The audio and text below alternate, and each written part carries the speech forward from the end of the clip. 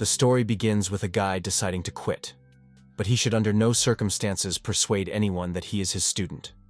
The protagonist replied that he would be dumb as a fish, even on pain of death. And this guy's name is Fang Hong. He was proud to be a successful disciple of the modern master of Wudang Mountain Taoism.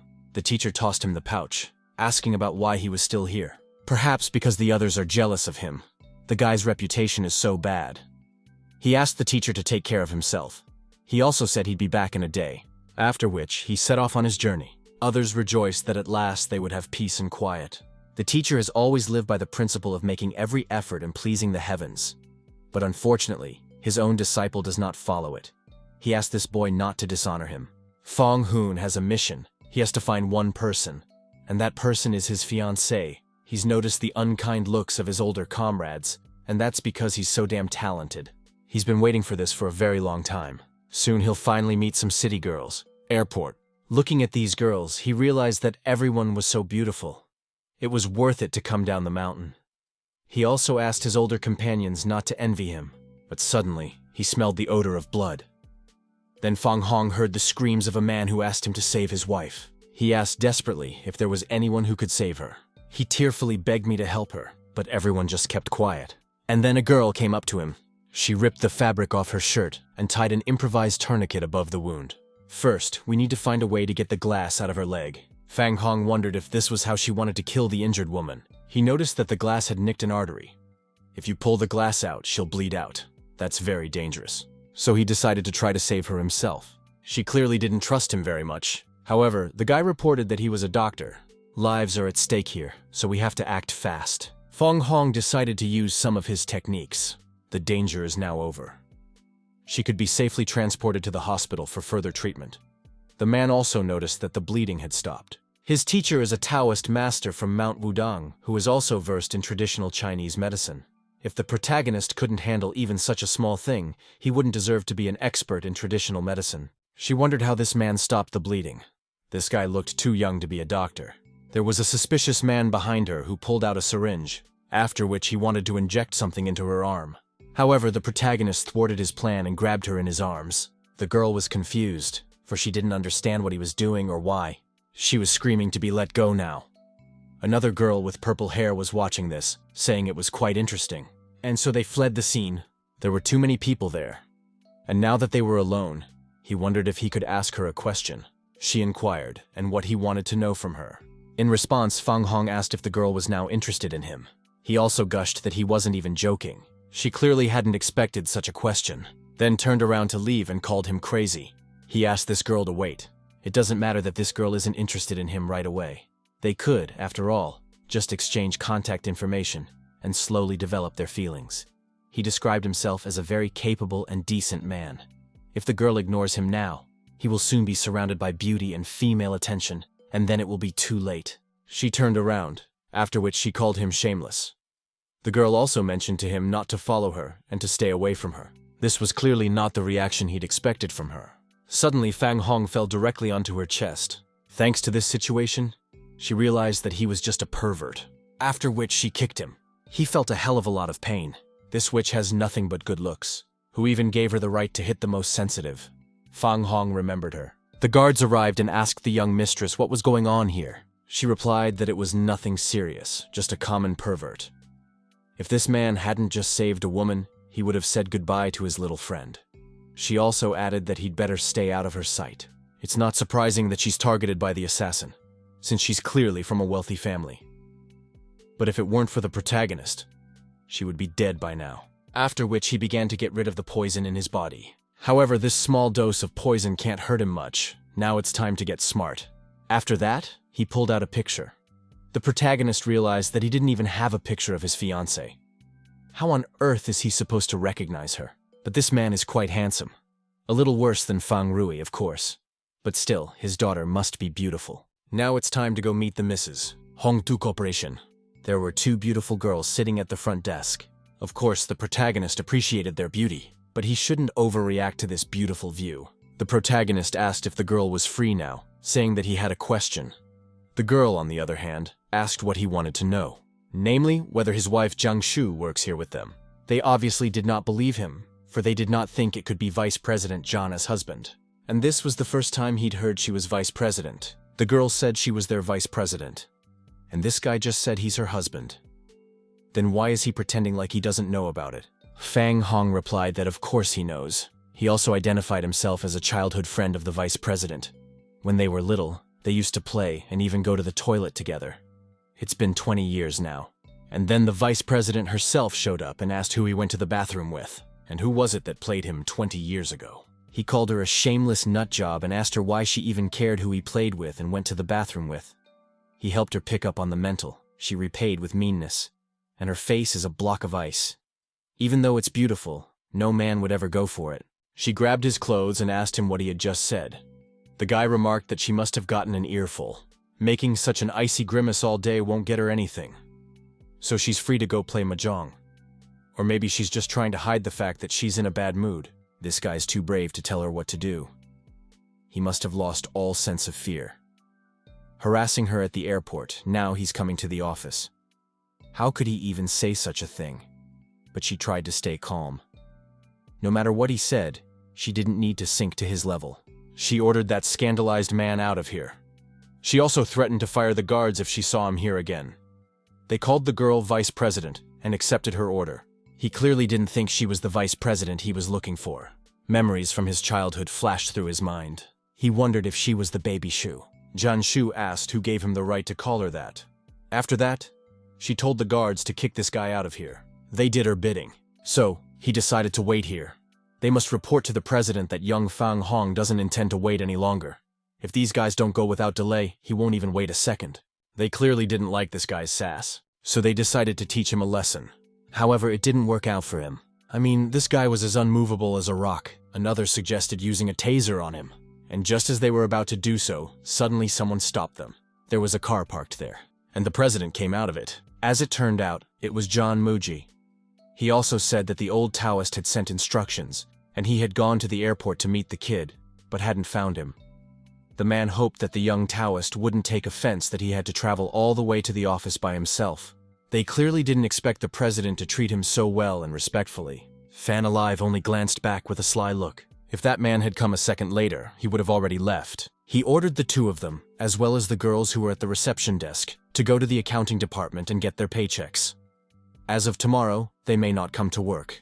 But he stopped the man, saying that these people were just following the orders they had received. Jean Muji should appreciate such responsible employees. The man inquired why he did not hear them thanking the young Taoist. After which, they tearfully thanked the young Taoist, and so the young Taoist was led into the office. A call came back to him and he picked up the phone. The man explained that the place was not as comfortable as what the young Taoist was used to, but he still hoped it was his. Fang Hong assumed that his wife had just called him back. This girl must have seen the man take him to his office, so she decided to call and share what happened at the airport. She told her father that the fellow was a pervert and a scoundrel. The man replied that the young Taoist had misunderstood everything. Fang Hong asked not to be called a young Taoist. However, considering that the man was indebted to his teacher, then calling him an old Taoist was justified. There was also no need to be so courteous to him.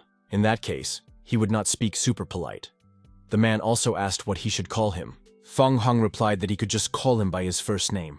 He greeted the guy, talking about how he had been waiting for him for a long time. Fang Hong had taken the hint that he was smarter than his wife, but stupider than he had imagined. The man inquired as to what he meant. The protagonist subverted that as a former special agent. He should have realized that they were being bugged, but he thought it was simply impossible. Fang Hong knocked a button off the man's suit. Then this button opened up and there was a microchip. One must never let one's guard down. Fang Hong knows this man is smart, but he also shouldn't think that the others are stupid.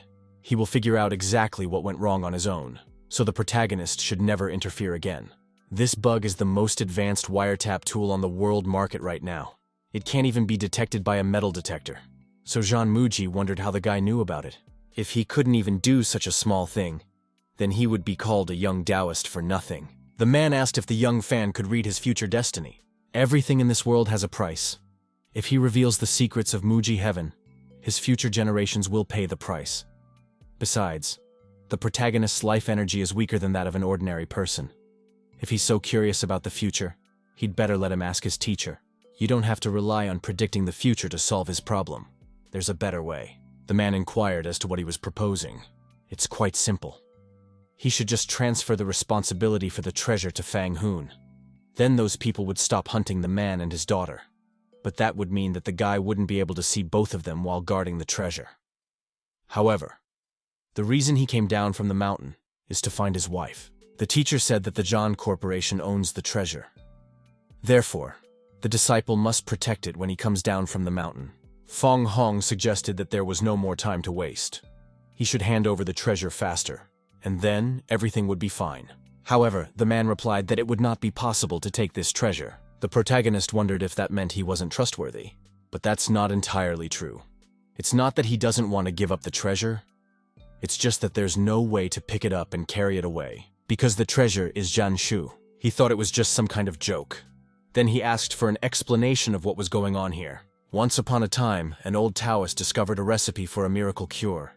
He did not publish it, but passed it on to his older brothers in the monastery to go down the mountain and seek its use. As a result, many of them were either killed or went missing. There were even cases of horse prescriptions of this medicine going missing for fabulous sums of money. But the pseudo-drug caused the deaths of many patients. This caused an uproar in the medical society, and the government had to intervene. The guy asked, "And what does that have to do with his wife?" This child was unlucky from the start. At birth, she was born with a disease that the doctor said at best would only let her live to the age of 6. It turns out little Shu was cured by a real cure. She'll be 21 in 6 months. She's feeling great. The doctor who diagnosed her thinks it was a miracle. In other words, baby Shu is the best research subject at the moment. And it's even more valuable than the cure itself. Did the old man ask to come down from the mountain to be her bodyguard? She's also his fiancée. It's the guy who called her his fiancée just now. Fang Hong wondered if he was in his right mind. Does this man really want the protagonist to give up the entire forest for one tree? He won't do that. The old Taoist also relayed that if Fang Hong refuses, we should send him back to the mountain. There are plenty of other worthy candidates. Damn old man wants to use the guy as a bodyguard. At least it's better than going back to the mountain. He also remarked that his services were very expensive, as much as $1 million. Jian Moji offered a 1-year contract. The payment is 10 million.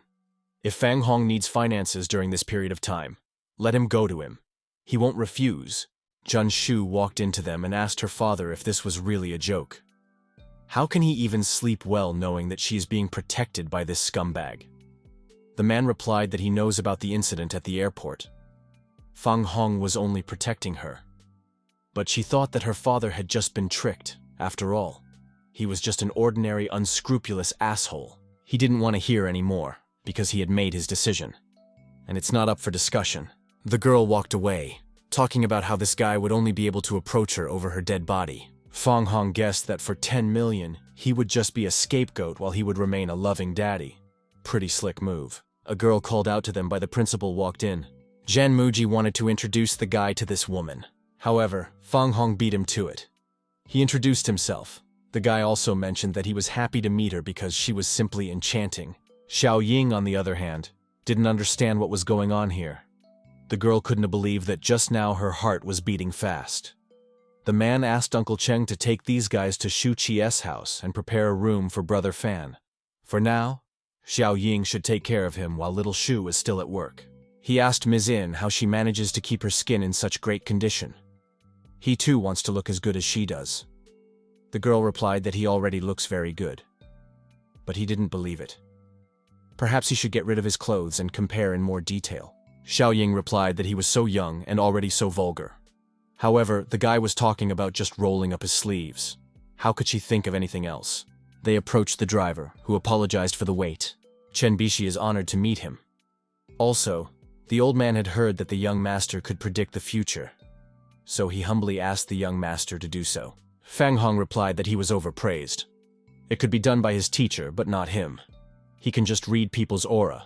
The old man's luck is with him.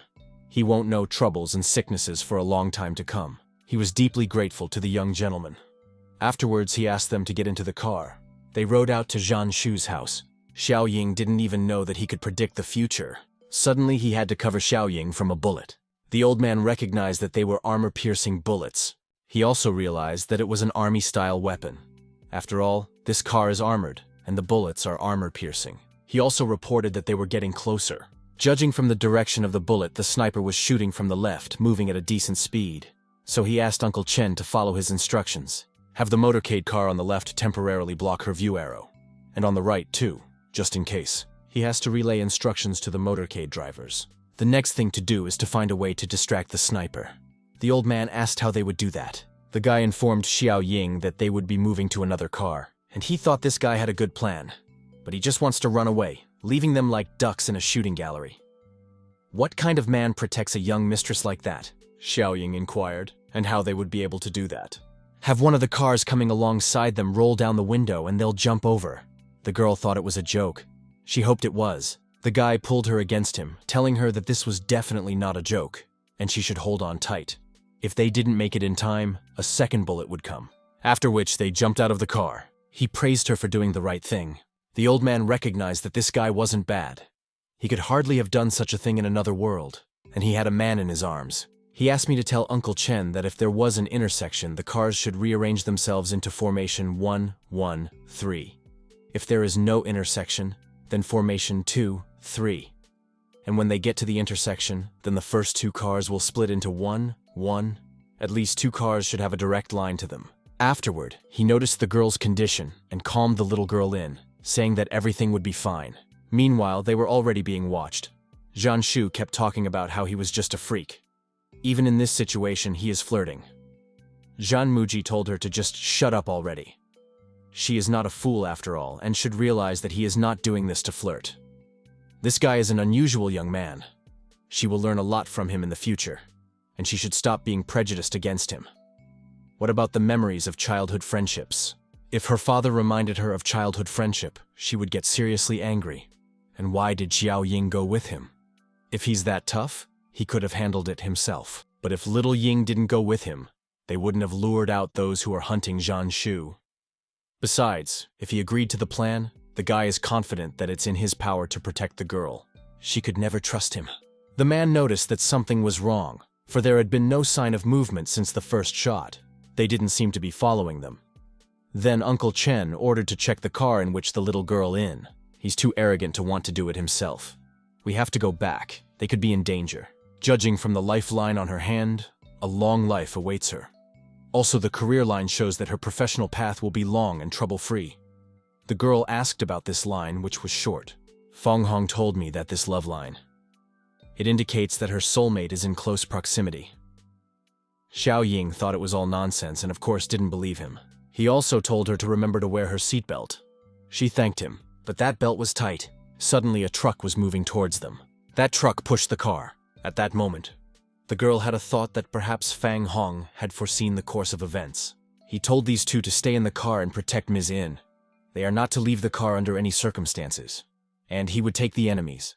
There was a crowd of people in front of him. Shu asked what they should do now, since Xiao Ying was there. The man told her not to worry, for he had already informed you to the police. Uncle Chen is there too. He has a lot of experience in this kind of thing. They can trust him. But since this guy went out alone, it means he's confident. She didn't understand how Dad could trust him in such a serious situation. Does he really think this guy is immortal?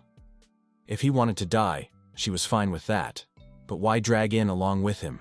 Another man came out and said that this guy had a pretty good idea after all. He even risked his life to jump into another car. Too bad he was surrounded by his guys anyway. Lack of information will drive him to his grave. And that must be their sniper. And that hunch was right. If this guy cares about his life, he'd better give up the girl in the car. Blondie had no reason to kill this young man. But since he'd seen him, he'd only have to gouge out his eyes. Suddenly he realized that he had seen this white-haired man somewhere before. He seemed to be the one who had been scrutinizing Mrs. Shu at the airport. He wondered who had thwarted his plan that was about to come to fruition. Turns out it was that guy, Zhan Shu's bodyguard. Then we'll have to kill him. If it were him, Fang Hong wouldn't talk nonsense before killing someone. Looks like it's just a bug that's not even worth his time. He moved at once and passed the other guys in a flash, after which he attacked this sniper. As he held the sniper's leg, he saw a knife fly out. He grabbed this knife and stuck it in the man's shoulder. Zhan Shu realized that this rascal was strong. Xiao Ying thought that her opinion of this person was wrong. The protagonist asked if he was still going to be killed.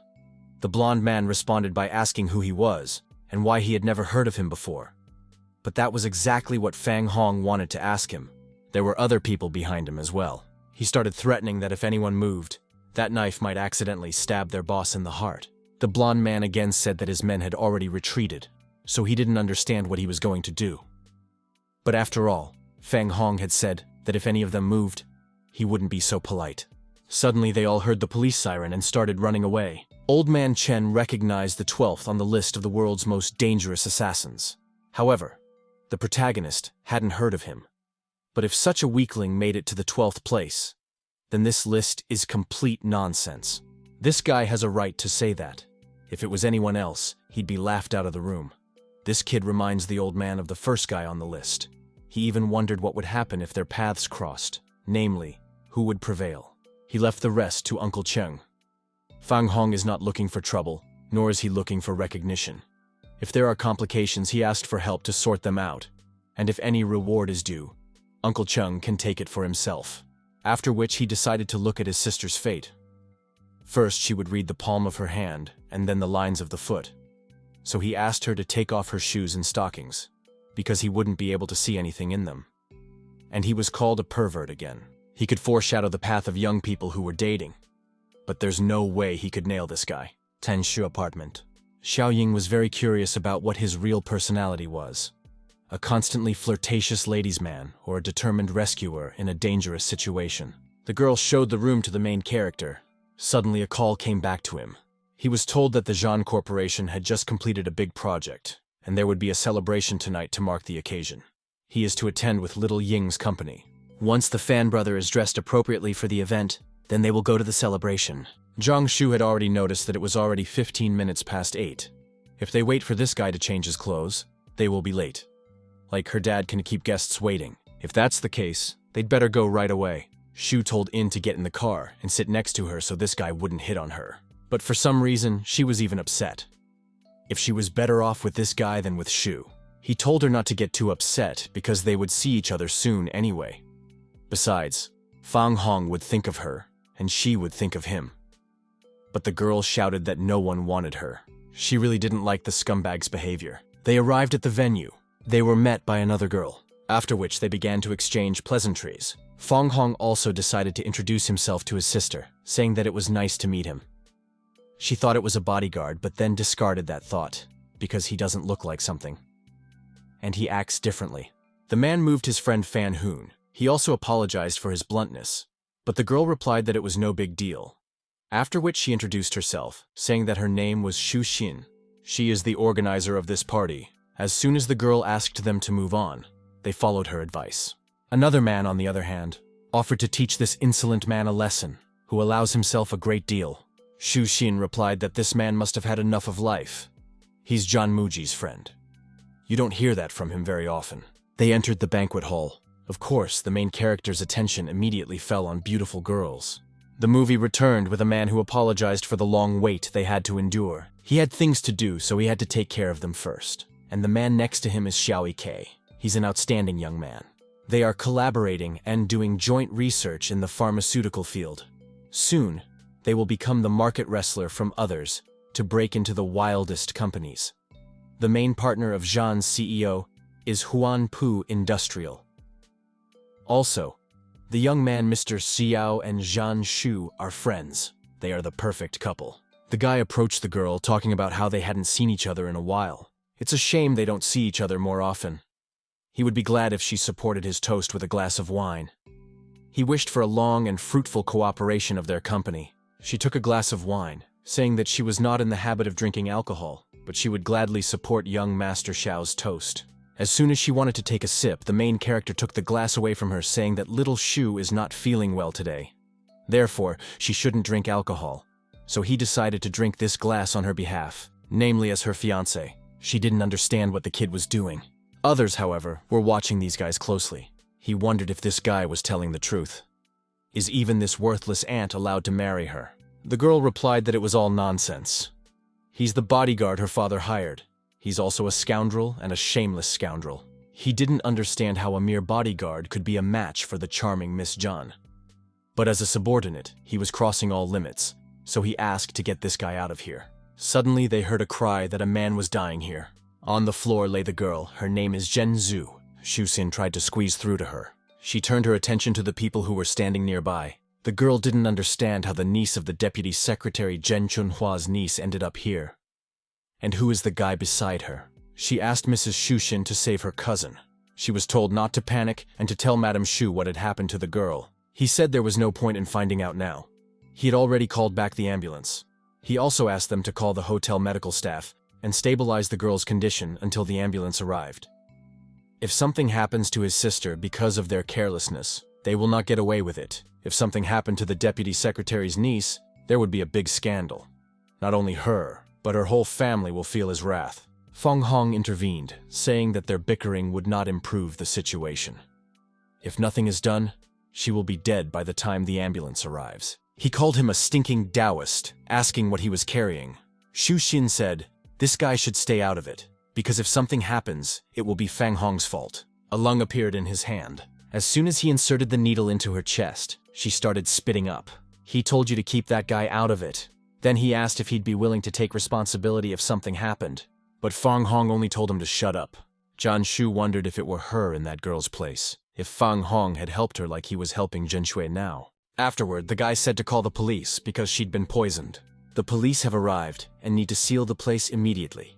The police officer has also asked for a forensic scientist to take samples at the crime scene. He had his men search every inch of this hotel for suspicious items. She didn't understand what Director Gun was doing here since he always disliked businessmen. Just think, Director Gun is involved in this. He wants to see the young bodyguard's actions. She decided to welcome the principal and also apologize for not thinking the principal would be here. But he just walked right past her. He approached the main character and also mentioned that he didn't immediately recognize the young mastermind. The guy, on the other hand, asked who he was. The director mentioned that he was the one who killed the drug lord 10 years ago. If it wasn't for the guy's actions, Hong Jiantao wouldn't be alive. Fang Hong also didn't expect to see him here, but he asked him to call him younger brother. They were all surprised that the principal had just called him a young master. You have to be very special to get that kind of treatment from the director. He reported that they had arrested a criminal who had been stabbed to death by a man this afternoon. The cut looked the same as on the body of the wolf the guy had killed earlier. He was then approached by a subordinate who began his report in a low voice. He's busy this time. Next time he's sure to buy his little brother a drink, and he shouldn't refuse the offer. The girl realized that she had to find out the details of Fang Hong as soon as possible. The reputation of Jinzong Hotel has been damaged because of this event. This is the most serious problem, so she should investigate this matter thoroughly. She was approached by Fang Hong. She also asked why he hadn't returned with Director Zhang. The guy remembered that he had to go to the bathroom. He also wondered if she wanted to talk to him. He doesn't mind being with a pretty girl like her, but since she doesn't like him, Fang Hong won't bother her. But she asked him to wait and asked if the wine he drank had been shipped. This girl is really smart. There's a reason why Jinzun is chasing after her. The wine he drank was indeed poisoned, but he didn't eat the poison. He sat on it because of his good medical skills. She turned around, thinking that she should find that glass, after which he got into the car. He put on his earpiece. Afterward, he asked Uncle Chen if he had protected Brother John.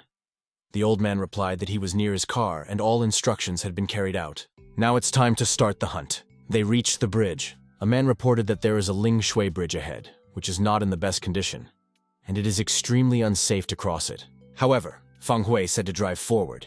He also told Uncle Chenyu to be alert and do what the situation demanded, but they were stopped by a group of men, who were also armed. The man ordered the men to open fire. However, these bullets did not damage the cars in any way. Still, the armor capabilities of the car are truly amazing. However, he wants to test the armor capability of the car to the fullest. Fang Hong told him to go ahead and he would deal with these people. Suddenly, one car overtook the first. The other man, however, began to attack, after which one of the cars exploded. He ordered the 2 women in the third car to be arrested and the rest to be killed. He also mentioned that these people had firearms, so they should be careful, after which they advanced to attack. He was sure that kid was dead.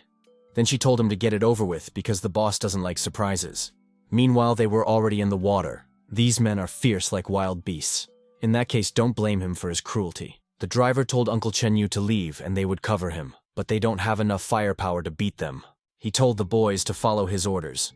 They must try to open the door and jump into the river or they would all die here. And they need to do it right now. They ran out of the car. However, they were immediately killed. after which they decided to use a grenade. Thanks to their distraction, the old man was able to run out of the car, after which he jumped into the river. They didn't understand how he dared to joke about them like that, but even if one escaped, it didn't matter. Suddenly, however, he realized something. He ordered his subordinate to see if anyone was in the car. The one reported that the car was empty. They know their business after all, so the boss called him back. The boss reported that Zhan Muji and Zhan Shu were already at the Jinjiang Hotel. The cops are on their way, and it is now clear that this is a trap. They should leave immediately. Apparently, Zhan Muji was planning to catch a turtle in a jar. However, they are not just a turtle that will sit quietly in place, but now they have to back off. But now his guys were starting to interrupt. Now the others have noticed that the protagonist is alive. He was shocked that this kid didn't die in the blast, but he is still too young to fight him. He ordered his men to capture him so he could torture him to death. Fang Hong mentioned that he would pay for the evil he had managed to cause, after which he lunged right at them. It took him a second to deal with half of it. The old man was simply in awe of his skills, after which that young man directly disappeared from his sight. However, he didn't have time to do anything before he was hit by Fang Hong's attack. The driver helped the old man out of the water. That one thanked him for it. Suddenly, a paper man appeared in front of him. This caused him to turn his attention to the main character who was fighting on the bridge. After he ran to the bridge, the old man did not expect to see the sight that opened before his eyes. There were corpses and limbs lying at his feet. This young man is too skillful. The old man wondered what he had gone through to become such a cigarette predator. He informed Uncle Chenyu that everyone had been defeated. He clearly didn't expect to see someone able to turn a paper doll into a living person. It really broadened his horizons. He inquired if Chairman Zhan, Shu, and Ms. Ying were okay. Fang Hong told him not to worry, as he had provided for everything. However, the man did not understand why he had to stay in the car. If he hesitated, he would be killed. The play needs an audience. Also, he shouldn't worry about his safety when Fang Hong is with them. Let him better take care of his work, and now he'll leave. The old man didn't understand how this young man could say such a thing, but he trusted the protagonist. He also mentioned that he was not his audience. The man pounded on the desk that was in his office. The boy didn't understand why his father was so angry or what had happened. Had the ambush gone badly? He replied that he had just received a message that the team had been completely defeated. He couldn't believe that Chen Bishi was so strong that he could destroy the entire Zhao family team. He was sure that they had been killed by the young man who had attended the banquet tonight as Zhan Shu's bodyguard. Young Master Xiao remarked that Togo Poor Taoist was only taken seriously by Zhan Muji and the head of the Gong Bureau. However, the man called him stupid. This young man managed to secretly transfer Director Zhan and the two girls in front of so many people. It was too foolish to think that he was an ordinary Taoist. He ordered to immediately send a message to the captains of the first and second team. This Fang Hong will realize sooner or later that he is not allowed to insult this man. Meanwhile, he stepped out of the shower and heard a phone call back to him. It was Zhan Muji who asked if everything had worked out. And the protagonist replied that these guys were just a bunch of good-for-nothing people. Then the director said that he had agreed that the guy will study at the university, where the noise is now studying, and tomorrow he could already come. However, everyone would be able to figure out the principal's intentions. After all, he just wanted Fang Hong to be by his daughter's side, and it could be said straightforwardly to avoid trouble. However, the university is a pretty tempting place. He looks forward to meeting beautiful girls with long legs, because this is heaven for him. Xinhui University of Science and Technology. And the guy was right. Looking at all those girls, you could get lost. That was to be expected on campus, though. Suddenly someone called out to him, and it was a woman's voice. It was a girl with red eyes who recognized the fan's brother. After that, she called him a pervert when she saw him looking at those girls' thighs. The protagonist recognized her as Dong Yue. It really had been a long time since they'd seen each other after all. Still, the guy didn't think he would meet the same silly girl. He also noticed that girls always change quickly, and she became very pretty. Dong Yuk wondered what he was looking at so intently. If she was ugly, or if he was just angry that she had interrupted him from looking at the girl's thighs. To keep him from getting angry, she even decided to show her thighs, and if he wanted to see something else, when no one else was around, she would show him. He was embarrassed and asked if her head was okay. If she continues to behave like this, Fang Hong will no longer talk to her. The girl replied that she was just joking, after which he asked where her older brother was and why that bastard wasn't with her. Dong Wei revealed that although her brother has a part-time job, he is very busy. He's probably having breakfast in the canteen right now. She clutched at his arm, indicating that she wanted to lead him to the dining room. The girl also inquired if he had come here to visit her. The protagonist said that today was the registration day for new students, and now he would be studying here.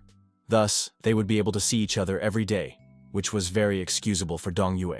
They didn't understand how this guy dared to take liberties with Brother Ni's girlfriend, especially in public. He must have had enough of life. This guy just looked at them fondly. The other offered to teach him a lesson. If the brother did not nod, they would break his leg immediately. He believed that Dong Yue was his, and he wouldn't let anyone else get her. So he decided to teach this guy a lesson too. In the dining room, someone shouted out a lady killer. The boy wondered what was going on here. She, on the other hand, assumed that the older brother was surrounded by admirers. It really is business as usual. Han Dongfang attracts a lot of girls, and wherever he goes, they were all excited that this guy was looking at them, and some even hoped she would have a child with this man. Han Dongfang. He wanted to propose a toast to all of them. The girl was glad that the murderer of the house was looking at her. But the other began to argue that it was her that he would be looking at. She only stared at the spectacle in silence. I mean, he wanted to drink his drink. But suddenly he started pulling on his cheek. Fang Hong hadn't seen him for over half a year, and his skin was now so white and soft. It looks like the main character will call him Eunuch Han in the future. Dongfang also remembered Fang Hong. They started to get angry because that bastard dared to pinch the idol's face. He told Fang Hong to remove his hand or he would be in trouble. The protagonist didn't understand how a boy like him could get him into trouble. Dongfang mentioned that it was impossible to say nice words with a dirty mouth. Dong Yue didn't understand why they were competing with each other like when they were kids. It's too annoying. Dongfang only called Fang Hong a beast with well-developed limbs and an idiot's head. He only solves his problems with his fists. Fang Hong mentioned that he would beat him up here even if his sister was here. Suddenly a call came back to her. She asked to wait a minute, saying that she would be there soon. She started threatening that if they caused problems in her absence, they would be severely punished. Fang Hong will never speak to this man. Dongfang said to this sadistic man to stay away from him. In fact, he's going to the dorm to sleep. This guy can do whatever he wants. That asshole hasn't changed a bit. It's late and he still has to pay his tuition. There were girls behind him who couldn't believe that he dared to insult their idols. Afterwards, they decided to teach him a lesson. He realized he had to get out of here. The others wanted to stop him, wouldn't let him escape. He tried to catch his breath, talking about how these groupies were more horrible than cult members, and why that boy was so popular. He then entered the training room. The girl asked to see the registration notice and ID card, and also to say what specialty he was studying. The boy replied that he was in medical school.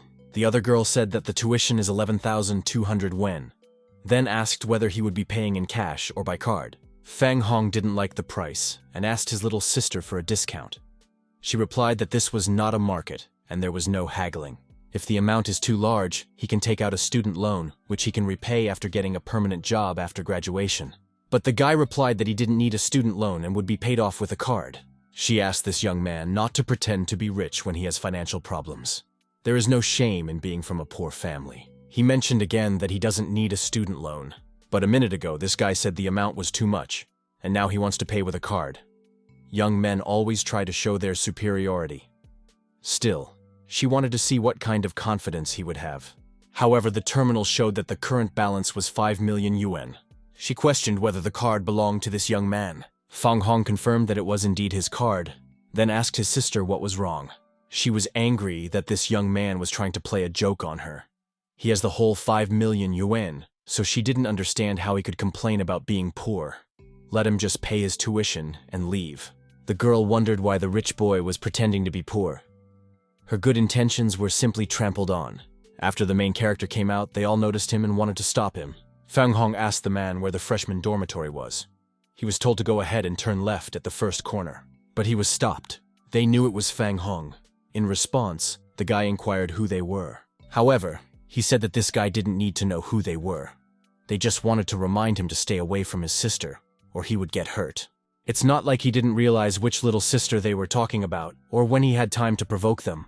Neifeng introduced himself, and also told him to stop smirking. After which, he warned that Dong Yue was his woman. Fang Hong better stay away from her, or he would get his leg broken. Neifeng had already killed his enemies and discarded their bodies. His father is rich enough to find scapegoats. How unusual, since no one had threatened him like this since he was a child. Fen took him by his clothes and asked him why he was laughing. He should probably wipe the smile off that face. But he was stopped by Dong Yue, who wondered what Nanfeng was doing now. The man explained that he was just chatting. As a senior, he was going to talk about the campus rules. She bet that this guy didn't even know about Fang Hong eating wild beasts in the mountains and breaking big trees. Otherwise, he wouldn't even dare to be offended. He was glad that she knew Fang Hong too. Her friends would be his friends too. He might even follow his example and protect Dong Yue. However, she said to look for another who was willing to follow suit. Otherwise, he would deeply regret it. After that, she decided to take Fang Hong away from here. That pissed him off too much, and he told his guys to find opportunities where that guy would have one knife. Also, not Fen first thought of breaking one of his legs. The protagonist wondered if the man was her boyfriend. Also, she probably doesn't want him to get hurt. In response, the girl asked what he was talking about. Fang Hong believed that no matter how bad her taste was, there was a better person than that Nanfeng. This person is handsome, graceful and elegant, magnanimous, strong and powerful like Fang Hong. She looked confused, after which she motioned for him to speak to her hand. Dong Yue asked why he didn't meet her at the freshman dormitory. After all, she had called him, and he didn't answer the phone. Had he gone deaf in the meantime? He has this phone recently, and many of the features are new to him. He had 11 missed calls from Dong Yue and 3 from John Muji. Fang Hong assumed that she was calling him so much because she was starting to miss him. But the girl replied that she didn't miss him, and asked if he even knew where he was going to live. But he said no, so she decided to spend the idiot. He didn't understand why he was called an idiot. They arrived at the dormitory, which looked rather shabby. Dong Yue asked where that nasty smell was coming from. He knows that sour and disgusting smell. This room is sure to be hell for her. She was frightened when she thought about the fact that there might be dead bodies in there. Fang Hong asked what the hell was in her head that made her think like that. At that time, she didn't understand what that smell was coming from. This smell, which his consciousness has memorized, has accompanied the guy for 20 whole years. It's the smell of real men, the smell of sweat and stinky feet. When they knocked on the room, they heard shouts that the last neighbor had finally arrived. He opened the door without familiarizing himself with the black hair. The sight even made her embarrassed. He clearly didn't expect such a beautiful girl to come, after which he slammed the door shut. It was your boyfriend who thought his image was ruined. He came out more tidy and also apologized for his disheveled appearance and for the wait. They didn't know that such a beautiful girl was coming, making the room quite messy. As it turns out, his name is Li Mu, which means mood. Fang Hong introduced himself and also said that he lives in this dormitory. And the girl next to him is a friend of Han Dong Yue. She also greeted them. Another person came out and said that this name was quite beautiful, and it was Chung Fang. Li Mu said not to push him. But about Chen Fang, it was nice to meet Fang Hong's friend.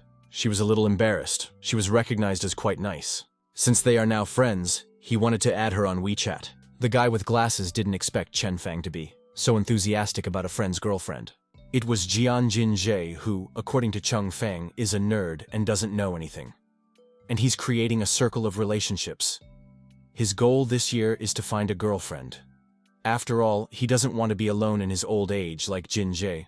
However, he thought it would be easier to find signs of a ghost. Fang Hong reminded the girl that she had a lot of things to do. Then he would not see her off. She agreed to go.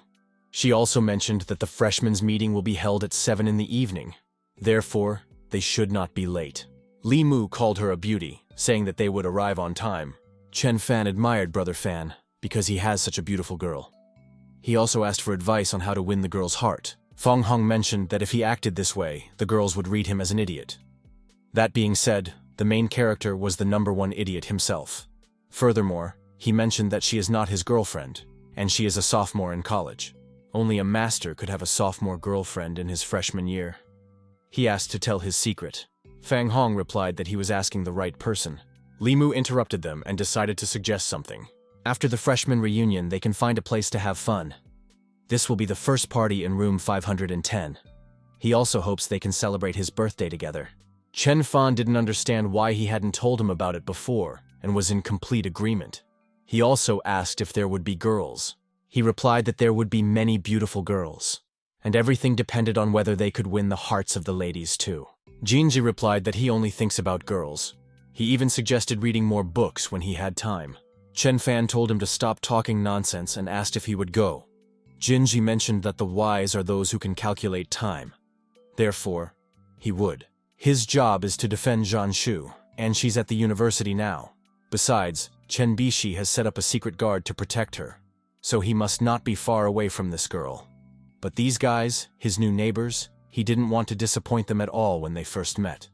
Otherwise, it would be quite difficult to get along with them. The others didn't understand why Fang Hong was so indecisive, and had he really forgotten his purpose in life? Even the main character didn't understand why he was procrastinating, so he won't miss an opportunity to have fun. Chen Fan believed that they would not return today unless they got drunk. He also hoped that the freshman reunion would not be long.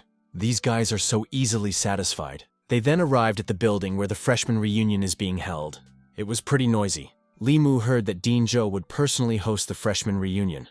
The other bigwigs of the college will also be present. Furthermore, it is said that the dean is going to take 1 or 2 freshmen as his students. The freshman that the dean chooses must be special.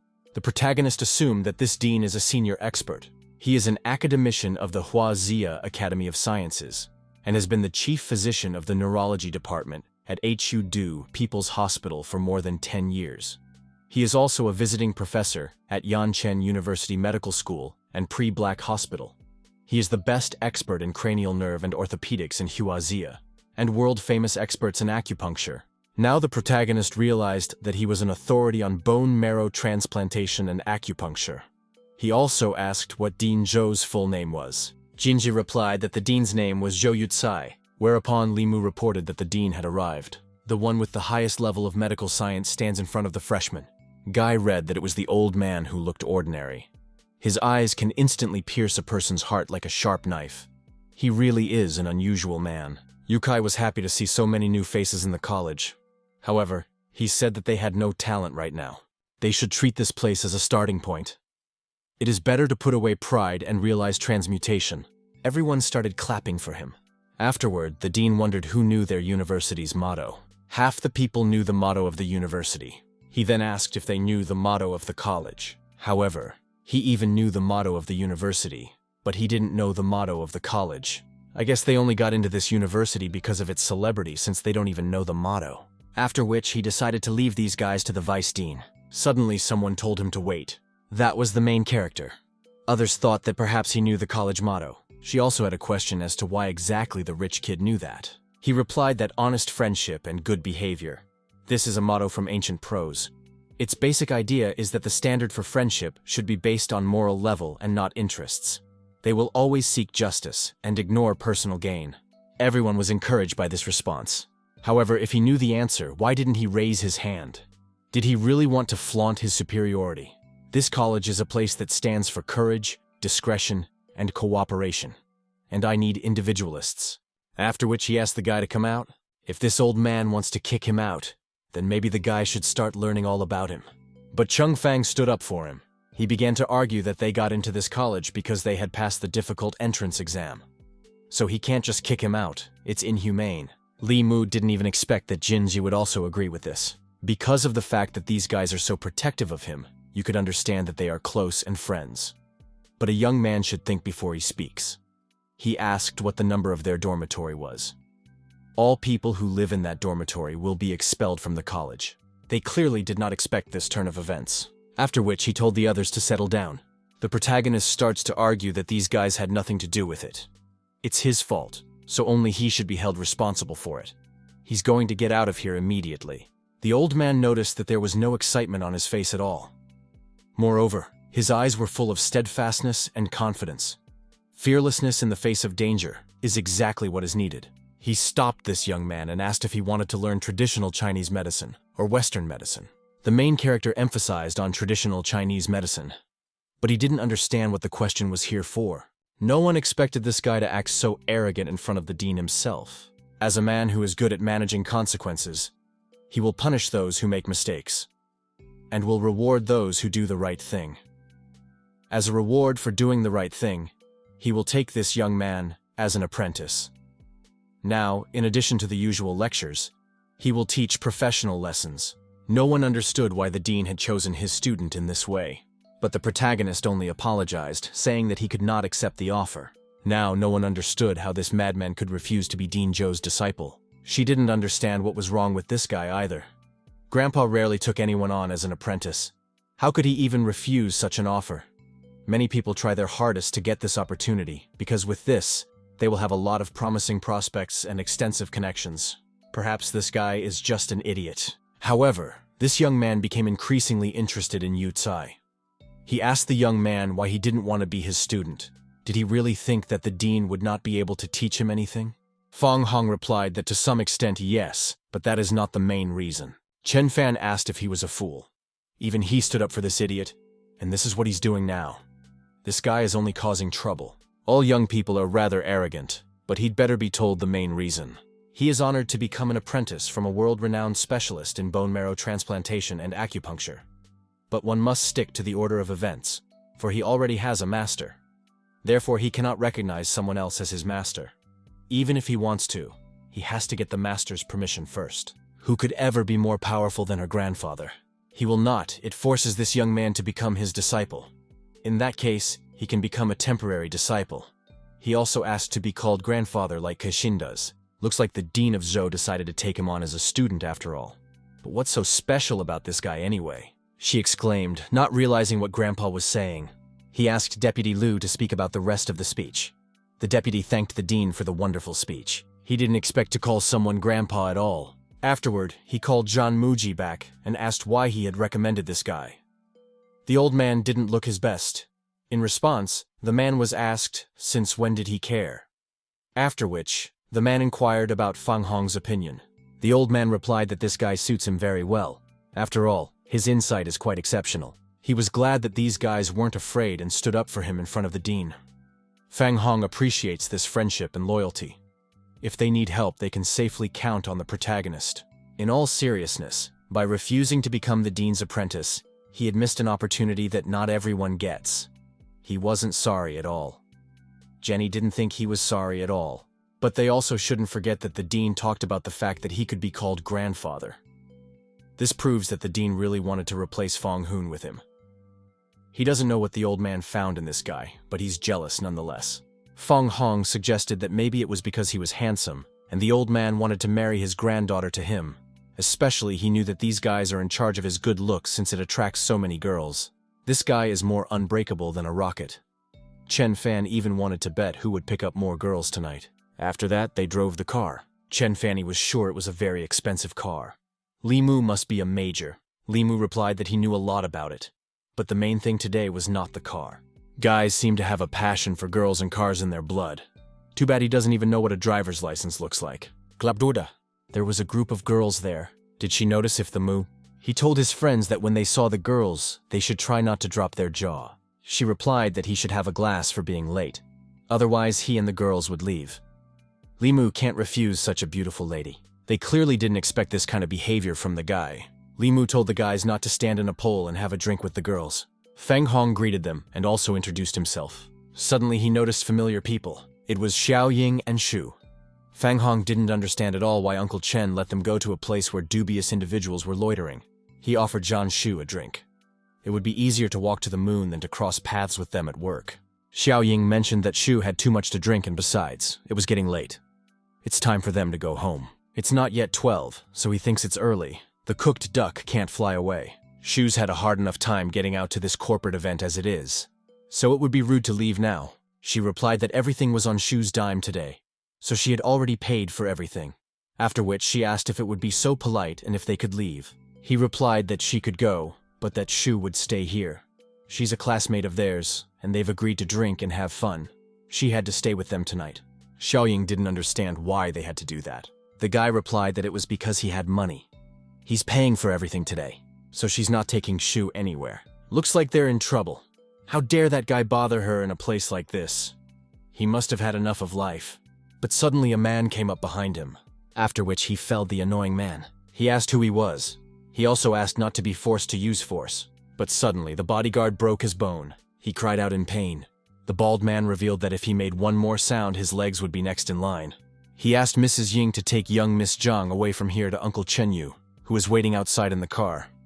He'll take care of it himself. She didn't understand and why it was necessary to drink so much. He decided to go after them and told the others he was going to the bathroom for now. Suddenly, the other person remembered the very same Fang Hong they had seen today. It was as if Ne Fan was as if he was glad that the world was very small. Since that was the case, he would break his legs today. Let him know that only the strong have the right to appropriate women. He walked out the bow and the girls, talking about how this is really a great coincidence. Xiaoying asked Fang Hong what he was doing here. You can't tell they're into places like this. The girl replied that she was here to escort Shu to a class reunion. It was good that Fang Hong was here, so she wanted to ask him for a favor. She needs to return to the company on business, so she asked the guy to take John Shu to the dormitory. Since she's asking to take her friend to the dormitory, she should know that they only have one free bunk. Xiaoying was talking about the girls' dormitory, of course. What the hell is going on in his head? In his head, he began to visualize something inappropriate. Seeing the expression on his face, Xiaoying started to worry. The guy replied that there was no need to worry. She should know what kind of person Fang Hong was. After which they rode in the car. If you look at it that way, she's even very pretty. However, her character is just awful. He has no idea how her resentment would manifest itself if they were in a relationship. Suddenly, she hugged him. After which the girl started talking about wanting something. Namely that she wanted to drink water, and thought that Xiaoying was beside her. Fang Hong mentioned that one might not be able to speak with such shortness of breath, or it would waste a person. After which she took a couple sips of water from the bottle. Watching her drink was too mesmerizing for him. He asked his friend to hang in there, because even if this girl is his fiancée, now is not the right time. Suddenly she kissed him on the cheek. He could have expected anything from her, but this was definitely not what he'd expected. After which Zhang Shu thanked Xiaoying. He asked his wife not to accuse him of harassment when she remembers. She's the one who went after him. Suddenly someone called him back. It was the Mew asking where the guy had disappeared to. He also said that someone here was already at his throat to call him. Could it be that he had already gotten into trouble behind his friends' backs? Fang Hong wondered if he looked like the kind of person who would run away in such a situation. After that, he asked to keep an eye on that person, and now he has something to deal with. Li Mu asked if he picked up someone's girlfriend, and now he is running away from reprisal. Fang Hong told him to stop contributing this nonsense. He then said goodbye, saying that he would be back soon. To tell the truth, hardly anyone here knows him, so he had no idea who it might be. Women's dormitory. He approached the woman and called her sis. He also mentioned that his friend here had been drinking a little too much, so he decided to take her to her room. He asked to be let in to carry her, and he would be back in a flash. That woman said she wasn't his sister. Young people have no respect for their elders at all. She mentioned that men are not allowed in. She is not going to be responsible for what he might be doing here at this late hour. Fang Hong asked, did he look like some kind of embittered jerk? She's seen all kinds of guys in her 10 years on the job, and they all say one thing but have other things on their minds. Not one good man. Therefore, Fang Hong suggested that the woman take her. She recognized her as Shu from room 201. Then she offered to call her roommates back and asked them to come down and get her. The girl told her aunt not to worry, for they would take care of her. After which, she looked at the guy and wondered what business he had with Shu. If he'd known, he'd have taken her home. Girls love to gossip, don't they? If they told her tomorrow that she kissed Fang Hong, she'd go crazy. But right now, the most important thing is to go back to the Dai Lung Club and sort things out. Club Dorda. Suddenly someone stopped him. It wasn't a fan along with his guys. He also mentioned that they have a little business here. They just need to break those legs for him. He didn't understand why this guy wouldn't leave him alone, and he wanted to take his legs. But he didn't know if he had the strength for it. Nafan started to say that he would quickly fall on his knees and kiss his feet. He had his guys punish this kid. What Fang Hong hates the most is such stupid hooligans, and there's only one way to deal with them, namely by brute force. These guys didn't even realize how they were beaten. They certainly won't get a second chance to get back on their feet. Nafan looked at all of this with horror, whereupon he turned around to avoid. However, the protagonist of it in no way thought to let go of this place. He grabbed him by the hair. He could harass anyone he wanted, but he'd better stay away from the heavenly despot Fan. Of course, the guy also remembered that they wanted to break his legs. After that, the guy stepped on his foot, fracturing the bone. The one started screaming in hellish pain. Since this Fang Hong is so bold, let him wait for Nanfang to call his men, and then a couple of broken legs won't do them any good. He decided to play by his rules after all, for it was like some kind of joke to him. Fang Hong said that he would be waiting for him at the Dodai Club, and he better hurry up. He also hoped that this man would not disappoint him. He called back to Yang Feng, talking about how it was time to return the favor. He should come to Lan Dai and deal with the bastard named Fang Hong. It should be made so that this guy can't take care of himself anymore. Yan Feng replied that he would have no problem dealing with this guy, after which he returned to the boys, who were displeased that he had left in silence. They would forgive him only if he had a drink. They're giving him too low a grade since they're only offering him a drink. And now the guys have realized it too. He started chugging bottles of beer. Now he will certainly be forgiven. Chen Fan praised Fang Hong's stamina. He was able to drain as many as 10 bottles at a time. This guy is really full of surprises. The unknown person began to ask who Fang Hong was here, asking him to come over here. Li Mu was not surprised that someone was looking for this guy again. Still, he wondered what Fang Hong had done. Li Mu thought that this guy looked familiar. Afterward, he found out that it was Yang Feng. His father is the ferocious wolf of the Wolf Gang, and the 3 game that listens to the hotel owner Jin Zun. Did Fang Hong pissed off this type of guy? He yelled at Fang Hong to stay away from him. Yang Feng is a nasty guy, because he's too violent. His friends agreed to cover for him and he should run out the back door. However, the protagonist was not worried at all, because this man is no danger to him. He told his friends to have fun here, and he would go see what the guy could do. Fang Hong introduced himself and also said that he didn't even think that he was so popular. Yang Feng decided not to take too long and immediately attacked him with a knife. However, Fang Hong was able to stop his hand. This made Yang Feng think that this guy was strong, after which Fang Hong broke his leg. He screamed in pain. Next time, if he was to run an errand, he should first make sure who his opponent was before he attacked. He's about to get a taste of what broken legs feel like. Nifan turned to Brother Bo, talking about the fact that it is that guy. After that, his gaze was drawn to Yang Feng. He didn't even expect that someone in the Do Dai would dare to raise a hand against Yang Feng. Apparently, he wasn't afraid of death at the hands of a ferocious wolf at all. The man asked who he was to make a fuss here.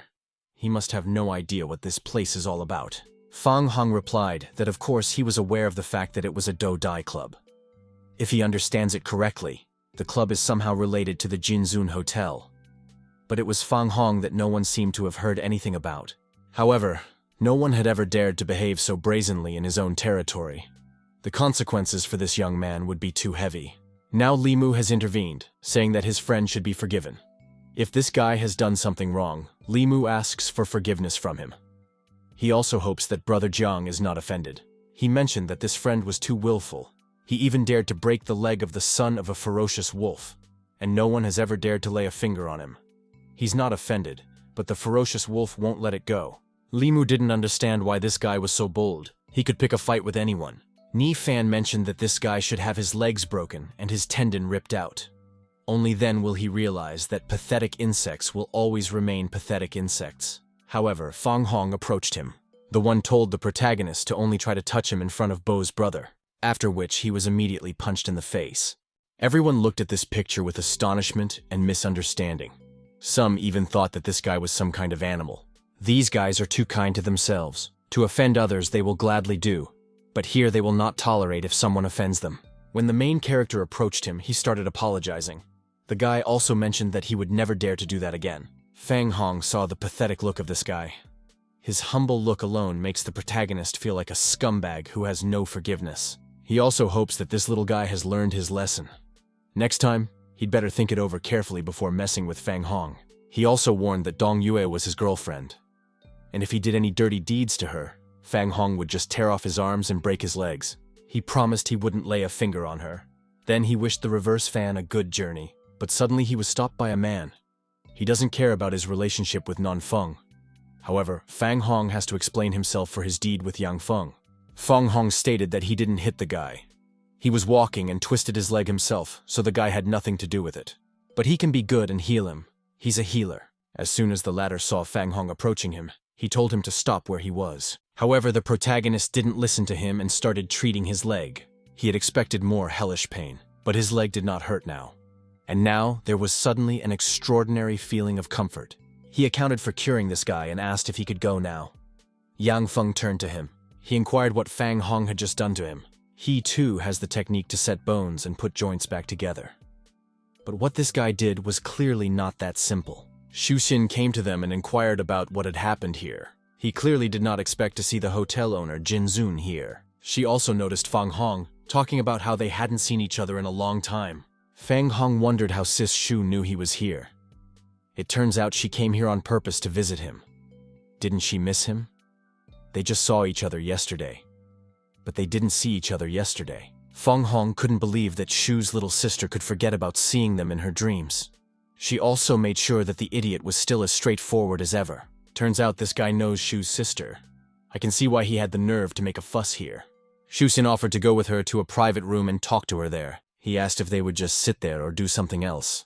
If the guy doesn't go, he'll never know. Now everyone was convinced that Fang Hong was a consummate master. The protagonist noticed that Shu's little sister now was different from the little sister he had seen in his dream. Shusin wondered what the difference was. He talked about how they were bigger. Shusin asked where he was looking. Fang Hong wondered what she was thinking. He meant that the longer he looked into her eyes, the bigger and more beautiful they seemed. Her thoughts are far dirtier than his own.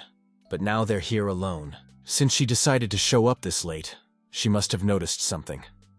And the guy thinks it has something to do with that poisoned wine. Shusin asked how he knew that. A little thing like that won't escape his eyes. He hoped that Shu's little sister could tell you what he didn't know about the situation. The next day, she noticed that Shu was already awake. She also mentioned that the handsome guy who brought her in yesterday was very nice. Could it be her boyfriend? She asked Qing which handsome boy she was talking about. Qing replied that she was talking about the one who brought her to the dormitory last night. Did she drink so much last night that she couldn't even remember who escorted her out? Suddenly a memory of yesterday flashed through her mind. She called back to Xiaoying, after which she asked what she had done. She had put Shu in that jerk's hands, hadn't she? Xiaoying mentioned that she had some things to take care of at the company, and she had just run into Fang Hong at the club. Therefore, she decided to take his help. Jiang Shu replied that she trusted him too much. But isn't this guy her bodyguard? Did he do something to her? She called Fang Hong a bastard. Can't let anyone find out about yesterday. In her thoughts, she was already catching up with him, talking about killing him. He stopped and also asked her to say calmly what she wanted to do. He didn't even touch her. She had a gun in her hands, after which she told him to stop talking, whereupon he jumped up abruptly from his bed. Why was he suddenly dreaming about this fierce woman? The boy hoped it wasn't some sort of bad omen. He also noticed that it was already noon. After all, it had been a long time since Fang Hong had slept for such a long time. Afterward, the guy heard someone knocking on his door. There was a man there. Fang Hong asked who he was. As it turned out, it was Liu Qian, who is the headman of the group. He asked whether Mu, Cheng Fan, Jinja, and Fang Hong lived here. The protagonist replied that he did, after which he asked what was wrong. Liu Qian said that they were in big trouble. However, the guy had no idea what other trouble he might be in. Liu Qian couldn't believe that he still had the nerve to ask. Last night, the dean told him to see if the students were sleeping, and they weren't even in their rooms.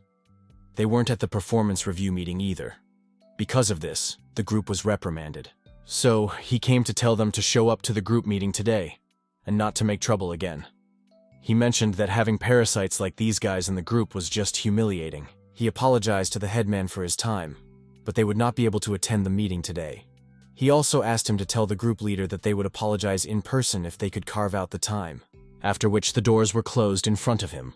When they get kicked out of the university, then don't let them come to him crying and asking for help. Chen Fan felt that this was wrong. After all, this person was their headman after all. Zhenzi replied that he was just a representative of the group. Does this guy really think he can act like some big shot? Li Mu asked if they would go towards the meeting or not. Fang Hong agreed. They might not care about the headman, but they should respect the teachers. But the development of events came as a complete surprise to him. The topic of the meeting was the election of a new headman. By voting, Fang Hong was elected the new headman of the group, beating Liu Qian in the number of votes. He couldn't believe that this had actually happened. Liu Qian was the perfect headman after all. The protagonist was also surprised by the attitude of the head of the Sibin to all this. I wonder if he has such a good reputation. Maybe it's because he distinguished himself at that student assembly. That Fang Hong is going to have a field day with him. The boy asked the C leader why he was being so nice to him. Fang Hong didn't behave well at the meeting for new students. Sibin knows that the guy could easily handle the duties of headman. With his abilities, he would be able to take the head position as well, and there wouldn't even be a question with that. He asked what it meant. He must remember what happened half a month ago at Ludu International Airport. Fang Hong didn't expect the leader to see everything that happened there. Sibin, as it turned out, was there and saw everything in detail. Fang Hong had given emergency treatment to that pregnant woman, because of which the man even thought that even a group of Huaxia medics wouldn't have done so well. If he is not mistaken, the protagonist then used the long-lost medicinal acupuncture method of Zhuanzhen. It really is that lost method. This is a technique that the ancient Taoist Zhang Fuji recreated in his earlier years. By scrupulous research, lasting tens of years, he was able to recreate this technique from the records of a badly damaged canonical stone. Its name is soul rolling. But if the leader was there, why didn't he help that woman then? He's ashamed to admit it. Then at the airport, seeing that pregnant woman, he was confused. It happened so suddenly, because of which the man was even afraid that if he couldn't save her, her family members wouldn't leave it so easily.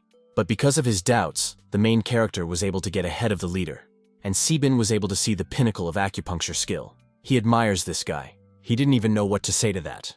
Then he decided to just leave. His friends came back to him and asked him where he had gone so quickly and if he was hiding something from them. A very beautiful girl is looking for him. Fang Hong said that he had a lot of secrets, so he asked which one they needed to tell. But suddenly he remembered the beautiful girl, and that was Zhang Shu. The protagonist assumed she missed her, even though they had only seen each other for a day. She asked him to stop pretending to be white fluffy, after which the girl called him a jerk, a bully, and shameless. Fang Hong explained that you can't just throw words around like that. It is better to let him explain normally why he is a jerk, a bully, and a shameless person at once. And there's no need to slander him. Zhang Shu remembered from last night. He had done such a thing, and now he dares to talk about slander. The guy had explained that she was the one who first went to him to hug him, so why was it his fault? The protagonist kept quiet about the girl hitting on him, and now she came here to accuse him of something. She wanted to kill the bastard. However, he turned around to run away and shouted out an expletive.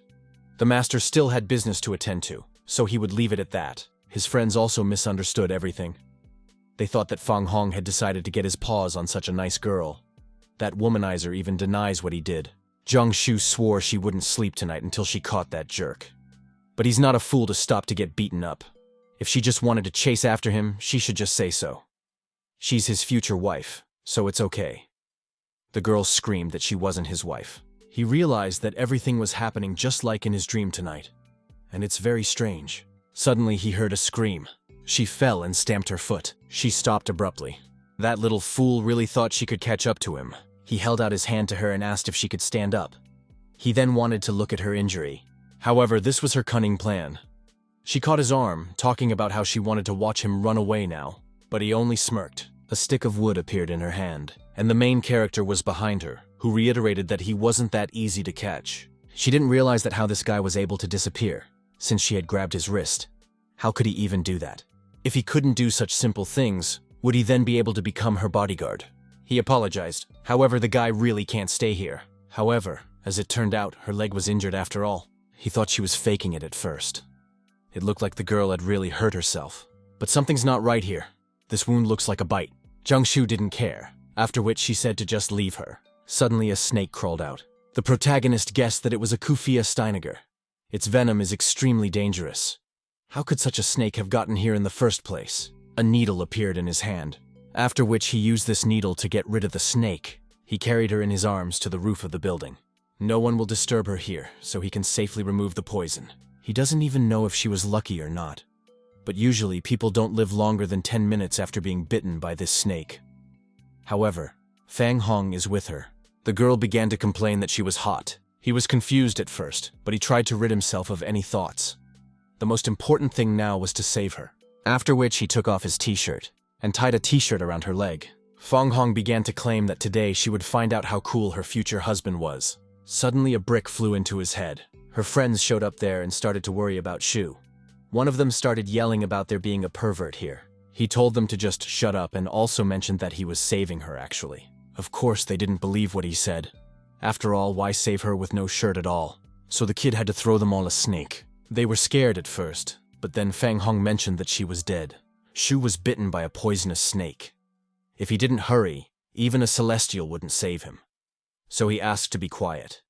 He can't have someone come and disturb him. In that case, he should get her to the nurse's station faster. However, a normal medical center won't be able to handle it. But Fang Hong will be able to help her. He took off his belt.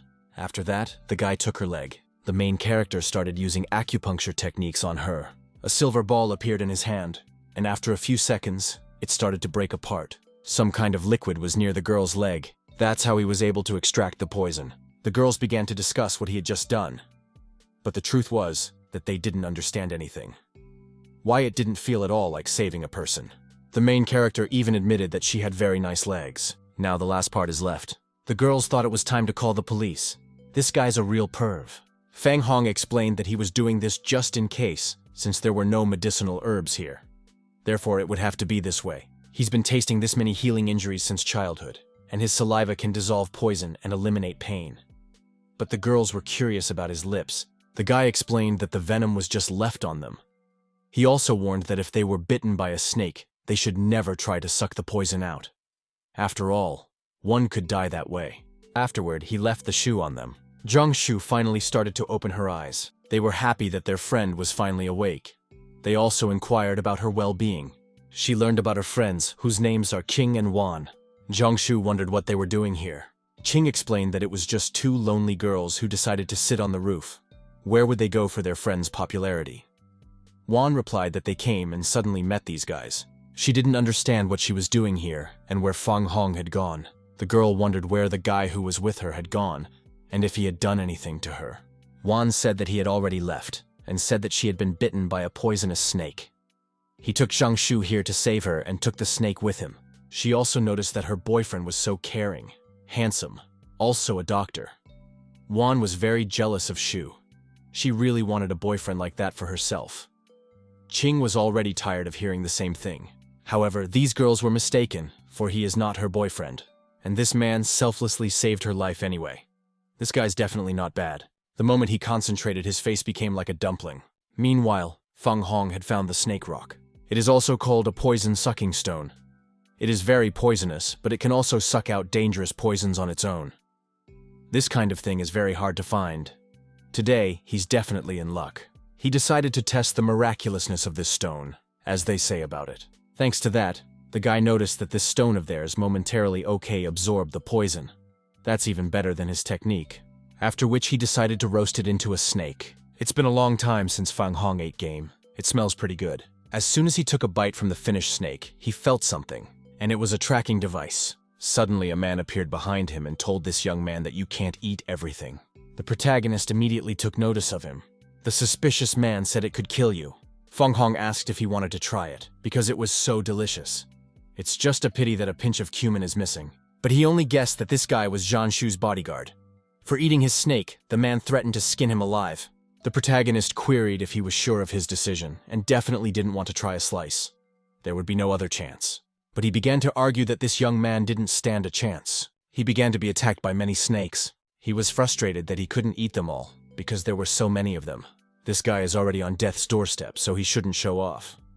Fang Hong was even given the honor of being killed by his snakes, so it's better to let him die. The snakes immediately pounced on him as soon as they heard the whistle. However, of course, Fang Hong would not allow himself to be killed by such a trick. He couldn't even believe that this man wanted to kill him with this pathetic handful of snakes. After that, he dealt with the rest of the snakes with a single blow. This guy's fast. The stranger realized he had underestimated him for nothing. Fang Hong replied that he wasn't even close to him. He asked the guy what technique he had just used. The protagonist starts claiming that he is a doctor, and every doctor is obliged to carry a scalpel. This is his scalpel. He'd underestimated him this time, but he'd definitely pay for what he'd done next time. However, Fang Hong didn't even think of letting him go.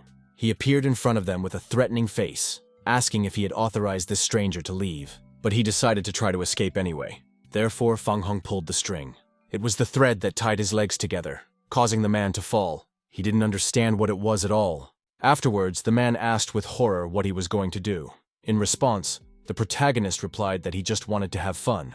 The stranger was already strung up and begging for mercy, saying that he was just doing his job. Fang Hong inquired as to who had hired him. Thoth began to fuming about not even knowing his name. If he was lying now, he deserved death from heaven itself. He asked for the opportunity to leave in peace. The protagonist wondered if he looked like an idiot right now. He'd better tell him how he wants to die.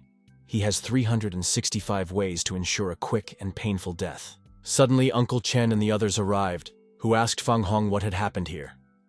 Mrs. Shu called back to him and said that something strange had happened. The kid replied that he was a little late, but Fang Hong had already taken care of it. They should beef up security. How could they let a fool like that slip in here? Chen Bishi learned that it was the 14th on the list of the world's most dangerous assassins, namely, the Snake Charmer. and it is said that he can subdue poisonous snakes to his will. However, the protagonist was sure that he was just a weakling. Also, they had better get these snakes out of here. Uncle Chen decided to take the matter upon himself, saying that there would be no trace of what had happened here. After that, he decided not to bother these people with the cleaning, so he decided to leave. After Fang Hong left, he said that this guy was not a bad guy after all.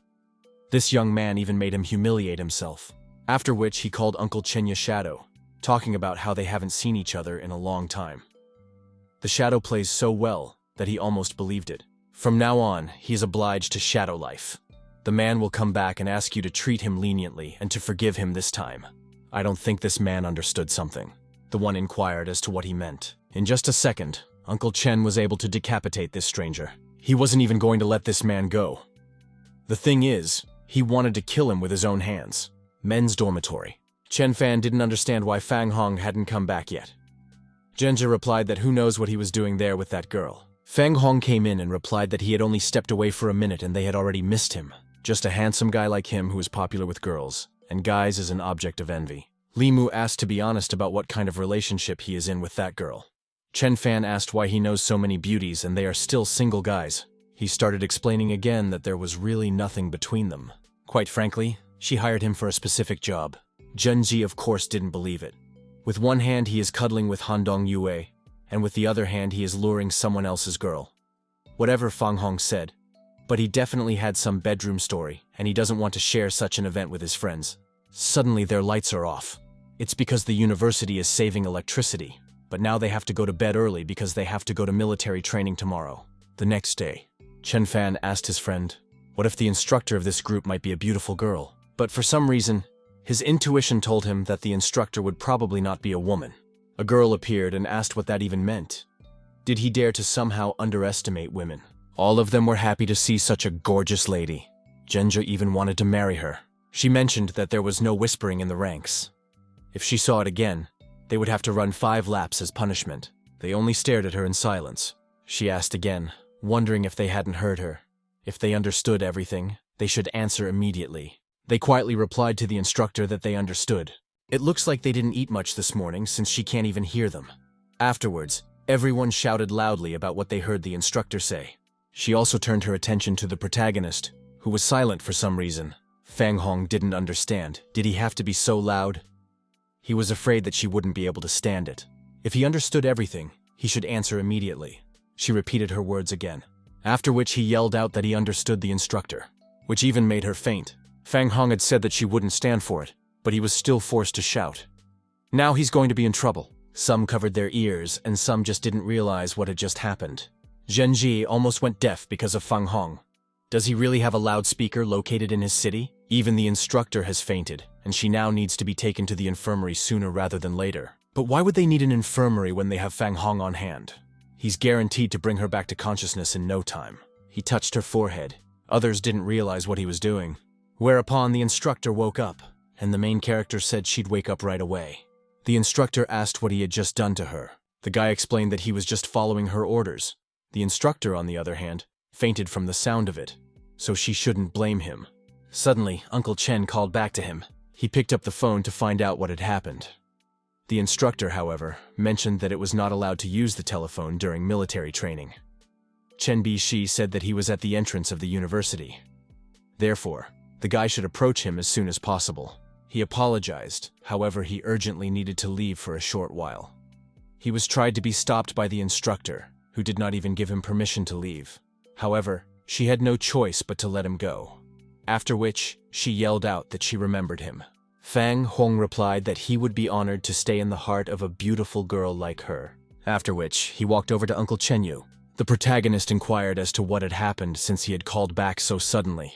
The old man suggested we go to the car where he would tell us everything. Fang Hong suggested that perhaps something had happened to John Shu.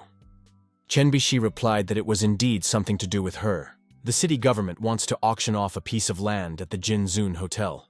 The high-ranking employees of the corporation will be there, including Madam. However, the father and son from the Xiao family will also be there. Fang Hong knew that they had something to do with the recent event, so one must be wary of these two. That was why Director Zhan told him to take Fang Hong there as well, just in case. The guy replied that they could count on him. At the Jinzun Hotel, a stranger in a white dress asked to be let in. The guy asked if she had come alone and why she couldn't accept his confession. She should give him a chance, because they are suitable for each other. She thought that any self-respecting man would have realized long ago that he needed to back off, rather than continue to pester without a shred of dignity. He called this girl a bai bin, telling her not to make things worse. He is humiliating himself in front of her and begging her to give him a chance and take him up on his offer to date. Doesn't this girl even have an ounce of respect for him? Suddenly, Fang Hong intervened in their conversation and said, "That's not the way to offer a girl a date. You can't always cover your embarrassment of rejection with anger. How is that different from forcing a decent girl to do something inappropriate?" He told the smartass to go where he was going, for this case was none of his business at all. And the main character mentioned that in this world, everyone goes his own way. So why is he being chased away? You can eat whatever you want, but you can't say whatever you want. Even though he's wearing an expensive suit and leather shoes, one careless move and he'll be on the ground. This guy shouldn't have to force his hand. Chen Bi-shi asked the head of the Bai Bing department what had happened. Bai Bing replied that it was just a minor misunderstanding. She also apologized for making Uncle Chen worry. Fang Hong noticed the look. Uncle didn't understand why he was like this. Bai Bin asked if there was something on her face. The old man replied that everything was fine. Fang Hong even suggested that there was some unresolved matter between them. Jian Muji came out to them and asked the kid and called him brother, so why he didn't come in. Of course, he recognized the man too. Fang Hong explained that he came across a girl who was being harassed by some hooligan. In such a situation, he just couldn't pass by. The guy in the suit asked who he was calling a bully here. However, he wondered how old this guy was. He remembered that Jian Muji had just called him brother. Jian Muji also noticed Principal Zhang and asked what had happened here.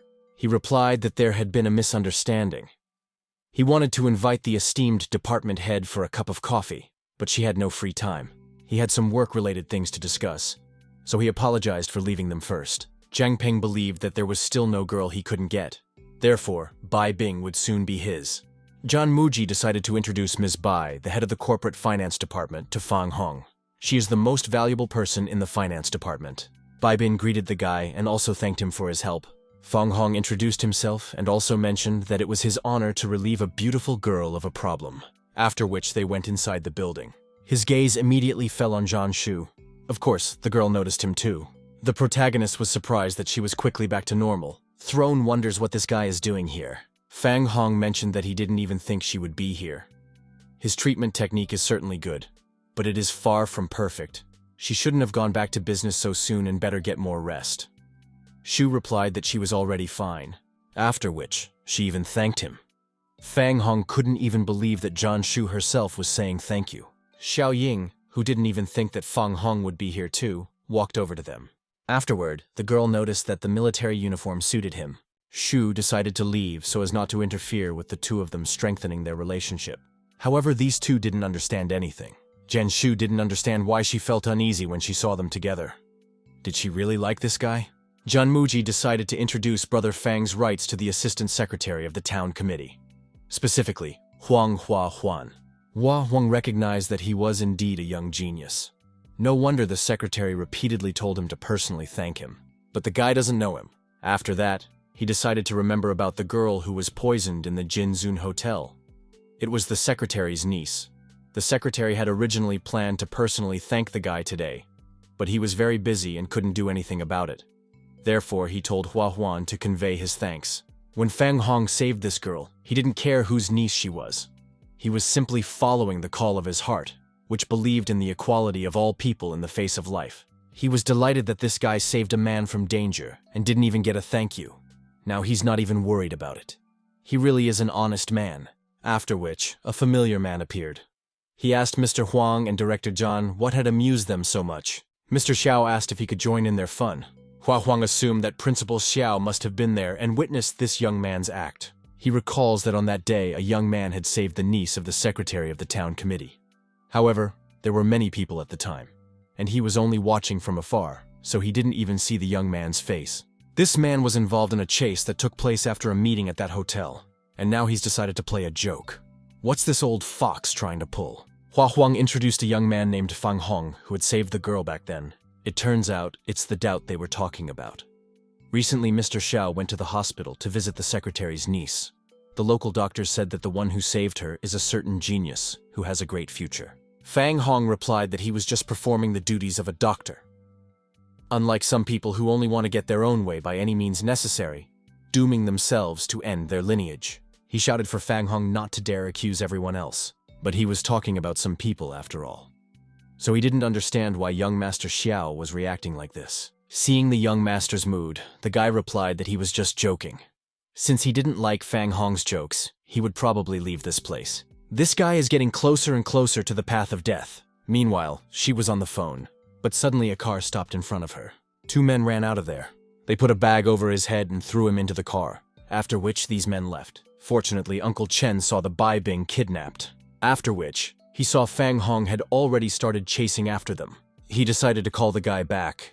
Afterward, Uncle Chen informed Fang Hong that the head of the Bai department had been kidnapped. The protagonist replied that he had seen it and was already running after them. He asked his uncle if he knew who could have done it. Unfortunately, Chen Bishi didn't know. Perhaps it was Zhang Peng who had been pestering her all day. However, he was not sure about it. While he would catch up with the kidnappers, the boy asked to take care of Shu. Uncle Chen reassured him, talking about what would happen to her. Fang Hong called back to Brother Gong and asked him to run one car. It is a Mercedes SUV without a license plate that just left the Jin Zun Hotel. He needs to find out where this car is going. Gong wanted to ask what had happened, but it was not important at the moment. After that, he asked the boy to be careful there, after which the protagonist started chasing a bicycle. No matter who that person is, if he dares to harm Bai Bing, Chen Bishi will tear him to shreds. Meanwhile, the girl was admiring the guy in his car. He replied that his car was unrivaled here. No one had ever dared to call himself the first. Well, until the main character rode in on a bicycle. They were just shocked that he was driving at that speed to the Great One. Then the carjacker calls back. Talking about finding the car, it was at the intersection of Lanyang Highway and Zhongshin Street, and now it has turned into Hutong. Fang Hong thanked Gong for this. Their boss is rich after all. They got that money for nothing. They were even sure that the money would be enough for a good life. What bothered him, however, was that they had kidnapped a man in the open. However, he reassured his partner, saying that he knew his business. Afterwards, the man suggested going out for a drink. Suddenly, they heard something crash into their car. The guy went in to check what it was and saw that it was a bicycle. He didn't understand what kind of bastard could do that. Another person came out to him and asked what happened. The first person replied that someone wanted to divorce them for compensation. Fang Hong now saw the very people who had kidnapped Bai Bing. Baldy assumed he'd come here to play hero. The brunette couldn't believe that some little ragamuffin dared to talk to them like that. They told this kid to get out of here. Otherwise, he'll be dead and they won't even notice. They gave him 10 seconds to do it. However, in these 10 seconds, Fang Hong was able to defeat these two calmly and without any diligence. He even thought 10 seconds was too long. However, he clearly didn't expect to see another person here, who pointed a gun at him. The armed man recognized that this guy wasn't exactly a coward, since he dared to disturb the master's sleep. But apparently, he had had enough of life. Fang Hong only asked where Bai Bing was located. This guy probably didn't hear a word he was saying. He doesn't have time to talk to this scumbag. However, Fang Hong didn't have time for that either. He took out 2 needles. Then he threw them right at the man. Those 2 needles went straight into his face. Afterward, the man noticed that his forearm was numb. What this guy just did. Fang Hong took his gun and took to asking one last time. Where is the location of Bai Bing? He also mentioned that this gun was not for intimidation. The protagonist fired a shot, and the bullet hit him right in the ear. Fang Hong advised him to say who told him to kidnap Bai Bing and where they took her. Otherwise, his brains would be blown in all directions. Meanwhile, We Fight Bin was tied up and her mouth was taped shut. As it turns out, she was really kidnapped by his Zhang Peng. She has such a beautiful appearance at the moment. Therefore, it is no wonder that out of the 5 golden colors of the corporation, it is the Bai Bing that the men want to get their hands on. He's a regular guy, wouldn't dare pursue someone like her. He poured wine on her head. Still, when he had a great drink and a beautiful girl, one could recognize that it was a perfect combination. There was an amazing aroma coming from her. The man also mentioned that if he likes something, he will definitely get it. Even if the girl doesn't want it, she still won't be able to refuse him. And she should just obey Zhang Peng, and he won't hurt her then. The girl called him a nasty bastard. He didn't like those words at all, so he slapped her. She didn't seem to realize the position she was in, even if she dared to insult him. Even if she died here, no one would know about it. He pretended to apologize for hitting her. The guy was talking about how she should be obedient after all. Zhang Pei was really hurt by it. However, her frightened face looks very exciting. He wanted to enjoy this wonderful time together. But suddenly he heard words that it was disgusting to look at such a pervert. He turned around and asked who was here. It was Fang Hong who mentioned that he hated bastards like him the most. And for hitting her girlfriend for mercy, he better not expect any mercy. He also calmed down Mrs. Bai by talking about coming to clean up this trash. Zhang Peng didn't understand how this bastard was able to find this place. He didn't like seeing this bastard again either. Bai Bing was happy to see him. He pulled out his walkie-talkie and asked where the guards were. They were able to get in here. He ordered the man to be captured quickly. However, no one answered him, and the main character advised him not to shout so loudly. No one would hear him anyway. All of his men were defeated. He couldn't believe those words. This guy was clearly not a coward, after all. He dared to come here and make some noise. However, he did not understand how Fang Hong had found this place. Fang Hong replied that it didn't matter. He had come here to save Bai Bing and teach this guy manners. He better watch his lousy language. He also advised this guy not to think that since he could take down a few useless guards, Fang Hong could behave with him however he wanted. Fang Hong recognized that Zhang Peng seemed cool. He even wondered how he would prove himself. He's got nunchucks. This guy needs to learn that if he dares to show off, he should realize that sometimes you can pay for it with your own blood. The guy started threatening to beat him beyond recognition. This was becoming more and more interesting. Fang Hong already seriously wanted to see Zhang Peng's strength. Then let him not be blamed for his cruelty when he begs for mercy on his knees. Suddenly the protagonist slapped him. He didn't like the fact that his opponent was too slow, and also that he talks too much. It's too annoying. Zhang Peng was furious that it was your boyfriend who dared to punch him in the face. He threatened to kill him. Fang Hong couldn't believe that this is what he calls a real fight. This sight was too disappointing. After which the guy attacked him with 2 fingers. This attack caused him to fly straight back against the wall. Bai Bing thought that Fang Hong was simply incredible. At the same time, Zhang Peng didn't understand where this guy got such strength from. His stomach was aching. However, this was not the end of it. He pulled out a knife and held it to the Bai Bin. Since this bastard came here to save the girl, he had better kneel down. Otherwise, Zhang Peng will kill her. He gives him 3 seconds to do so. Suddenly, however, a nunchuck was thrust into his hand. It was quite a strong blow on his arm, causing Zhang Peng to feel a hell of a lot of pain. Fang Hong he replied that they hadn't even started yet, and Zhang Peng had already started acting like a coward. Didn't he realize the simple truth? It was Zhang Peng who should kneel in this situation. The guy decided to show him an expression that meant that death was the best life. Zhang Peng asked who he thought he was and how dare he do that to him. Zhang Peng's father will kill him. However, Fang Hong didn't really care about that. I mean, he was determined to kill this guy before. If Fang Hong lets him go, the man will fulfill any of his conditions. He'll give him money and girls. Anything his heart desires. Zhang Peng keeps his word. Fang Hong admitted that it sounded very tempting, and he would agree. He promised he wouldn't give him any more trouble. However, he didn't even expect her to be able to free herself. Fang Hong only doesn't know if the girl herself will agree to all this. He decided to leave the bastard to her. Zhang Peng admitted that he was too persistent. However, he likes Bai Bin very much, and he couldn't control himself. He promised that he wouldn't dare to hit on her again.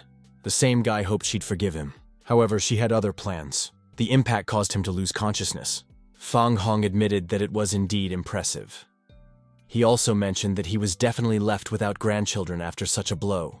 The girl sat down on the floor and grabbed her hands, which hurt very badly. Fang Hong took her hand and found out that it was swelling due to the blood not circulating normally for a long time. That bastard was too cruel. He asked me to be patient for a while because it would hurt. As soon as she saw she was about to be jabbed, it asked her to stop. However, it was already too late. Somehow she found the whole feeling a little too pleasant. It felt as if nature itself was embracing her. Bai Bing could even feel the wind and the pleasant coolness. She had never felt so at ease before. Fang Hong inquired if she was in pain. The girl said to continue. She also didn't expect him to have such healing skills. Bai Bing thanked her for saving her once again. If she really wanted to thank him, there was another way to do it. He's already waiting. The girl was embarrassed to say the least here. He tapped her on the head and asked what she was just thinking about. Was she thinking about how Fang Hong was like a guy who hit on everyone? They should go because they'll be here soon to clean up the mess. And if she really wants to thank him, she'd better give him something to eat. He hasn't eaten all day. Seeing all that table with all the different dishes, he didn't even realize that she would spend a lot because of him. She told him to eat well, because it was her treat tonight. He began to inhale the smells of the dishes, talking about how he hadn't eaten such delicious food in a long time. This dish is as appetizing in appearance and smell, just like Ms. Bai. She was embarrassed and asked what he was saying. Suddenly, Uncle Chen came running over to them, who was worried about the head of the Bay department. The old man tried to catch his breath, asking about whether she was all right. The girl replied that she was fine, and it was thanks to Fang Hong. He screamed that he almost burned his face. He apologized to Fang Hong and explained that he was in too much of a hurry. He sat down next to Fang Hong and asked for more cutlery to be brought to the table. The protagonist asked if he was in a hurry just to eat with them. Fang Hong asked if Zhang Peng had already been dealt with. The old man replied that everything was fine, but there was something else. He can't help but note that this guy did a good job.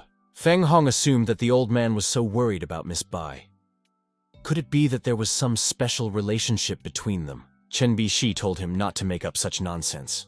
He was just worried about Madame Bai's safety. The girl asked what they were talking about. Could it be that Fang Hong had guessed everything? It seemed to be so obvious. Bai Bin is actually his daughter, but for certain reasons he has to hide the fact that he is her father. Fang Hong began to mutter that this old man was denying everything, even though his nemesis had ratted him out. Suddenly, Jinja called back to him. As soon as the protagonist picked up the phone, he was asking this asshole where he was. Everyone is already looking for him. Even the Dean of Zhou is looking for him, so he should go back in a flash. Otherwise, he can pack his things. It was interesting what the Dean needed the guy for. He apologized, however he had to go. The girl didn't expect him to leave so quickly. Fang Hong simply said that he would not interfere with them. However, the old man told him to force behind his words. He gave advice to the old man about being a little bolder sometimes. It was clear now that this guy was definitely getting something wrong. She turned to Uncle Chen Yu, mentioning that she had to go as well, after which the girl left. He mentally apologized to Bai Bin, however. Some things she should not know yet. He was indebted to him for this. Therefore, the old man was willing to spend his whole life, but he would definitely repay this debt. The dean heard that this guy is rampaging around, hiding behind his student status. It seems this university is too small for his potential. Fang Hong mentioned that he wasn't claiming any high rank. He also mentioned that it was all a misunderstanding. He even dares to bicker yet. The rector called him personally to talk to him about the instructor's disobedience. This guy has no respect for university rules. Looks like he definitely overestimated the ordinary rich son and took this guy as an apprentice. For some reason, the dean doesn't believe him right now. Therefore, this is just a waste of time. Fang Hong offered his exception, because this way the matter would be resolved for both the rector and the dean. Of all the disciples he once had, Fang Hong had the most potential. He wouldn't want the guy to put a cross on his future because of this. He'll put in a good word for Fang Hong with the rector, but it's the last time. Now he'll be watching his every move. And if it happens again, the guy shouldn't say he wasn't given a chance. Now, he should get out of here. Fang Hong didn't understand why he was even here. After all, he didn't come here to learn. What is the purpose of Zhan Muji after all? At this moment, he could only go with the flow. As it turns out, they have a new instructor. And they better be honest and not disrupt the order. Fang Hong reported that he had arrived in formation. Chen Fan thought that since this guy had come here, something was definitely going to happen now. Zhen Ji would even be lying if he said that he wasn't expecting this guy. Li Mu said that they should keep quiet, because this instructor is known for his bad temper. The instructor turned his attention to them, asking what they were whispering about. He then told him to get out of the line. You have to ask permission before you talk. This guy was even late. The instructor dislikes those who break the rules the most, and those who break them will be punished. So this is Fang Hong. Because of this guy, the troop commander reprimanded and punished them. However, he decided to put this guy in his place. The protagonist recognized that these guys were his true friends, as they even got punished along with him. It was as if they wanted it. The instructor's words don't seem to mean anything to them at all. He said to do 200 push-ups, and whoever dares to slack off or do less than that will be punished. They obviously didn't expect them to do 200 push-ups. I'd rather they kill them right away. Fang Hong mentioned that it was wrong. All of this happened because of him. That meant that these guys had nothing to do with it. Therefore, he decided to fulfill the punishment for them. Apparently, he decided to play hero. The instructor asked how he was going to do the punishment instead of them. 200 push-ups wouldn't be enough. However, he did mention that he's taking all the punishment. That means 800 push-ups. If he fails in 5 minutes, he promises that his foot won't be here anymore. And if he succeeds, they will forget everything bad that happened between them. The instructor will have to fulfill his one condition. This guy is a fool if he thinks the instructor believes he can do 800 push-ups. No one can do that. The instructor even wondered what trick he would use. Now everyone else was thinking that Fang Hong must have hit his head. He better stop acting like a hero, otherwise they'll hit him now. The instructor agreed. He also hopes that the guy will not regret it. I mean, it's not a joke. The protagonist mentioned that he doesn't throw empty words to the wind. He also hopes that the instructor will not regret it. He apologized to the teacher, mentally talking about how he was going to use that very technique. The others also hoped that this guy wasn't bluffing and would really do 800 push-ups. However, someone thought that it was simply impossible. In his current condition, it's really unrealistic to do that many push-ups. But he can definitely handle this technique. He jabbed himself. A jab to this point will release all of his power. In doing so, the force will increase significantly. Others didn't realize what was happening or if he was transforming. The instructors also became curious as to what he had just done to himself. Fang Hong announced that he was starting so they shouldn't miss anything. He would now show them what a true miracle was. This time, he unleashed his full potential. It's 10 times the strength of a normal human. But 5 minutes is his limit. The girl noticed that that guy was really very strong. He was consumed with accomplishing this task. Suddenly he heard a cry that someone was sick. The girl was lying on the ground. The instructor didn't understand why on earth he was always running into problems. And it happened at just such and such a moment. Afterward, the man said to call a doctor sooner rather than later. In all the years of military training, there were many students who fainted because, for example, they had been standing for a long time. Usually it was due to fatigue or dehydration, and they all recovered. The others smelled a vile odor, and it made it clear that it definitely didn't sound like sunstroke. She clutched her chest as if she couldn't breathe. The instructor realized it too. Luckily, the instructor knows something about emergency care. There's no time to wait for a doctor, so he decides to give her CPR. Suddenly, he was punched in the face. It was Fang Hong. He asked if they were fed up with life. The instructor didn't realize what this guy was doing. Fang Hong explained that he had just saved the instructor's life. From the symptoms, it was obvious that she had been poisoned by something. If the instructor had given her CPR, he would have been poisoned too. He didn't even expect this girl to be poisoned. Fang Hong asked for water to be prepared soon, and the more the better. He set her down and asked her to be patient for a while, after which he decided to use his technique. Thanks to that, she started spitting out the poison. It was so disgusting, yet they wondered what it was she was spitting out. After which, Fang Hong said to give her water. However, he was stopped by the doctor. He decided to finish the job himself. Fang Hong apologized, however, he asked to be given some more time. It was good that he still had the snake horn. If he uses this stone, this girl will be fine. The doctor explained that he had to deal with it personally. The man is a university doctor. So he repeated once again to let him pass. He should not think about the fact that he can do whatever he wants because he studied healing techniques for a couple days. This is a matter of life and death for the man. He already wanted to give her a snake horn. However, his hand was grabbed by a doctor. He asked what this student was going to give her just now. Fang Hong explained that it was a snake horn that could dispel poison. However, the doctor trampled on this stone. This doctor has no idea what he's doing. The man said, "Get that annoying guy out of here." Where did this whole family horn thing come from? He also advised this guy to study hard. This is the 21st century. In that case, Fang Hong will entrust this case to a worthy professional, namely, a university doctor. The doctor pulled some kind of serum from the medicine cabinet and injected it, after which he said to take her to the nurse's station. He said the rest of the students to disperse. The whole place is nothing to see. Fang Hong asked, had the doctor already neutralized the poison? The doctor reassured him, saying that the poison had been neutralized, and she's fine now. However, he called it strange. The man hadn't even examined her, so how did he know what kind of poison she was poisoned with? He also asked to know where the doctor had injected her. He called the protagonist a jerk and asking about what he even understands. The doctor also replied that he didn't have time to talk to him. Fang Hong wondered if he was in a hurry to destroy the evidence. The doctor was puzzled, not understanding what nonsense this guy was talking about. That young man better watch his language. He is a doctor, after all. After which they decided to leave. The man also mentioned that if Fang Hong said something like that again, then he wouldn't be ceremonious with him then. He was sure that the poison in this girl's body had something to do with this man. Or perhaps he had poisoned her himself. This doctor began to grow expensive, not realizing that he should respond to this. There was a clear sign of anxiety on his face. Fang Hong also noticed the trembling, under and blush. These were signs of increased anxiety on his face. There seems to be a serious problem looming here. He hoped this guy had the evidence to say such a thing. He has apologized, however he has no proof at this time. The others began to discuss that Fang Hong seems to be purposely changing the subject. He's just blowing dust in his eyes. The doctor was starting to feel like this guy wanted to be expelled from here. Fang Hong offers to open his medicine cabinet so they can see what's in there. He thinks that's where they can find the clue. However, he repeated that he had no time for chatter. Much to my surprise, the instructor also said to open his first aid kit. Therefore, he had no choice. Seeing so many medicines, Fang Hong had a question as to why he needed so many. The man explained that he is a university doctor, and it is absolutely normal. He needs to pay attention to each patient.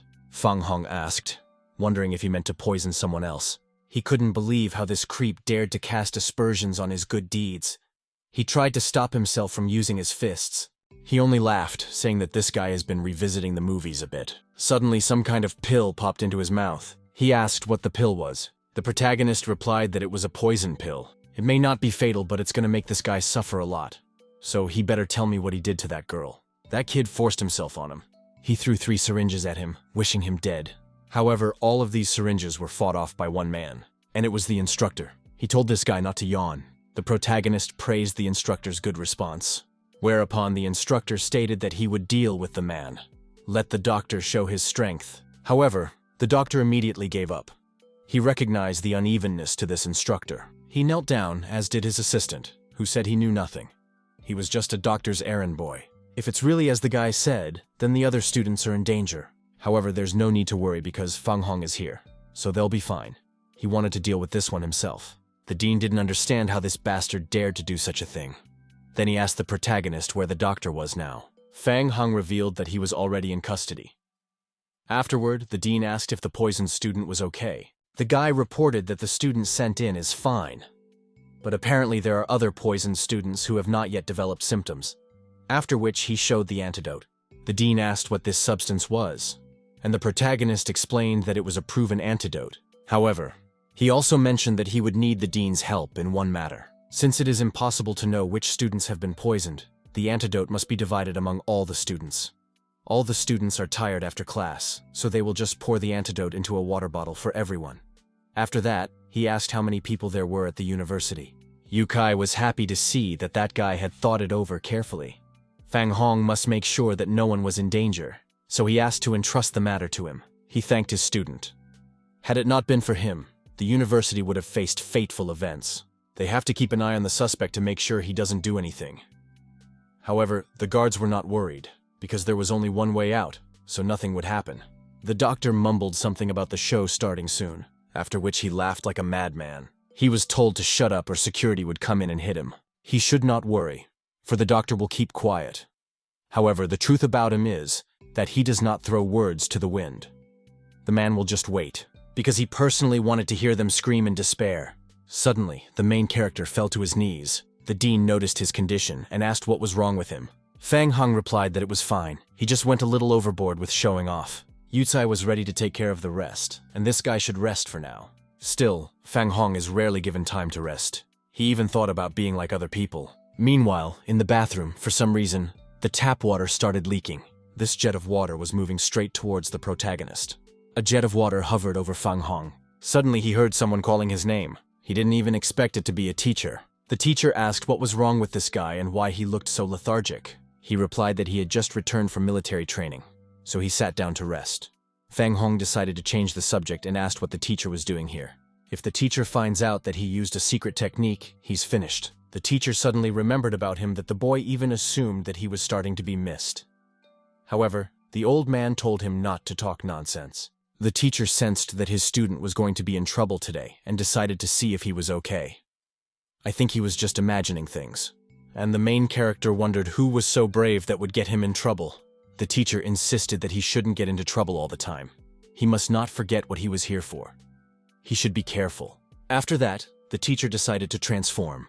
There appeared a pearl that would help restore his powers. The teacher again insisted that he memorize his words and return alive. The protagonist knew that the teacher was usually not wrong in his premonitions. Could something really happen today? The instructor mentioned that there was something else that needed to be sorted out. The dean knew it and also said he would look into it. He walked in on the former university doctor. The man only stared cheekily at the one who had just entered. Dean slapped him in the face, calling him a bastard. However, the man began to claim that he was the one who trained the bastard. Let them not even think that the danger was over because they had found the antidote. If this man hadn't put up the proportions, all the poisoned disciples would be dead by now. After which, he offered to listen to the cries of despair with him. Dean grabbed him by the collar. The bastard wouldn't get away with what he'd done so easily. Since the esteemed dean wants to kill him, then the students will die with him. But if he doesn't care about that, then let him do it. He only remained silent. In response, the man wondered if he was scared. This man knows his abilities. No one can handle his poison. And if the dean wants to save them, he should kneel. Yutsai asked why he had to do this for one no-good former student. The man seemed to be hurt by the words, "no one in need." He could have been a better doctor, but he got this Yuchai. It's all because of him. The man also told him to kneel down again. There was nothing left for him to do but kneel down and beg for the students' help. It's not their fault.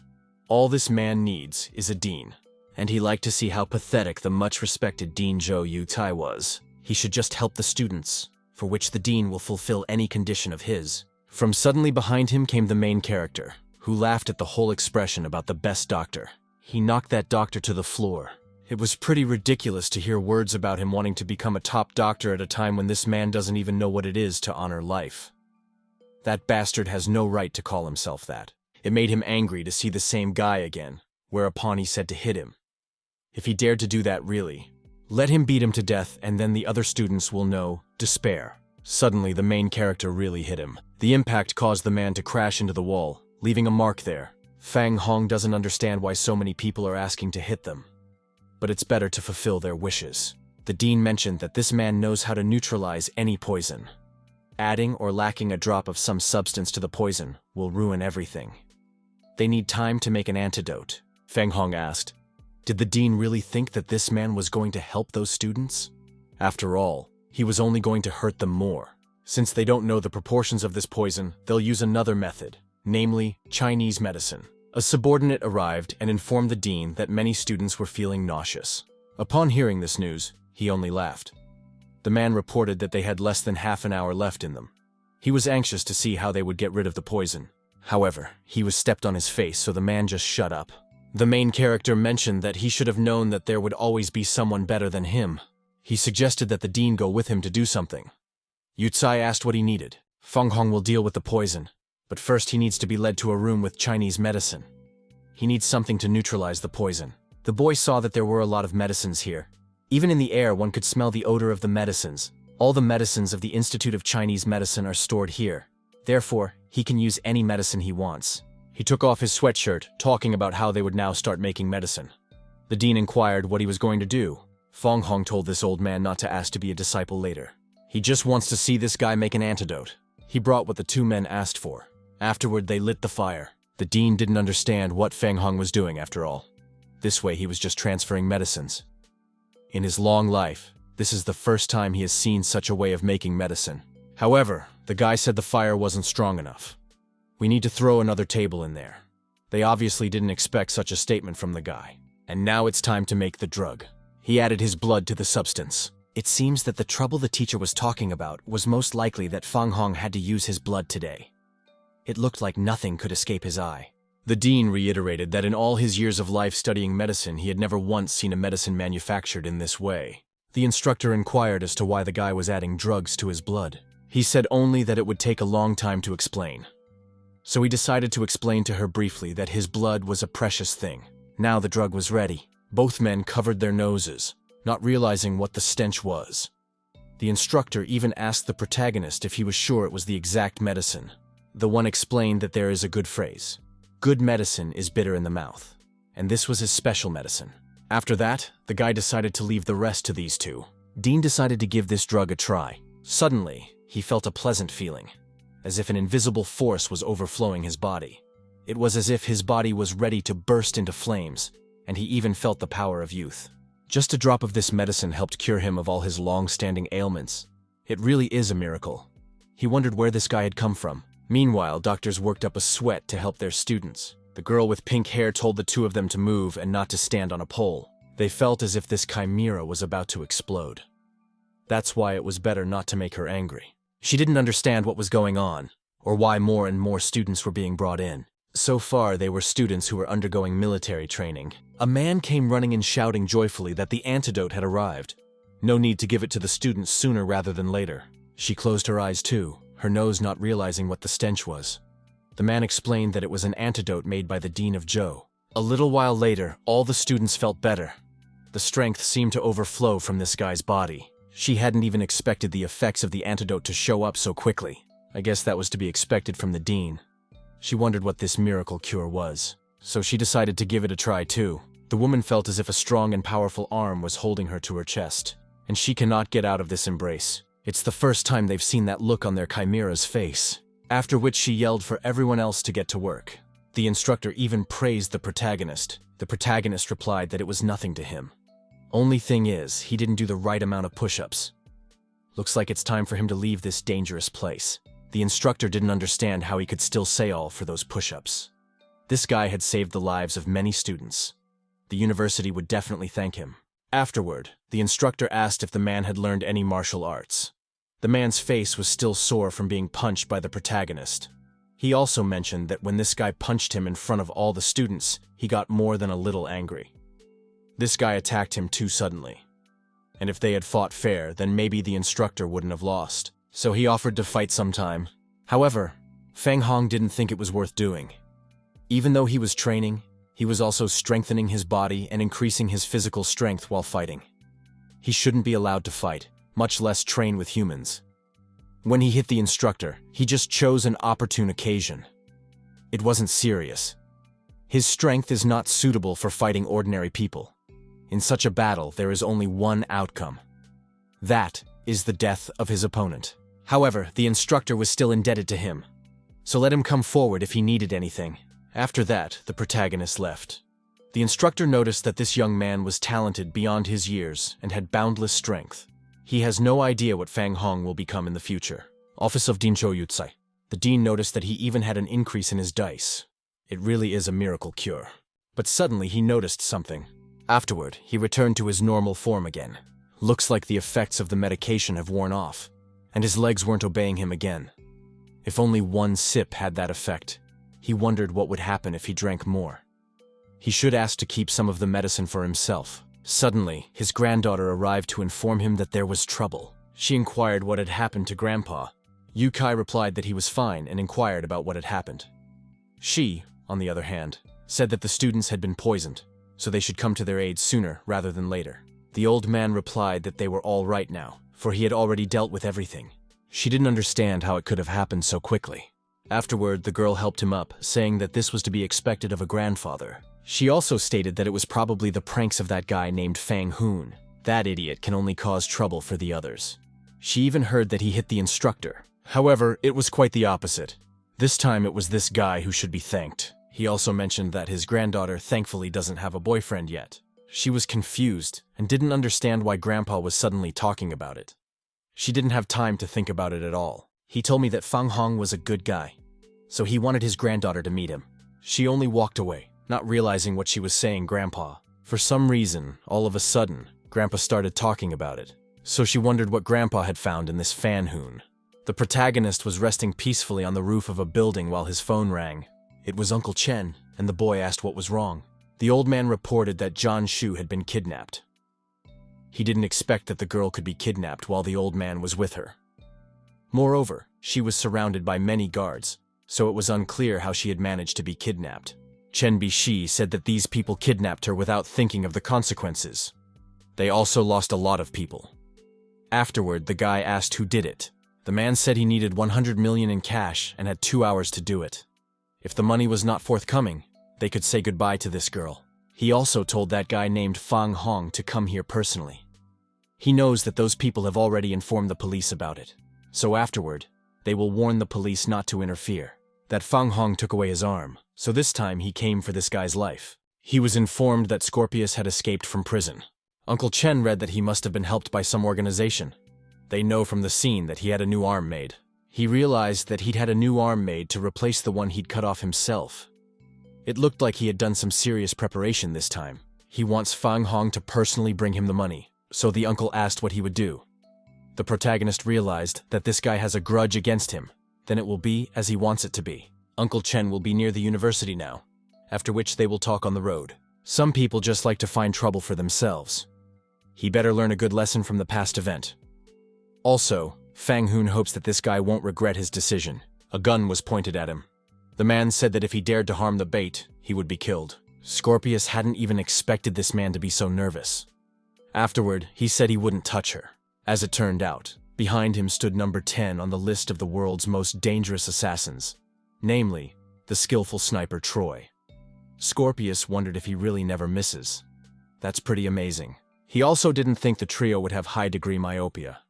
In response, the skillful sniper asked if he wanted to test it by taking a bullet to the forehead. He refused, talking about leaving that bullet for that guy. Scorpius is brave for giving away the location just to settle a personal score. If there's a problem with the deal, the sniper won't let him leave here alive. Scorpio wasn't even afraid of anything, since he has a Troy by his side. He also revealed that he had a backup plan. When Fang Hong arrives, he shouldn't be in a hurry to shoot. The Scorpion will give him a good soaking to test this steel arm. John Shu also heard this, and mentally told Fang Hong that he should not appear here under any circumstances.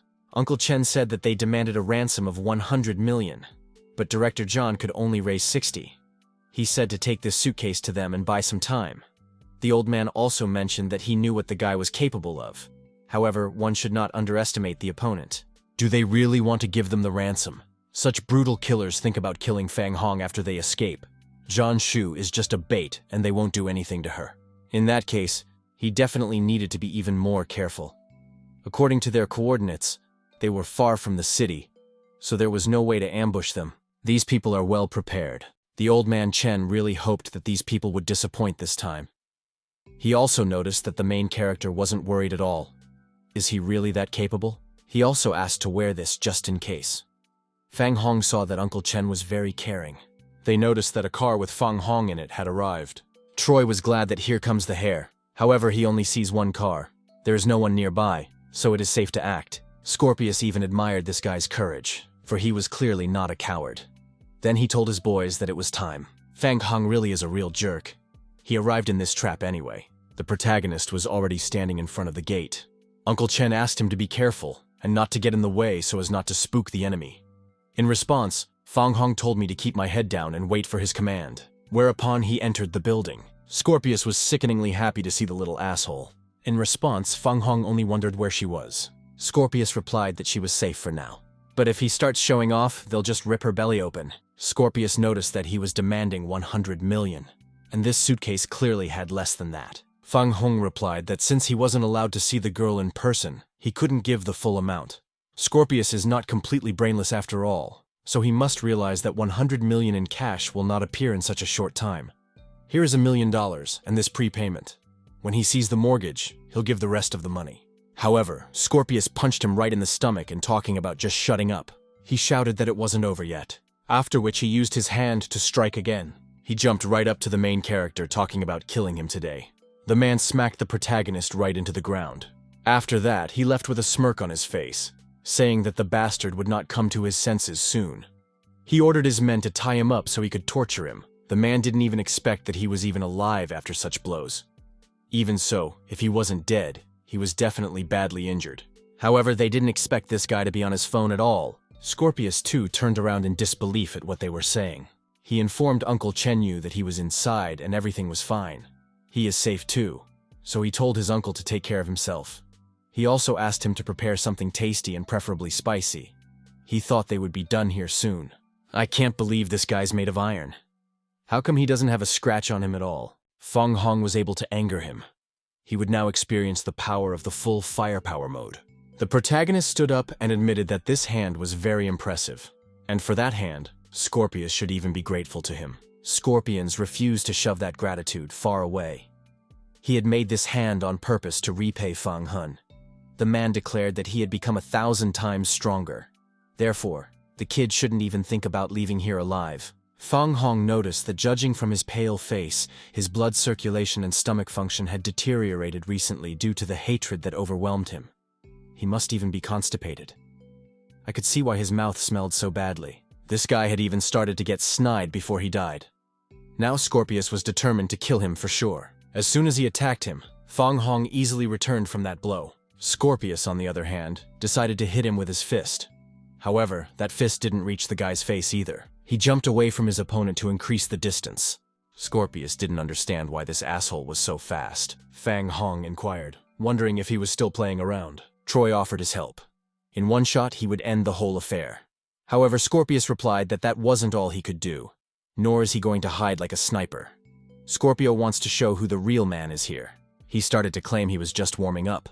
All this talk was beginning to bore Fang Hong, so he decided to take action. The protagonist stated that he didn't have time to chill with him here. Seeing his leader being attacked, they wanted to attack this guy too. Fang Hong stated that they had messed with the wrong person. They didn't even notice the protagonist dealing with them. If these guys were so eager to fight, they should start by finding out who their opponent is. After that, he decided to attack Scorpius. He watched it in horror, unable to do anything. It was an achingly familiar feeling. Fang Hong stated that he is a doctor and the patient is paramount to him. He tried to restrain himself and asked the guy what he had done to him. The protagonist replied that there was nothing special about it. He simply cleared the ducts in his intestines and helped release it. The only side effect is that the body doesn't obey his orders. This would go on for about 2 or 3 hours. After that, he decided not to distract him from important matters. He only collapsed with tears in his eyes. After that, he decided to enter the room where Miss Shu was. Fortunately, the girl was fine. Fang Hong stated that it had indeed been a long time since they had seen Zhan Shu. Afterward, we asked the girl if she was glad to see him now. She shouldn't hide her joyful expression on her face. Why should she be shy in front of her future husband? She didn't understand what he was carrying. Scorpio asked Troy to finish this guy off. Finally, that asshole trusted him with the whole case. He pointed his crosshairs at Fang Hong, after which a shot rang out. Fang Hong risked his life to save that girl. She won't even praise him. Suddenly, however, he was pierced by a gunshot, after which he collapsed, bleeding. It went straight to the heart. Shu apologized to Fang Hong for dragging him into all this, even though he was a pervert and pissed her off all the time. But when she was in danger, he sacrificed himself to help her. She was too hard on him.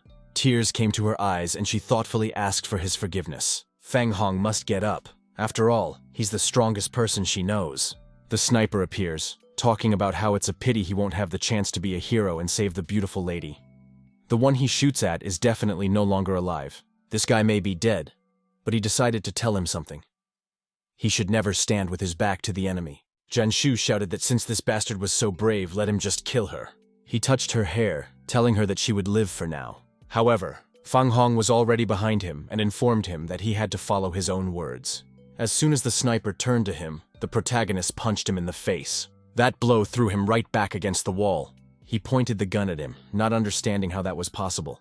Also, Troy can't just lose. Except his gun was chopped in two. Fang Hong advised him to never stand with his back to the enemy. Troy thought it was impossible because the bullet had gone through his heart. This guy couldn't be alive. He even began to think that this guy was actually some kind of monster. Fang Hong asked who hired him. He realized that this guy was obviously not that simple, and also very strong. But if he wants to go against that man, the strength will not be enough. And the best thing for the protagonist is not to be interested in him. So Fang Hong will fight to the end, and make him show up. It is true, after all, that a newborn calf is not afraid of a tiger. Then the sniper said to kill him, because he wouldn't say anything. He'll leave the killing to the professionals. After that, he called Uncle Chen Yu back, saying he was done. Uncle should send some people over to clean up the place. He released Shu, speaking of no moment of peace with her. No longer must she run away without Fang Hong's knowledge. She hugged him. That asshole really scared her. Fang Hong mentioned that it hurt, since she had hurt his wound. The girl apologized for being too emotional right now. Then she asked if he was sure he was all right. After that, Uncle Chen and his men arrived. However, they were all surprised at what they had just seen. There were a bunch of battered people. He also smelled a stench. The odor came from a scorpion. The two of them came out as well. Zhan Shu didn't understand why it smelled so bad in here. Chen Bishi asked Madam if everything was all right. The girl said not to worry because she was now with Fang Hong, so she was safe. After that, he decided to leave the rest to Uncle Chen. Shu wanted to go with him. The old man replied that he was an expert at cleaning up traces. The protagonist tells her that he needs to heal, so she has to stay with her uncle. Janshu asked if she could go with him. Fang Hong replied that he was a mess and asked if she was sure of her decision. Shu replied that she was fine. After which the protagonist asked if she wasn't afraid he might do something to her. She then asked if he wanted to do something to her. It was a good thing that Fang Hong had clogged the vessels in time, because this way he was able to not lose so much blood. The girl was embarrassed by this sight. The main character mentioned that she might start bleeding, so he advised her not to watch. She decided to take a shower. All her clothes smelled. Obscene thoughts began to pop into his head. However, he realized that he had better control his mind. If it wasn't for that country pearl the teacher gave, and the fact that his heart was on the right side, he would have been dead by now. The old man had saved his life, so he should be thanked. When Fang Hong came down from the mountain, he brought some elixirs with him. He didn't think that he would need these elixirs so soon. After which, he took a pill. Janshu thought about the fact that she had really given in to the impulse then. The icy girl in her had simply evaporated. When he was shot, she felt as if her air had been cut off. She couldn't even breathe because of the pain in her heart, feeling as if she had lost the thing dearest to her heart. If this is love, suddenly he felt a strange feeling. He knew, of course, that this pill had a side effect. So what did this pill master do? However, he better control himself. He should try to calm down. Unfortunately, it wasn't working for him. So he decided to go to bed with the hope that it would go away. However, even now, the lad was unable to sleep. Janshu came out wearing only a towel and didn't even think that he had already fallen asleep. He should be well rested today. The truth was, there was something she wanted to tell him. The guy didn't understand why on earth she was approaching. She kissed the protagonist and also called him her hero. It was a gesture of gratitude from her for saving him. He clearly hadn't expected such a reaction from the girl. The Janshu towel began to split open, after which it dropped completely. It was a sight he was seeing for the first time in his life. Afterwards, the girl hit him saying that he was just a pervert. However, the truth is that he did nothing. It really could have been a good evening. However, Janshu had tied him up in a special way so that he wouldn't allow himself to do too much. It's true what they say. Girls are very fickle. Actually, she was the one who kissed him. Shu had him so tied up that he was even starting to worry that she wouldn't do something to him. He also remembered that the girl had something to say to him, but instead she just sat there looking at him. When Fang Hong woke up, she was gone. She left a note. He didn't even realize that such a beautiful girl could have such terrible handwriting. He also didn't understand what she meant. The truth is that such a simple knot won't even hold it together. The effect of the teacher's pill is astounding. The wound is almost healed. To him you called back bye-bye. He asked his sister Bin why she was calling so early in the morning. She told him that she was outside his house and told him to come down quickly. It was like she was all sparkly. The protagonist also noticed that she was especially beautiful today, after which they drove off. He wondered again why she had come early in the morning. Was it because she missed him? Bai Bin replied that he would find out when they arrived. If she wanted to go on a date, she would have said so. Why all the secrecy? Bai Bin did say she would thank him again, right? She doesn't like to be indebted, and if he has an offer, let him speak. It can do anything. A bunch of possibilities opened up in front of him with the words that she would do anything here. He suggested we go to the junta's hotel. Then Bai Bin slapped him, saying that he should be a little more serious. But he was just following her words.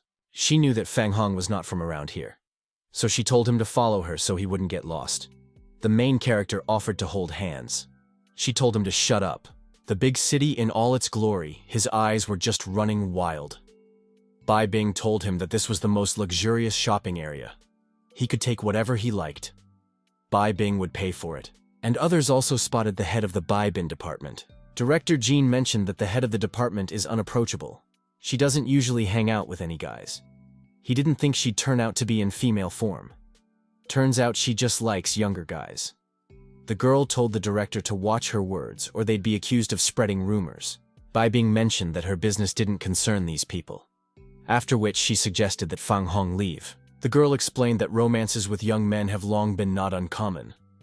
But if colleagues learn that behind the inscrutable beauty bin hides such a frivolous person, it was interesting to see their reaction. He called the woman auntie and also mentioned that she was wrong. They're not here together by force, but by mutual consent. Bai Bing got embarrassed and asked Fang Hong what he was even talking about. I didn't like her being called auntie. Sounds like her suitor is just the infuriating type. The woman mentioned that they had different visions of things. After that, she asked the guy how much he was paid. The girl was ready to pay twice as much. Fang Hong is in hot demand right now. Bai Bing noticed that he was easily confused. Auntie doesn't know her own worth at all. Fang Hong is very picky, and he's not attracted to pacifiers. He only has 3 words for this auntie. It doesn't fit. After which they decided to leave. Others, however, paid attention to the girls fighting over Togo Boy. For them, it was quite interesting. However, the 2 didn't think of letting him go. The director said that this guy had offended his tastes. 2 needles appeared in the hands of the protagonist, after which he let them loose on the 2 men. After that, they were embarrassed. Others didn't expect this to happen at all. It was a disgrace. Fang Hong asked how they weren't ashamed. They did their business in full view of everyone. That asshole doesn't play fair. However, they had to run away to get out of sight. Bai Bing laughed, saying that it was too cruel. Fang Hong didn't expect her to notice that it was him at all. They got off easy. If they're bothering Bai Bin, they're really fed up. If those people bother her again, he'll break their legs. He also noticed that the girl was even more adorable when she was angry. Bai Bin asked if he really wanted to get again. Fang Hong mentioned that she would now choose where they would go. A counselor approached them and asked them what they needed. Bai Bing felt like the clothes from this store would suit him. A guy has to choose what he likes. The girl offered to check it out. She thought it would definitely suit him. After which, she decided to lead the protagonist into the fitting room. Bai Bing revealed that this girl was somehow overly friendly. Fang Hong didn't understand why she had come in after him. After which, he mentioned that there was no one here, so she might as well not disguise herself anymore. As it turned out, it was Uncle Chen. The old man didn't even expect this guy to be able to recognize him in one of his best disguises. Fang Hun is not blind. Could it be that the old man was following him? Chunbishi asked, "Does he look like a pervert?" There is an important case here. The protagonist asked what other business. He showed an assignment in which a Fang Hun is wanted, and the reward is $30 million. Fang Hong didn't even expect that there would be such a large reward for his head. These people clearly appreciated him. Uncle Chen said that this was no time for jokes. There are murderers from all over the world sitting in that sentence. 30 million is a big number. That's why there's plenty of people willing to kill him. Suddenly, he clicked on accept the assignment, after which the fingerprint check was passed, and he successfully selected the assassination task. This task must be completed within 4 days, or the system will assign a penalty. He tried to cancel the assignment because he accidentally pressed a button. Fortunately, he was able to cancel the assignment, but the system gave him a $100,000 fine. So there's a penalty for canceling too. The old man just spent a lot of money. Fang Hong wondered what the best way to die was. They are not fools, and they cannot be fooled so easily. If the task is not completed, the fine will be much more than $100,000. Chen Bishi suggested that they fake his death, after which they would receive $30 million and split it in half. Suddenly, he noticed that someone had taken receipt just now. The main character wondered who was so brave. He saw that it was a Tsoshi. It's number 2 on the list of the world's most dangerous and hired assassins. Fang Hong is in big trouble. However, he was glad that at last he would have a worthy opponent. The old man mentioned that this was no reason to rejoice. The protagonist asked if it would be possible to find out the customer of this assignment. The old man told me that on such sites, where dangerous killers from all over the world sit, the customer must not reveal his identity. This is the main principle in the world of underground cases. Suddenly, Fang Hong remembered someone who could possibly know this. Chen Bishi wondered who that person was. And for such a small thing, the old man came all the way out here and disguised himself. The original purpose must have been to follow him. Fang Hong asked him to be honest about his relationship with Bai Bing. The man explained that things were not at all as Fang Hong might have thought. Some things are better left unsaid. Is the old man afraid that something will happen between Fang Hong and her? But since Chen Bishi doesn't want to talk, he won't force him. The girl will be by his side, so the old man doesn't have to worry. If he got it right, Bai Bin is his daughter, Uncle Chen asked, wondering how he had guessed. All thanks to his keen insight. There's a reason he's called Young Taoist. After which he mentioned that he would keep the secret. The old man thanked him for it. Even though he doesn't know what happened between them, the old man can go to him for help. Fang Hong will never refuse. Chen Bishi even admitted that if these two were to be together, he would only be happy. However, they have yet to catch the one who is behind the kidnapping of Zhan Shu. Therefore, love should be on the back burner right now. He said that Uncle Chen's thoughts were very dangerous. After which, he decided to leave, for he had important matters to attend to. Chen Bishi changed back into his disguise. Bai Bing asked why he had been in the fitting room for so long. Perhaps the clothes fit him. Fang Hong apologized to Bing, saying that he had some important business to attend to. Therefore, he had to go. He also asked if she could give him a ride somewhere. She didn't understand where he was getting so much business from. Afterward, the girl asked where they were going. Fang Hong replied that he had to go to the Pudong Bureau. He hadn't even expected them to go that fast. The protagonist wondered why they were going so fast, since it wasn't that urgent. Then he got out of the car and asked the girl not to get angry. After all, there would be more occasions to meet. She told him to go already. He called back to the head of the Hun Bureau saying that he had to ask him for something. Namely that he needed to interrogate Scorpius personally. Since he was already at the station, he was told to go to room 212. Suddenly, the door in front of him was broken down. He peered into the room, not realizing what had happened. A girl jumped out of there who didn't want to deal with him. Otherwise, she would beat him up so that his own mother wouldn't recognize him. She came out so suddenly that the protagonist didn't even have time to step back. She was embarrassed and asked him if he had had enough of living like that. He even dared to molest her. She raised her hand, for she wanted to hit him, asking if this guy even realized where he was now. However, Fang Hong grabbed her arm. The girl didn't expect him to be so strong. Fang Hong replied that he didn't do it on purpose. Her pulse is racing, and there is not enough yin energy in her kidneys. On top of that, she also has a fever. She must be nervous all the time right now. He told us to have her urine analyzed so that he can prescribe medicine. She got even more angry and wanted to punch him with her fist. However, some of the buttons from her shirt popped off. He noticed that they were indeed large, whereupon she raised her foot to strike him. However, the protagonist was able to calmly dodge this blow. He noticed that this girl was strong, however, she lacked speed. Somehow she still hadn't given up her attempts to hit him. He was able to stop that fist with a single finger. The girl hadn't expected him to make such a move at all. It was quite surprising. Another policewoman came in and told Xiao Xiao not to fight. She mentioned that it was a misunderstanding. However, Xiao Xiao did not believe it. She claimed that the man wanted to steal from her. Fang Hong started to claim that she was the one who crashed into him. She shouldn't blame a good person. She apologized ahead of the protagonist, saying that a colleague was having trouble catching one criminal today, and she was in a bad mood right now. Fang Hong replied that he was looking for the chief of the Gong Bureau because he had important business to attend to. He asked how to get to room 212. The girl recognized that this seemed to be the superhuman Fang Hong that the boss had told her about. She did not expect that this was the same Fang Hong for whom nothing was impossible. After which they led him to that very room, talking about how the boss was already waiting for him. He walked into Brother Goon and greeted him. He was glad that Fang Hong had finally come. The chief also gave him a temporary ID card for interrogations. Fang Hong is now their criminal investigation counselor. This ID card is valid for 3 days. He'd better hurry, because they said from above that this case would soon be handed over to others. He even heard that people from Interpol had already arrived. If this case is really handed over to the people above, the boss will have a hard time.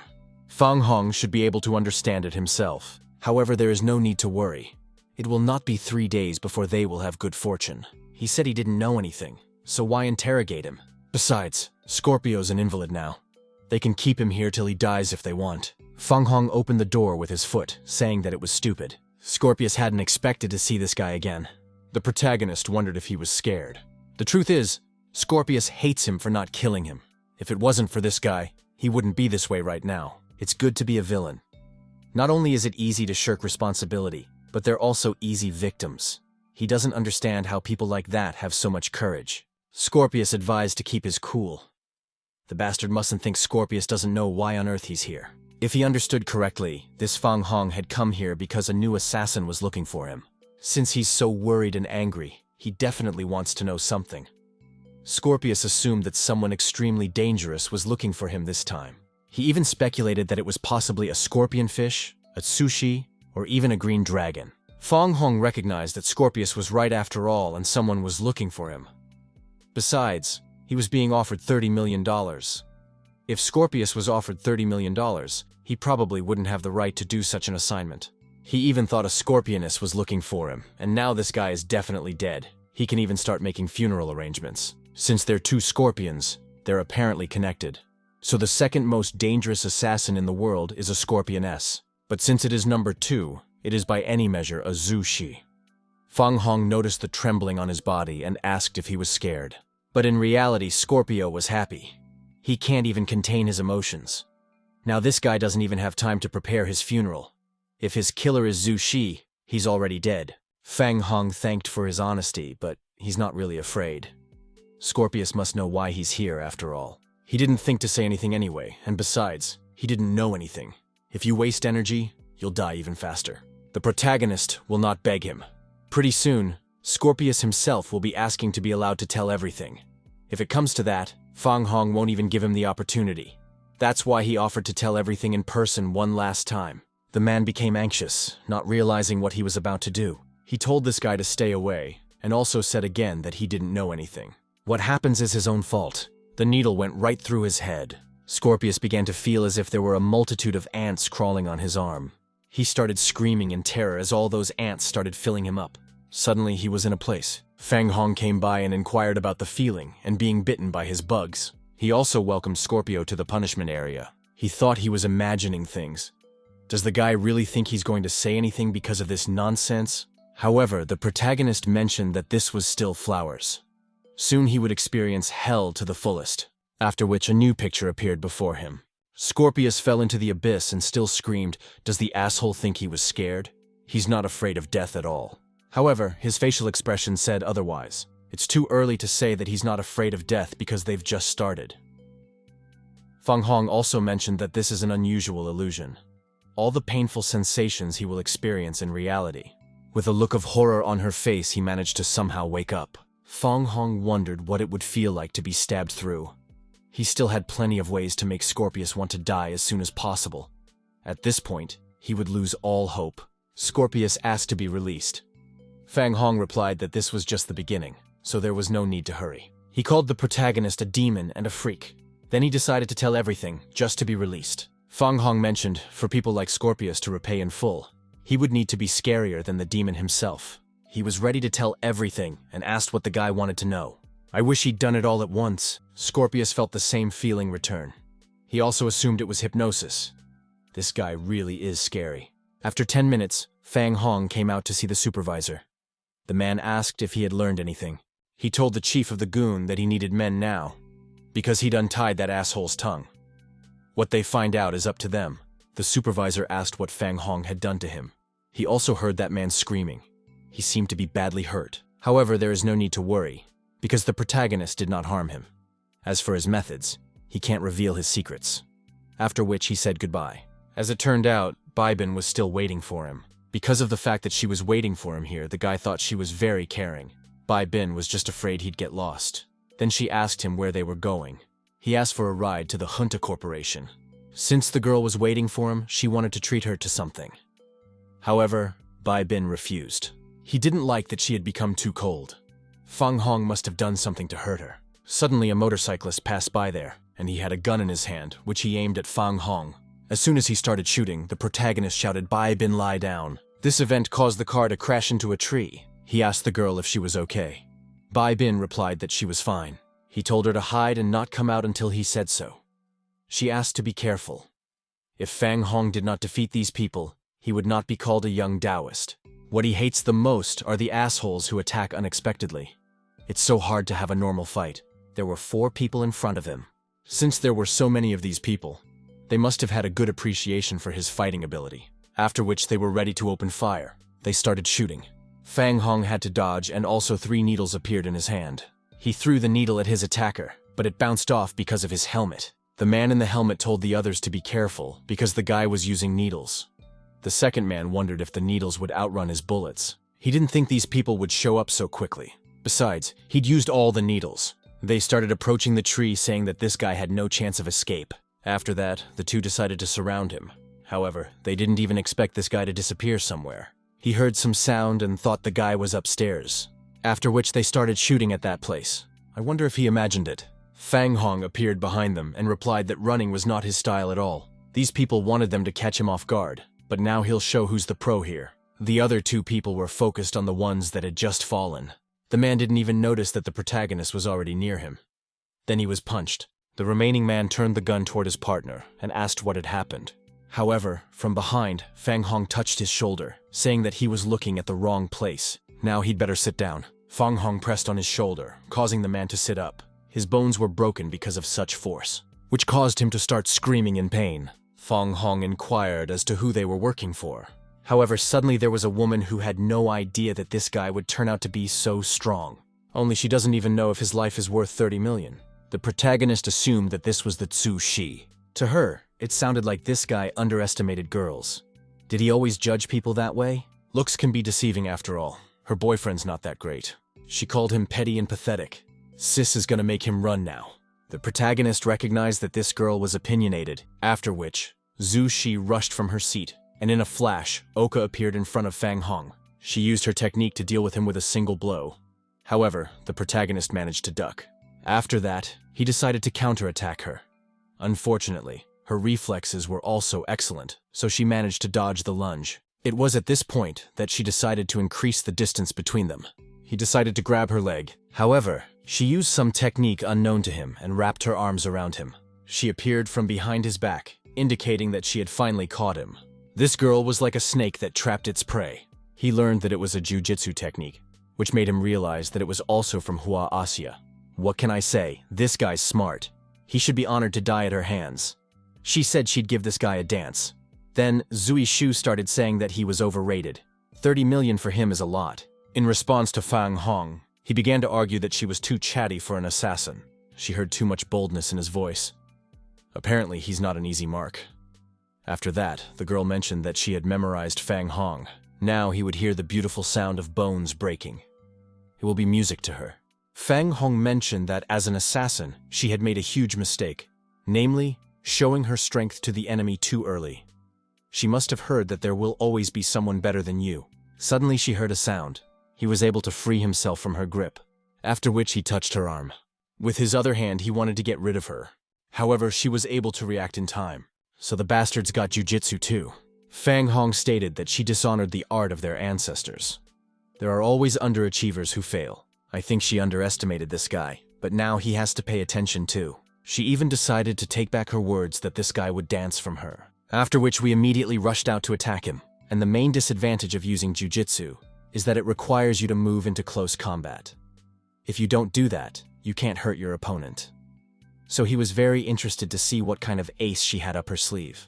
She was starting to get bored with the chatter. She threw some marbles at him. These bombs exploded and released poisonous gas. Zhu Shi revealed that her weapon contained a strong poison that would paralyze the body if it touches the skin. In 5 seconds, he will be completely paralyzed. And then they'll finally play. He's been exposed to poison. The girl was glad he fell for her trick, after which she inquired how he felt. Even though he is paralyzed, he can still hear and feel. She also warned that he would suffer. She wondered if she should slowly chop him into pieces or take out his beating heart in one cut. After which she decided to cut out his heart. It's his last fight of his life. However, the protagonist stopped her knife with her teeth. She didn't expect him to be able to do that at all. This guy should be paralyzed. Fang Hong apologized for disappointing her. She couldn't understand how it was possible that he had come to his senses. Just because no one else can do it doesn't mean he can't, and now it's his turn. He used his technique, which he aimed directly at her. She didn't realize what kind of technique it was that had a dragon in it. After which she was struck by the technique. Zhu Shi wondered what he had just done. However, Fang Hong did not see the prospect of revealing all his cards. Let her guess on her own. She turned back, after which she said that she and her boys were leaving. He did pay attention to who she was speaking to. And at that moment, the protagonist realized that it was a common childhood trick. Still, he didn't expect that the second on the list of the most dangerous assassins would have such an escape method. He informed Bin that she could come out, for he had already completely figured it out. However, the girl didn't answer. That's not good. He started to call out to her, after which he heard her screaming for help. She was sitting near a tree. Fang Hong asked what had happened to her. Bai Bin replied that there were a bunch of bugs and asked her to help her up. Fang Hong lightly smacked her head, talking about how it was just a couple of men here. Because of that shout, she might have given herself away. What if the enemy saw her? However, this guy has already dealt with everyone. Fang Hong is too awesome. She thought so because she saw the whole fight. This bunch of pathetic henchmen are no match for him. Bai Bin wondered who it was. The guy reported that these men came here to kill him. Now, they have to get out of here. The girl asked where they would go. The boy replied that they would go to John Moji. Meanwhile, she didn't understand how the damn asshole dared to mess with her like that. The man in the cape replied that this guy was trained. She immediately covered her naked body and asked who was here. The unidentified man said she shouldn't worry. He explained that this person had been given the treasure of cultivators, namely the technique of changing muscles and tendons. This technique is divided into 9 stages. The will step, purification of blood, energy, pulse. In the 4th and 5th steps, bones, muscles, release, liberation of form. The ancient teachings say that by going through all these steps, one can become an immortal deity of liberation. This technique awakens the inner forces and thus generates a new 3rd kind of power, the power of the inner breath. It was probably because he was practicing this technique that her poison didn't affect that guy. She guessed that this man knew a lot of things about that guy. He offered to talk some more about this guy. Fang Hong informed the man that the Xiao family was involved. Of course, John Muji asked if he was sure of his hunch. Fang Hong confirmed his words. However, Scorpius doesn't even know who hired the people. The world of mercenaries is much more mysterious and cautious than the world in Huazia. Usually, an assassin doesn't know who the customer is.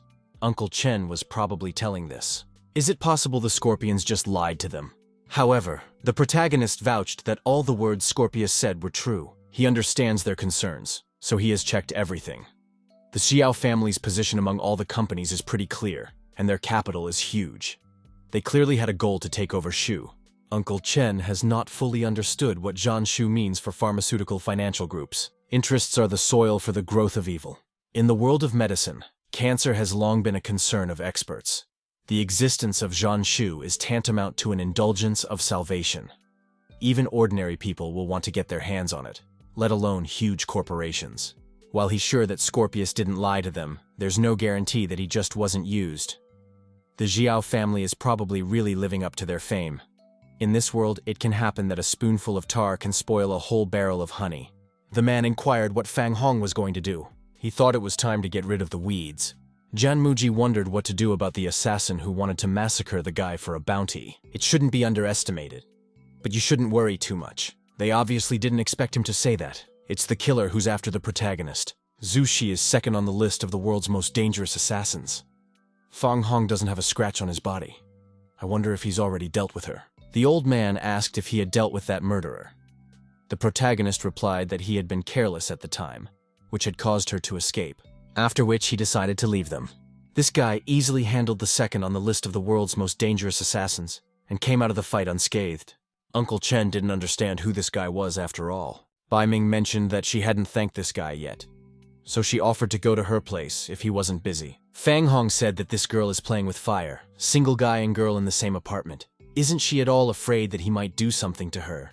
Fang Hong definitely has such thoughts, but doesn't have the courage to do so. Therefore, she is completely calm. The protagonist took it as a hint, after which they called a cab. Bai Ming didn't understand why there was suddenly nothing to talk to him about.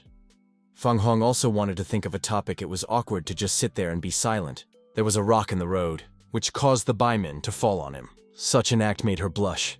However, even the protagonist himself blushed, after which she quickly sat back down in her seat. Bai Ming apologized and also mentioned that it was unintentional. At the same time, she didn't understand why her heart was beating so fast. Suddenly, her mom called her back. As soon as the girl wanted to inquire what had happened, the mother informed her that there had been a disaster. She apologized to Fang Hong and explained that something had happened at home, so she needed to sort things out. The protagonist offered his help. However, she refused, saying that she could handle everything herself. Of course, the girl did not forget to thank him for the offer. She left in a cab and also mentioned that they would meet another time. A few minutes later, she arrived at a rather dismal and rundown place. It had been a long time since Bai Ming had been to this hated place. 15 years ago, her mother, who had nowhere else to go, had brought her to the most impoverished slum in Hundu City. A small apartment with a broken door that leaked air. There was barely a light on in the hallway, and the smell of mold as well as rot.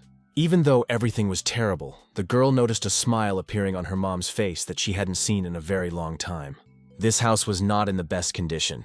However, the woman was glad that now they would no longer have to move all the time. For as long as she could remember, they were always moving from place to place. Bai Bin didn't understand what the word home even meant, but seeing her mom smile, she thought it was indeed a good place. Until one day this man came into their lives. Or to be more accurate, he might best be described as a monster. He demanded that the woman close her mouth and give him the money. She hugged her daughter, talking about how this money is for Bai Min's study. Therefore, she can't give them away. The man asked if she wasn't afraid that he would tell everyone what she had been doing. This woman will be lucky if she stays with him. After which he called her child a disgusting creature. Bai Ming didn't understand why her mom wouldn't leave the damn beast. Mom's actions only fueled the madness in him, until his claws reached the Bai Bin as well. And on her 14th birthday, she made a decision. A decision that would change Mom's life. The man was sleeping peacefully and didn't even suspect anything. At the same time, the door of his room opened. Bai Bin walked in there along with a knife in her hand. She was determined to kill the bastard. Now this cursed life would end and they would suffer no more. But just as the knife reached the damned man's head, she was stopped. Of course, it was the mother. Bai Bing didn't understand why on earth her mother was stopping her. The woman apologized to her daughter. She knows that Bai Bin hates this man, but she can't ruin her future because of it. She handed her an envelope containing the money the woman had been saving for Bai Bin to leave this place and never come back. Of course, she didn't want to leave her mom all alone. The woman mentioned that this girl is still very young and has her whole life ahead of her. She should not become as insignificant as her mother. The woman apologized to Bin Bin. She had failed to give her the life her daughter had longed for. The woman presented the knife to her throat, saying that if the girl didn't leave now, she would kill herself right in front of her eyes. Bai Bing didn't understand why her mother didn't want to leave with her. She had even threatened her own death.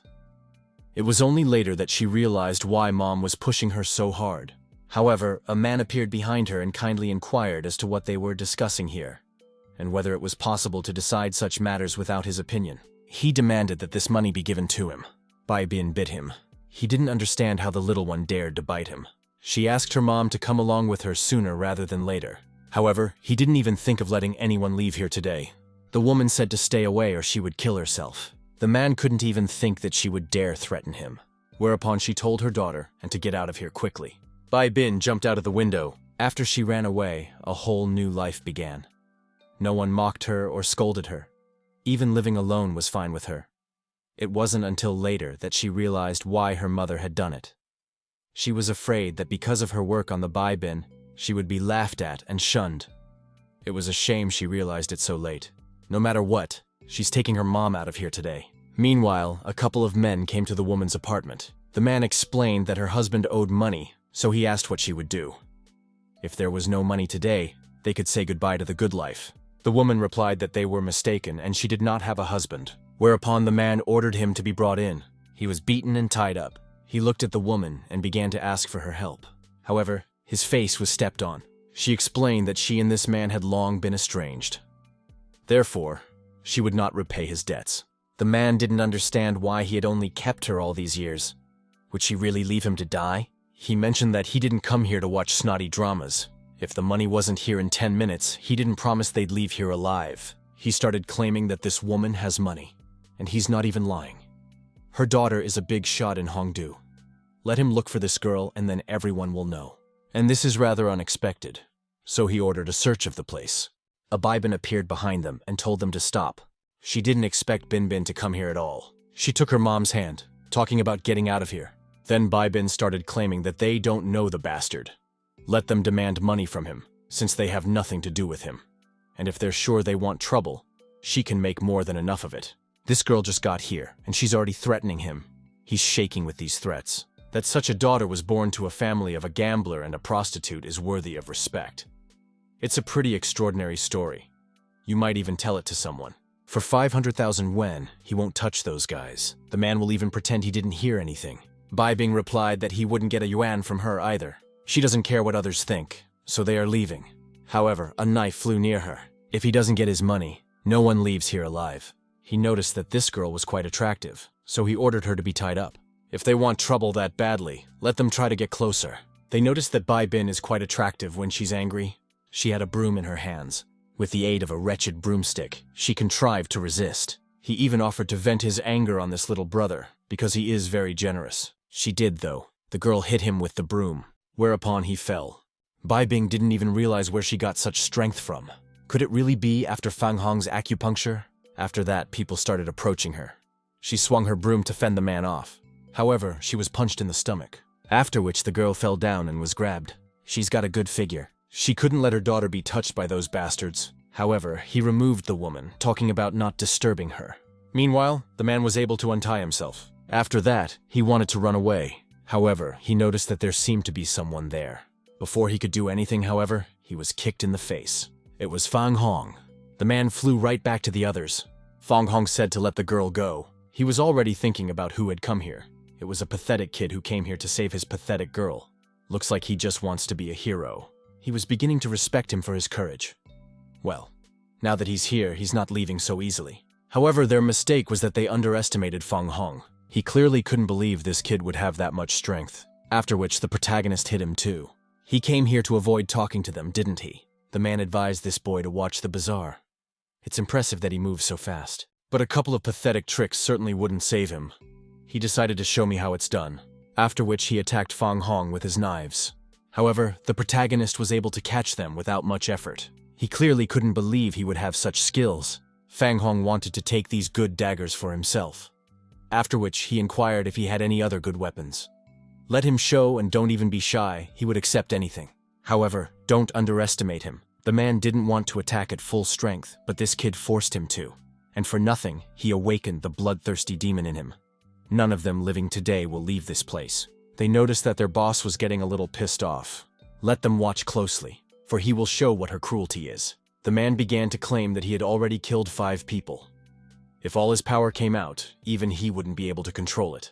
Meanwhile, the protagonist calls back the police, talking about how there's a killer here. He's got this killer cornered, and they're not running away. Because of that, he decided to rip the bastard into little pieces. As it turned out, it's especially with him throwing daggers in close combat. In Jianghu, he was nicknamed the Deadly Cheetah, after which he moved to attack him. Meanwhile, Fang Hong didn't even expect that he would receive 200,000 yuan as a reward for catching the criminal. In that case, he'll play with this kitten. This man is a deadly cheetah that is equal parts strength and speed. He can even crack its block of stone. Those people who block his path have only one fate awaiting them, and that is death. Let them watch and memorize what true ruthlessness is. However, there was nothing he could do as a fist flew into his face as well. After which he flew off because of this heavy impact. They didn't expect this to happen to their boss at all. Afterward, the man flew to them in a rather interesting way. However, he managed to get up and wondered how the bastard dared to hit him. Now he was no longer alive. He wanted to call back to some person and ask the protagonist to just wait. It's a good thing there's something for him to do, since he's free this evening. Meanwhile, a man picked up the phone, after which he stopped his car. The driver got out of his car and asked what was going on there, and if they weren't going to go. He apologized for blocking the way. He really felt bad about it. The driver replied that he would not be intimidated by the man's height. He'd better be on his way, but he seems to have misunderstood something. He admits his guilt, but this man is his problem. He swung his fist, after which it left a rather noticeable dent, and this man was nicknamed the Iron Tiger. He said he would be here soon. He remembered a phrase that describes this little guy well. A newborn calf is not afraid of a tiger. But there are some people who are just not his equal. And soon the Iron Tiger will be here. However, Fang Hong looked at the other person. He couldn't understand what this guy would want to do. In his mind, he asked the Iron Tiger to hurry up. As it turned out, the main character was just hungry and told me to bring something for him to eat. Let him better hope he stays alive. Bai Bin asked the guy why on earth he had come. The protagonist replied that he had come here to save her, of course. Could he let Bai Bin go alone into such a dangerous neighborhood? The girl asked if he was really following her. Fang Hong replied that it was impossible. He is not a pervert. The Iron Tiger appeared and apologized for interrupting them. He was glad the man had finally arrived. He explained that this guy interrupted them and beat them up. Fang Hong noticed the man's large head. Bai Bing told him to be careful. He told the Iron Tiger that this kid was just showing off, not giving them any credit at all. He offered to let him know what would happen to anyone who came after them. Suddenly, he was taken by the head, after which he punched the lowlife. He apologized for scaring his girlfriend. However, he decided to make a few things clear. The Iron Tiger grabbed him by the collar. He hasn't been repaid, and his men have been attacked, and that makes him very angry. Therefore, he would not hold back today. Fang Hong could say the same thing. He punched the protagonist in the stomach. The impact caused the guy to fly off. The Iron Tiger talked about how he once put down a bull with just one punch. So this guy's gonna have to spend the rest of his life in the same bunk. Fang Hong apologized. However, he doesn't like to sleep for a long time. He still has a lot of things to do, so his wish will not be granted so quickly. He didn't understand how it was possible that this guy was still okay. This man has a lot of strength. Fang Hong had already expended too much strength, and he wouldn't be able to take another blow like this. However, he said that the Iron Tiger was a bit weak. He was speechless. They didn't expect the asshole to be able to get up after a hit like that. He only laughed, indicating that it was quite interesting. People who can get up after a blow like that can be counted on their fingers. And now this guy is among them. Iron Tiger likes strong people, and he also respects them. If this kid joins his gang and starts running up debts with them, he will forgive him. He'll get a lot more money than the others. They didn't expect the boss to personally invite him to join the gang, and didn't even ask for a fee for it. Only a complete idiot would refuse such a generous offer. However, no one could even think that this idiot would turn out to be Fang Hong, because he refused. He didn't even want to look at it. Boss is gonna smear him. His whole body was shaking. They called out to the boss.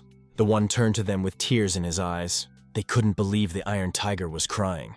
Fang Hong was also puzzled. Now the Iron Tiger understood what it felt like to be rejected, and it's quite an unpleasant feeling. First, this guy wouldn't let him take the money, and second, he attacked his men. And finally, he hurt him. No matter how you look at it, this guy is guilty of everything. Ripping his legs off isn't enough. Fang Hong refused again. However, this case is no longer up to him. He moved to attack again. Fang Hong was able to dodge the trajectory of his punch. However, Iron Tiger mentioned that this guy is slow. After which he hit him again. Fang Hong sat on his knees, and now he's already taken a second hit. It was pretty painful. However, he was able to get up again. This surprised everyone. Iron Tiger thought this was simply astounding. What a pity this guy refused to join. Even if the Iron Tiger hits it 100 more times, Fang Hong will still stand up. If he can take 100 blows, he'll admit defeat to pretend it never happened. Fang Hong memorized his words. After that, the man wanted to strike again, but his fist was stopped by Fang Hong with one finger. The man couldn't understand how he was able to stop the Iron Tiger's strike with just one finger. Iron Tiger asked what this guy did to his arm. Fang Hong explained that his talent was punching, and the protagonist's talent was mastery of Chinese medicine skills. He knows much more about his body than its owner himself. Now the Iron Tiger feels himself growing weaker and weaker, whereupon he fell to his knees. Fang Hong mentioned that he could now start begging for mercy. The man inquired as to what this guy had done to his iron fist. However, that's when he realized he couldn't feel his iron fist. He used it in fights, in this city, and it had a lot of his enemies' blood on it. He was like an invisible guardian. They defeated their enemies one by one. He asked him again what the guy had done with his iron fist. Fang Hong explained that it was very simple. During the Iron Tiger's strike, he managed to stick the needles into certain points on his arm. He wouldn't be able to move his arms for a while. This man is too weird. Fang Hong didn't understand why he was the one making too much drama out of it. However, the guy won't be able to understand all his pain. If his iron fist is gone, will there be any meaning to life going forward? The iron fist is his last dignity. He asked to be killed, for without the power of the iron fist, he was nothing. Afterwards, the man admitted his defeat. However, Fang Hong refused. He was starting to like this guy more and more for some reason. Even though the Iron Tiger had lost, he wondered how strong this guy was. When he regained his strength, he offered to meet again in battle. Fang Hong replied that he would do it with pleasure. As it turns out, the Iron Tiger's name is Wang Hu. Fang Hong also introduced himself, saying that they now knew each other. Wang Hu told his men to help him stand up. After that, they should clean up those assholes. Fang Hong couldn't believe that Bai Bing had any debts. He also asked if she was in some kind of trouble. However, it wasn't the girl who owed them money. It was the bastard who got punched by the head mountain when he first came in. He didn't have any money, so he brought these people to them. This man is too pathetic. Now, however, Bai Bin is no longer afraid to talk about his past. However, my mom said it didn't need to be done. Bai Bin mentioned that she finally understood why her mother didn't leave with her back then. From that day forward, she would keep her safe. Tears came to her eyes because of such phrases from her daughter. Afterward, she told him how things were, and how she lived her life. She also hoped that Fang Hong would not despise her afterward. However, the protagonist wanted to kill the bastard right now. The girl tried to calm him down.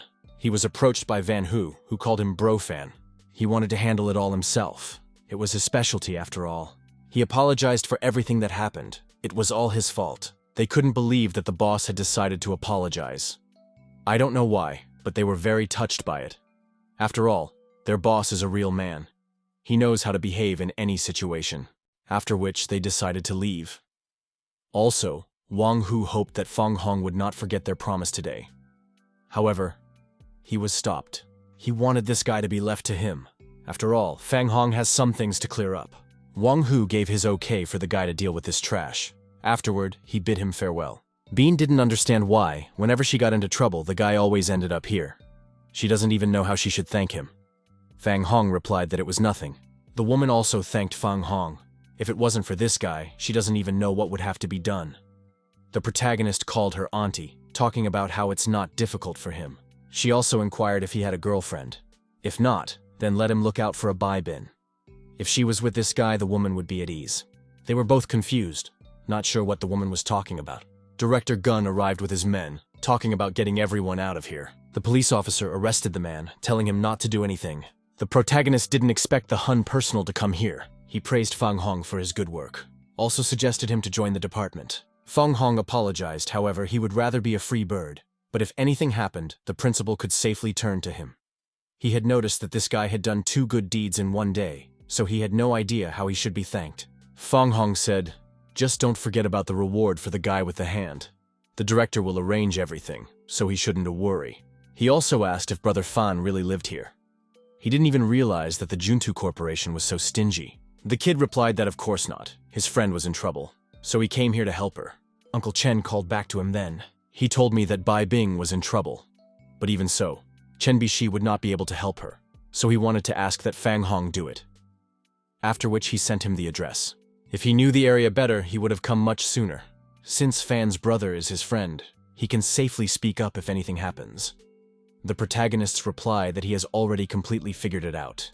Bai Bin wanted to pick up her mom, however. For some reason she couldn't find her. For some reason she was sitting up, all shivering. She asked me not to touch her. Bai Bin hugged her mother, saying that everything was fine and they were safe. Now they can go home. Bai Bing wouldn't let her suffer anymore. The woman apologized for always giving her trouble. She asked to forget everything that had happened. Bai Bin also wanted to start from scratch. The principal asked why his friend wasn't coming out and what she was waiting for. Fang Hong told him to be quiet. There's no need to disturb them now. If necessary, the director could talk to them another time, and he would go.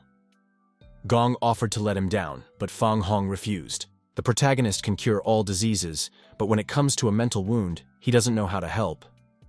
The teacher said that to cure mental wounds, you need a soulful approach. This old man still hasn't explained what the mental approach is. It seems like he still has a lot to learn. Now he needs to go home and get some sleep. The next morning, Fang Hong's apartment. Fang Hong finally woke up. Suddenly, however, there was a monk lying beside him. He began to argue that wine and meat would pass through the womb, but the Buddha would remain in the heart. Women sit at the headboard of the bed and sins leave his body. He asked his friend how he was doing. Fang Hong recognized that it was a Wajara sword, and it was the senior monk Fang Kuai Lun. The monk praised his good memory. Fang Hong inquired as to how he had entered. Kuai Lun replied that it was not difficult. The guy replied that he had no meat or wine here, much less girls. It was not the kind of place a monk would want to come to.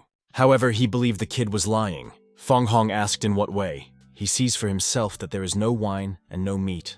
But when it comes to girls, he realizes it himself. A monk is not blind. This guy's too young. Girls are like wine, only getting better with age. They are full of grace and their bodies are serene. It feels good to have a woman sitting on the headboard of his room's bed. People like Fang Hong can't understand it. It was a pity that the Shaolin abbot wasn't here right now. If he were here, this monk would have nailed such a non-member of any doctrine who disrespects the edicts and regulations with one strong Vajra strike. He noticed that the older man had begun to be in the clouds, or perhaps the monastery's beauties weren't beautiful enough for him. Since when was he interested in worldly girls? He realized it was useless to discuss it with him, so he would get right to the point. That nasty Taoist had a few words he asked me to pass on, and he was talking about Fang Hong's teacher. The wind and the clouds move, but does his heart move? The blades and the sword move, but does the boy himself move? He inquired if the lad had lifted everything. The wind and clouds move. The sword comes out of its sheath. It seems it's far from as simple as he thought it would be. He thanked the older man and also replied that he understood. He had passed on the words of this Taoist, and now everything was in Fang Hong's hands. Now he's going to go look for girls. Before doing so, however, the elder threw a sword at him. He began to claim that this sword could turn heaven around. He may or may not believe it, but the monk gave him this weapon. You could say it's a small token of appreciation. Fang Hong drew his sword, not understanding why he had to show off like that. This monk scratched his floor, after which he swung his sword. It was a pretty powerful weapon. Now it's clear that this is a really cool sword. Meanwhile, at the university, the girls had a competition. She ran over first. The two girlfriends were happy that they were able to win. Meanwhile, Fang Hong also enjoyed watching them. After all, he would see such views here, which made him start to adore university life. Suddenly, someone called out to him, so he turned his head to see who it was. It was Dean Zhou's granddaughter. However, Fang Hong called her a bear. She covered herself and called him a pervert. The protagonist replied that it was her own fault. Who asked her to stand up so high in the first place? Afterward, the guy asked what she wanted. The girl reported that his grandfather had invited him to lunch. Fang Hong wondered what he was up to. Would this old man ask to become his disciple again? However, she doesn't know that. The girl was just doing her job. She also mentioned that her grandfather said to be sure to have him. She said goodbye and called him a pervert again. Fang Hong's only thought was that he hadn't done anything. The house of Zhou Yutsai. Zhang Heisen had heard that Zhou had recently offered the young man to become an apprentice, and he had refused. He also mentioned that these guys have been friends for so many years. So he hopes Zhu realizes that, and all this was said just for a joke. He asked them to tell him how it was. The man also asked if the guy he wanted to introduce to them today was the one who had refused. Li Weitang asked if he really wanted to rearrange the one who refused him. That doesn't sound like Zhou. He is always going out of his way to preserve his reputation. Yukai Lishu replied that they would understand everything when this guy came here, after which they came by cab. Fang Hong remarked that they have a fancy house. Qixin suggested to go inside. After all, Grandpa was already waiting. Afterward, they led the way to the place where these old men were sitting. The girl told the grandfather that Fang Hong had come. They immediately took notice of him. Sen wondered if this was the person he wanted to introduce. It seemed to him that this fellow was too young. Yu Tsai replied that this young man had the ability to spread the teachings and teach others. Wei Tan said that he was wrong. Having lived such a long life, he didn't seem to have realized that you can't judge a person's ability by age alone. Huazia is a vast area full of outstanding individuals. Age really only restrains old people. It means nothing to the young. This young man looks attractive and has expressive facial features. He has achieved Zhou's favor, so he is surely superior to the others. That's why it's better to look at him. Keixin also greeted Grandpa Li and Grandpa Jiang. Even though it had been a long time since they had seen each other, however, these people looked 17 years old. Heisen noticed that her speeches were becoming more and more pleasant. Wei Tan inquired if she had a boyfriend. Perhaps they should introduce her to a couple of talented young men from the world of Chinese medicine. She didn't like Grandpa taking up his cause again. Suddenly an old lady came to them and informed them that there had been a disaster. Yu Tsai asked his sweetheart what had happened. She replied that there was something wrong with Tung Tung. Qixin also knew what it was about. The main character didn't understand why he was always getting into trouble. The little boy lay on the ground squirming in pain, and his leg was wrapped around a scolopendra. Wei Tong replied that unless he was mistaken, it was the Scolopendra subspinis. It is the most venomous of all scolopendras. As they talked, the boy was getting worse. The woman asked to think of something. Yu Tsai replied that he was thinking. He turned to his friends, asking them to save his grandson. Even though they are doctors, it's not their specialty in case they make it worse. Fang Hong said everyone shut up. A needle appeared in his hand. Sen didn't understand what this guy was doing. He asked only to not make things worse. The protagonist then launched his needles at the scolopendra. Others did not expect that it was needles that he was using. Fang Hong crouched down beside the boy, whereupon he pulled out the very stone he had gotten then on the campus. Wei Tang apparently knew what kind of medicine it was. Fang Hong gave this stone to the boy, after which he pressed the dots on his leg. Thanks to that, blood came out of his leg. It's a good thing he brought his snake horn with him. Keixin didn't realize what Fang Hong had just done. Sen asked Li if he had seen what the guy had in his hand. Afterwards, he said that he would not give him Fang Hun. Fang Hong reported that his life is not in danger. However, this boy should still be taken to the hospital for a checkup. The woman asked if he was sure he was okay. Fang Hong confirmed that he would be fine. She also started blaming the specialists who were here for not being able to do anything. Embarrassing. They began to explain that this was not their area of expertise. This is an area that needs to be understood, and doctors are not omnipotent. Now that we're all here, we can start lunch. Fang Hong liked that there were a lot of delicious things here, because he was just getting hungry. These old men wanted to see that black rock the guy had. Fang Hong revealed a snake horn. They guessed that it was indeed that legendary serpent horn. Yu Tsai hadn't seen it, but he had heard a lot about this stone, and it seemed even similar to the one in the rumors. Qixin inquired about the snake horn. Yu Kai said that it was the horn of a large snake that could both poison and cure poison, but the question was whether it was really him. Even now, not much is known about him. Research in their country is inconclusive. The horn could affect many different fields: zoology, Chinese medicine, culture, and many others. It is an ancient mystery, the study of which will mean a great deal. He thought it was a priceless treasure. He then offered to let the guy give him this stone for a couple of days for research. He agrees to any of Fang Hun's conditions. Wei Tan remembered his words about not taking this stone away from him. But who knew it would turn out like this? The protagonist replied that he could give the stone to either of them. He didn't understand what these two were doing here. However, it doesn't work that way. In such a case, one method will have to be used, because that's what's fair. They didn't even know what the method was, but they already agreed. The truth is that the protagonist decided to give this stone not by means of a child's reckoning. She did not understand why the rector of the University of Chinese Medicine, the chief physician of Tingji University Hospital, and the distinguished lecturer of the Institute of Medicine of Tingji University had agreed to this reckoning. In the end, this stone will go to Hisenyu. He asked Wei Tan not to take it personally. He told him not to be so confident. He liked this method of selection.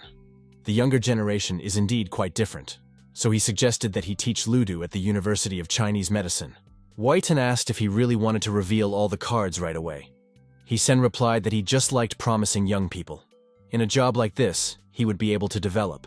If that's the case, he'll go all in. The man offered the young man to meet his very good granddaughter. However, he then told this old man to deal with the situation first. He saw who Qixin liked, so why get involved in their relationship? The girl asked what they were saying, after which she started to claim that they were not dating. After all, he had come here to eat in peace.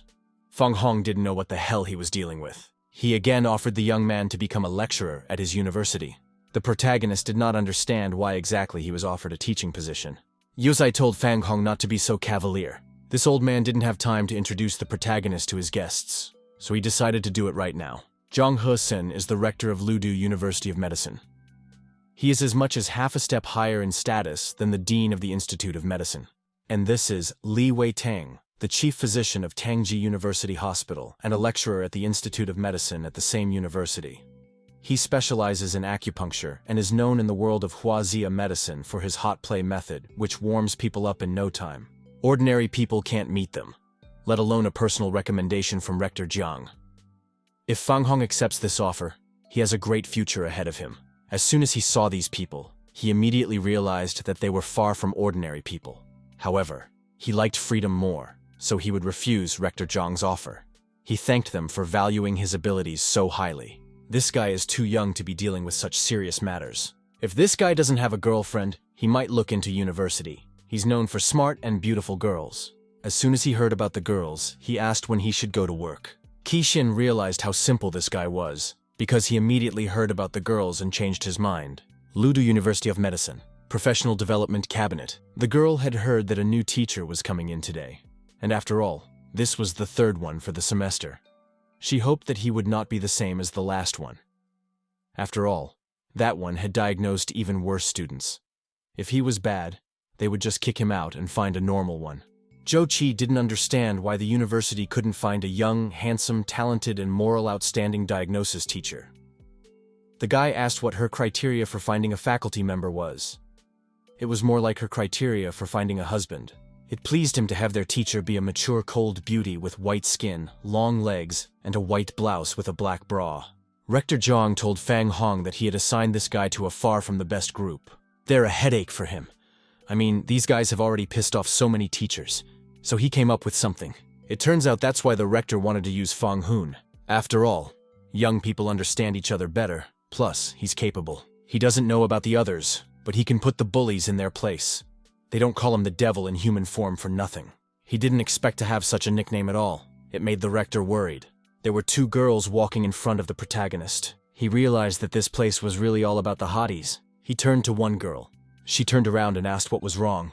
Fang Hong noticed that she had perfect breast size, long and seductive legs. In addition, her pink lips were the color of plums. She's like a ripe strawberry. It's just heaven for him. The girl asked if he was okay. However, he was approached by a man who asked who he was to stare at his girlfriend.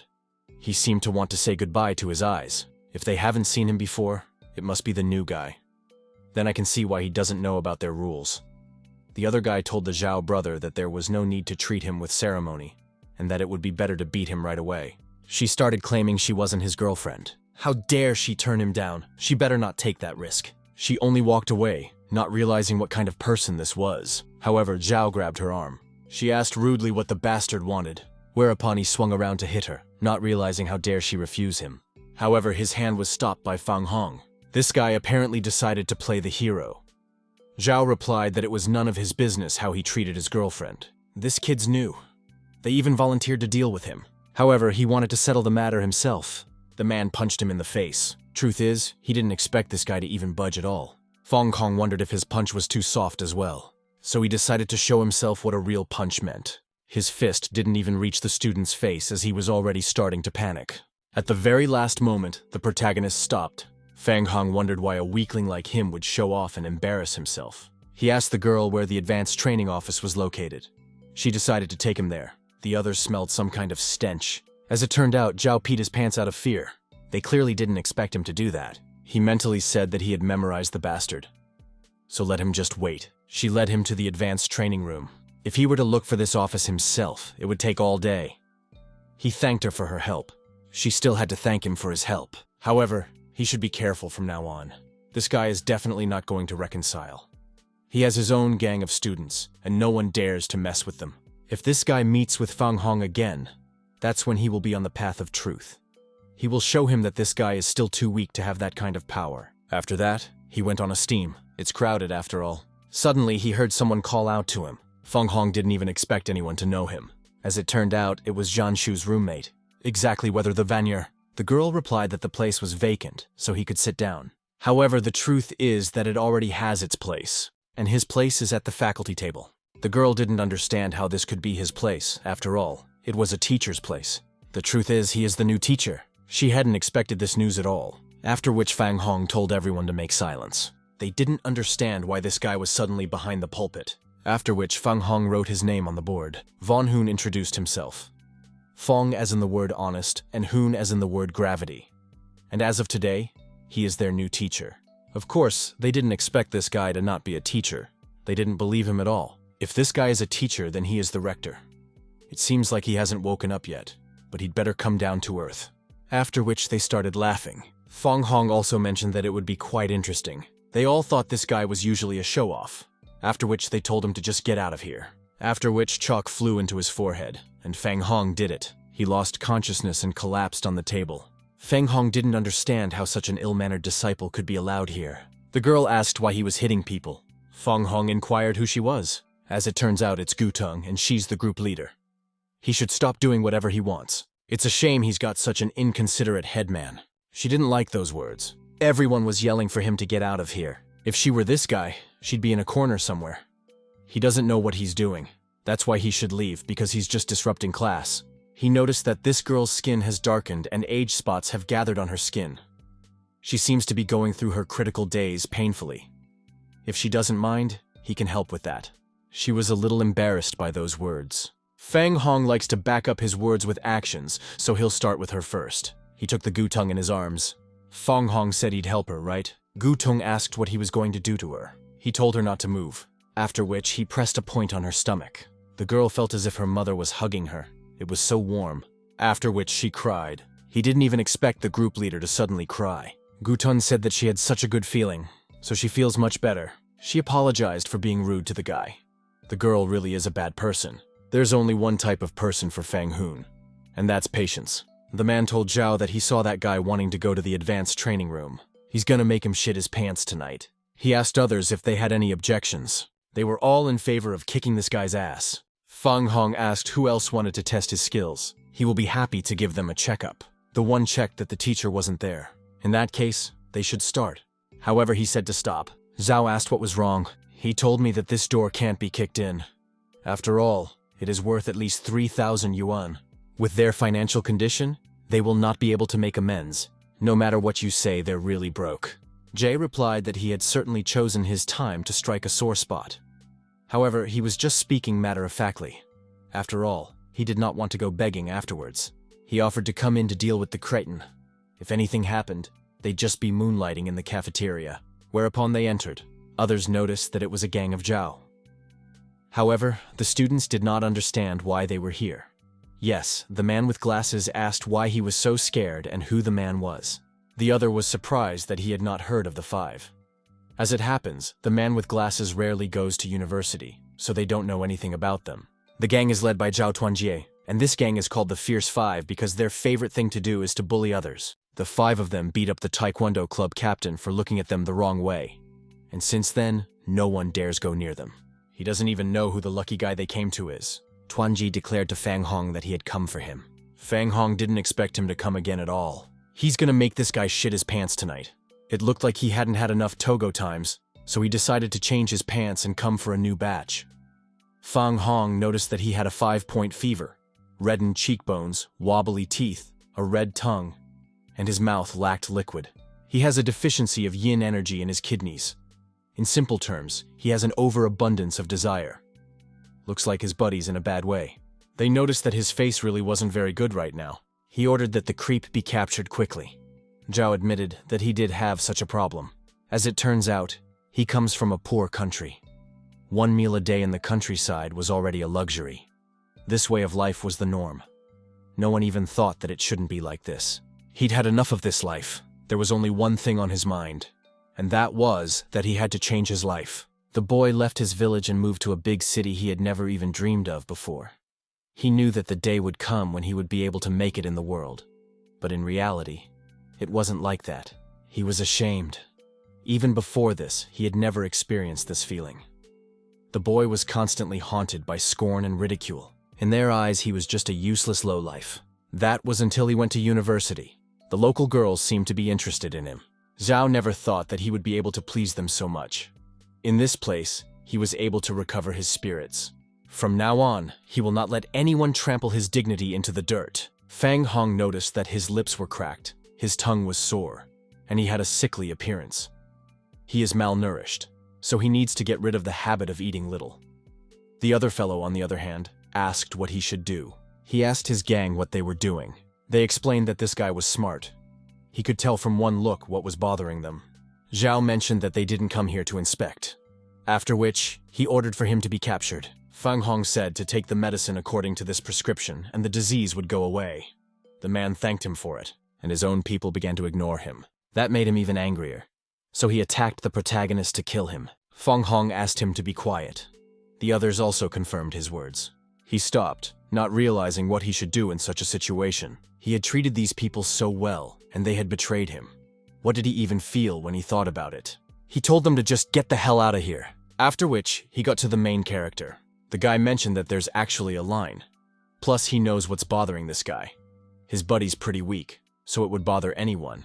The others started laughing with that. He turned to them, telling them to just shut up.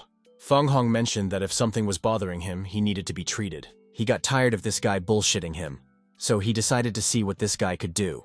Fang Hong told him to just calm down and listen to what he was saying. However, there will be Togo's consequences if he decides to yell and cause trouble here. The protagonist will find 100 methods to make him beg for a quick death. Suddenly, he fell to his knees. The others did not understand why Zhao himself knelt down. It certainly couldn't have appeared to him. He definitely felt the spirit of death itself. Fang Hong began to approach him. The one yelled at him to stay back. After which, the protagonist placed his hand on his head. He told him to lie down on the floor. Zhao didn't know what this guy was going to do. Therefore, he didn't want to do it. Fang Hong put him down himself. A needle appeared in his hand, after which he cut his shirt open. Fang Hong was about to prick the points on his lower back. Therefore, everyone should watch carefully. To them it turned out that he felt a rather pleasant feeling. However, it was going to hurt now, so he should be patient. After which he began stabbing points on his leg. He used to have a peaceful meadow of flowers. However, a stone appeared there. The girls were embarrassed by such a sight. These guys had never seen anything like this before. They were a little perplexed. Zhao wanted to beat Fang Hong, so why did this guy help him? The one explained that to him. All people were patients. Besides, Zhao would have lost anyway. Saving a human life is the greatest feat. Now he saw this guy in a completely different light. It seemed to him that Fang Hong was an angel that had descended from heaven.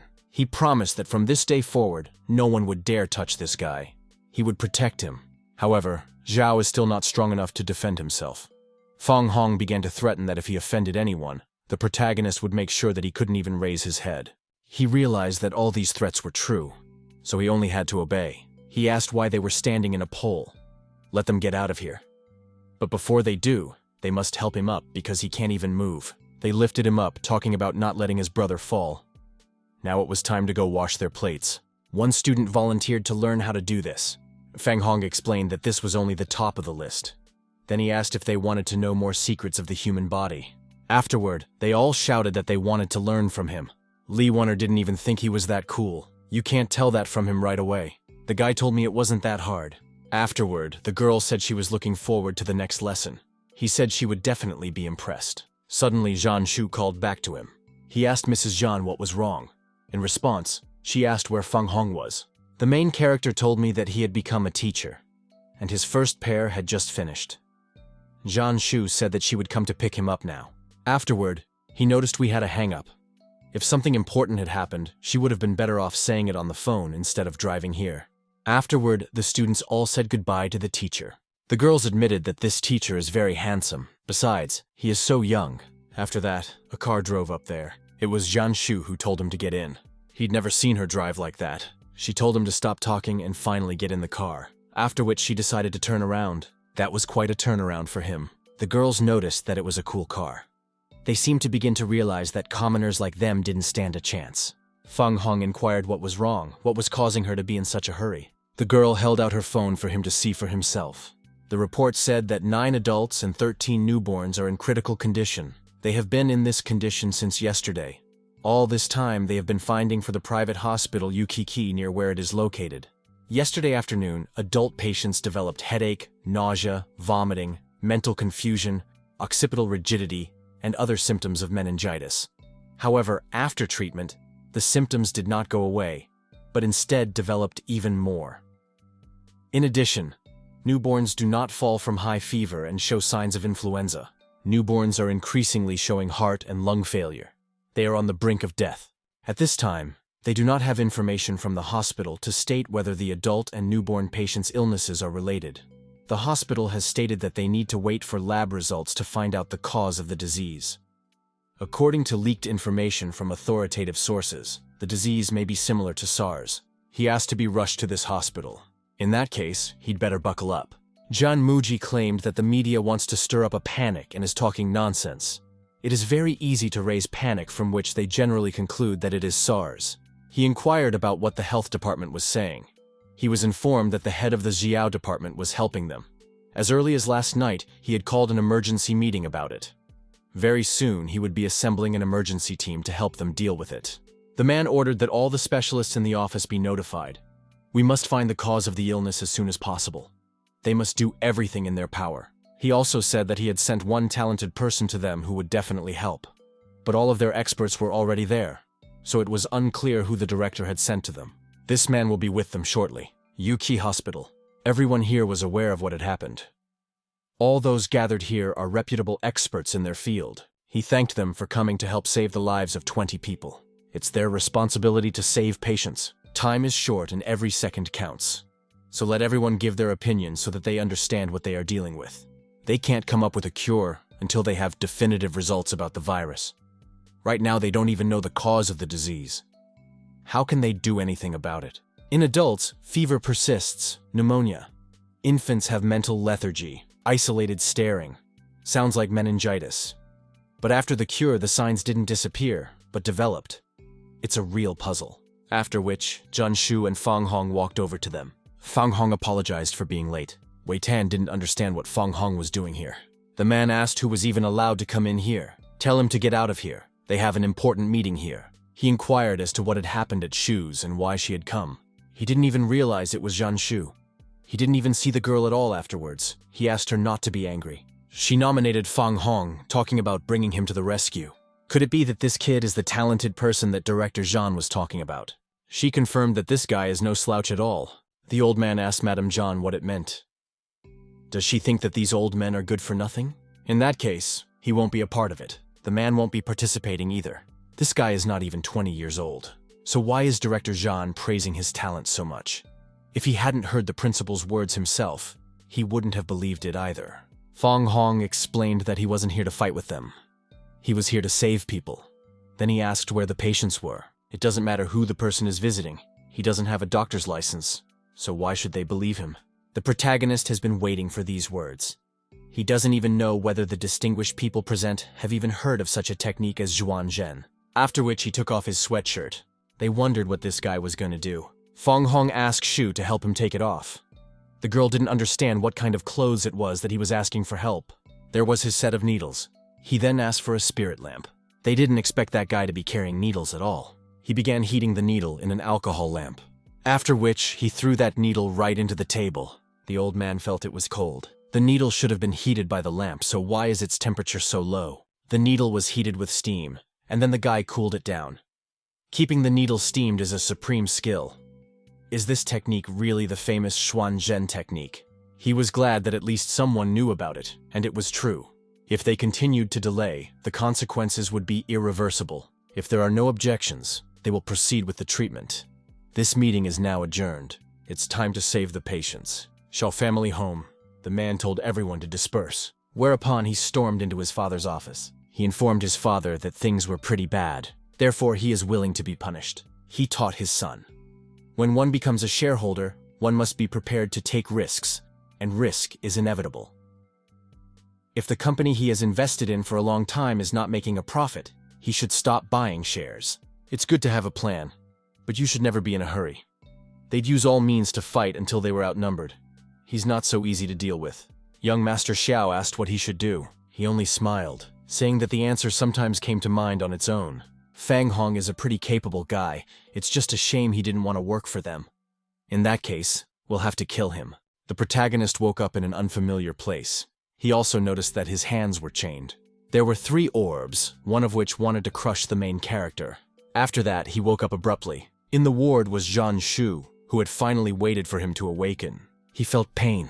It felt like his body was being torn apart. Fang Hong immediately inquired if his patients were all right. The girl explained that everything is under control. Patients are gradually getting back to normal. The hospital took measures, so new cases of disease were not found. And all thanks only to the protagonist. However, he fainted so suddenly that everyone was very frightened. He was glad these people were okay. Fatigue was evident on his face. However, the guy said that he was fine. It was just that he had used up too much of the original Qi. He would need a couple days of rest, and he would be as fresh as a cucumber again. He doesn't even remember how much he spent. If it takes 54 needles for one person, he must have spent over 1,000. It looked like even the energy source was damaged. She sat on his bed. Then she said that since this guy had helped them a lot, they should thank him well. The girl told him to lie down. Of course, his thoughts were not the same. He asked to wait until he came to his senses. He had already told him to be quiet, and also mentioned that she would do everything herself. But he hadn't expected her to talk about massages at all. Chan Shu wondered how she was doing it. He must be feeling relaxed. So relaxed that I even fell asleep. This guy didn't even get to enjoy the massage properly, but let him rest for a while. After that, a doctor came in and told Mrs. Zhan that the head doctor wanted to discuss something with her. She asked what exactly the man wanted to discuss with her. The man replied that he didn't know, and it seemed to be something urgent. However, she shouldn't worry because he would look after Fang Hong. It was true that this person had sinister intentions if one looked at the syringe in his hand. He'll take good care of him. The man approached the sleeping protagonist who didn't even suspect anything. He noticed that this guy was a heavy sleeper and even thought he was able to get some easy money for this order. This poison will take effect within a minute. It will allow the boy to die painlessly. He and his brother hold no grudge against Fang Hun. It's just that world events are to blame. He hopes that next time this guy isn't reborn as a human. Still, however, Fang Hong was able to stop the assassination attempt. He clearly wasn't expecting it. Fang Hun is too young to die, so his wish will definitely not come true. Besides, it's definitely impossible to die from such an injection. He drank the syringe from the man's hands, after which he caught him. After that, he decided to show me how to give the injection himself. Now the man realized he was too fast, and he wouldn't be able to dodge it. However, the syringe didn't reach his eye. Fang Hong advised him to tell who he was working for, or else the syringe would be the last thing he would see before he died. He told me he was an assassin, and assassins have principles. That's why he would never betray his client. What a good man he is for deciding to act on principle. In that case, All he has to do is die. However, he was able to dodge the main character's lunge, after which he decided to increase the distance between them. Since this guy wanted to kill him, let him know it wouldn't be as easy as he might have thought. Fang Hong noticed that he was quite fast. It's only natural for an assassin. Since he couldn't outsmart Fang Hong, he would have to fight. He decided to use a technique called the ducking angle. The protagonist noticed that the name of this technique has a rather interesting name, and he had better not move and also get the antidote, if available. He hadn't expected the syringe to hit a part of his body after all. He tried to pull out the syringe, not realizing when the guy had time to do it or how. After which he pulled out the syringe. The man started looking for the antidote. Seeing his confused look, you could tell he couldn't find it. However, a small jar of antidote was in Fang Hong's hands. He didn't realize when this kid had time to pick him up. The protagonist hopes that now he will tell who the customer was. The man began to explain that it was all just a misunderstanding and he had mistaken his target. If Fan Hu didn't repel this attack, he would have already gone after his money. Does the protagonist look like an idiot? The first rule of a hired assassin says that under no circumstances should you reveal the personal customers. The effects of the poison are about to kick in, so he has to fight. He just has to survive. Therefore, the man revealed that it was Xiao Zhen's father, after which he asked to be released. A minute ago, he was only being stubborn. He told the man to go back to the customer and tell him that Fang Hong was starting to act. He noticed the guy had a look in his eyes like a hunter who smelled prey. He began to run, not wanting to stay here any longer. Janshu noticed the doctor running away and asked him what was going on and where he was in such a hurry. However, he just ran away without saying anything. She entered the room and asked why the guy was awake and what was wrong with the doctor. He was running as if death was following him. Fang Hong revealed that it was the man who had been sent to kill him. She was immediately concerned and asked if he was okay. The protagonist explained that he wasn't afraid of such a killer at all. They should have sent a real killer.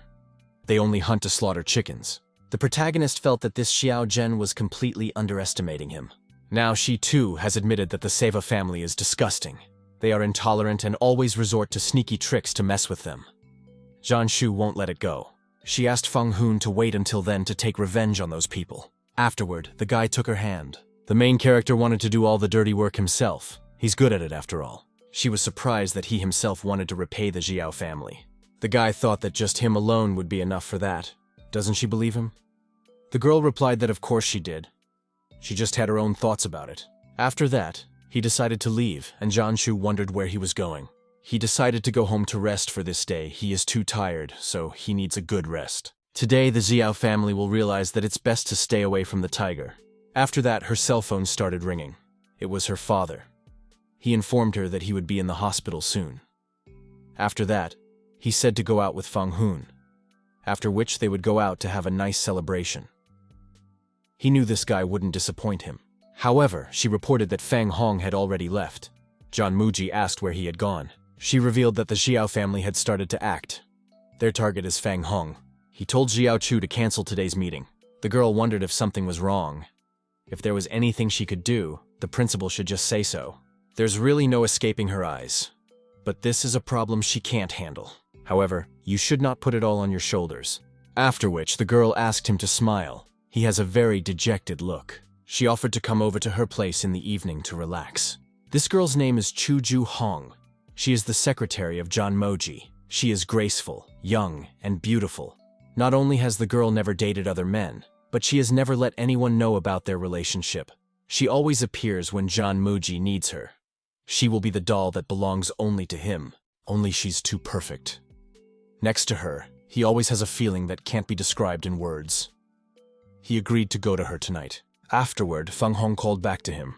He picked up the phone saying, "You know what happened today," so he asked if he was okay. Meanwhile, the main character was riding on the roof of a bus. He replied that he was fine and asked if Brother Jean was alone right now.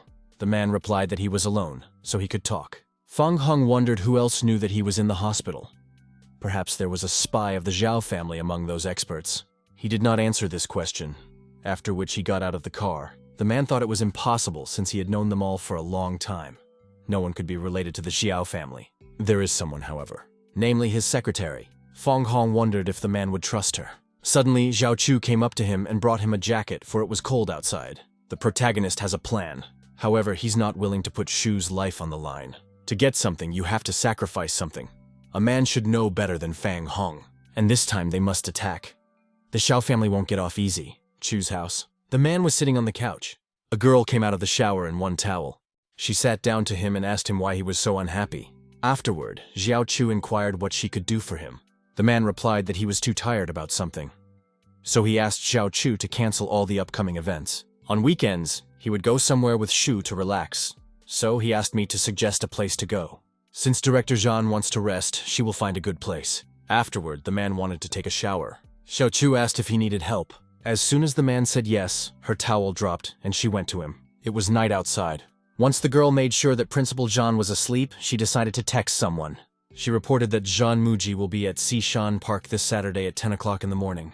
As it turned out, the man was awake, and he saw that the girl went out on the balcony. Chenshu House.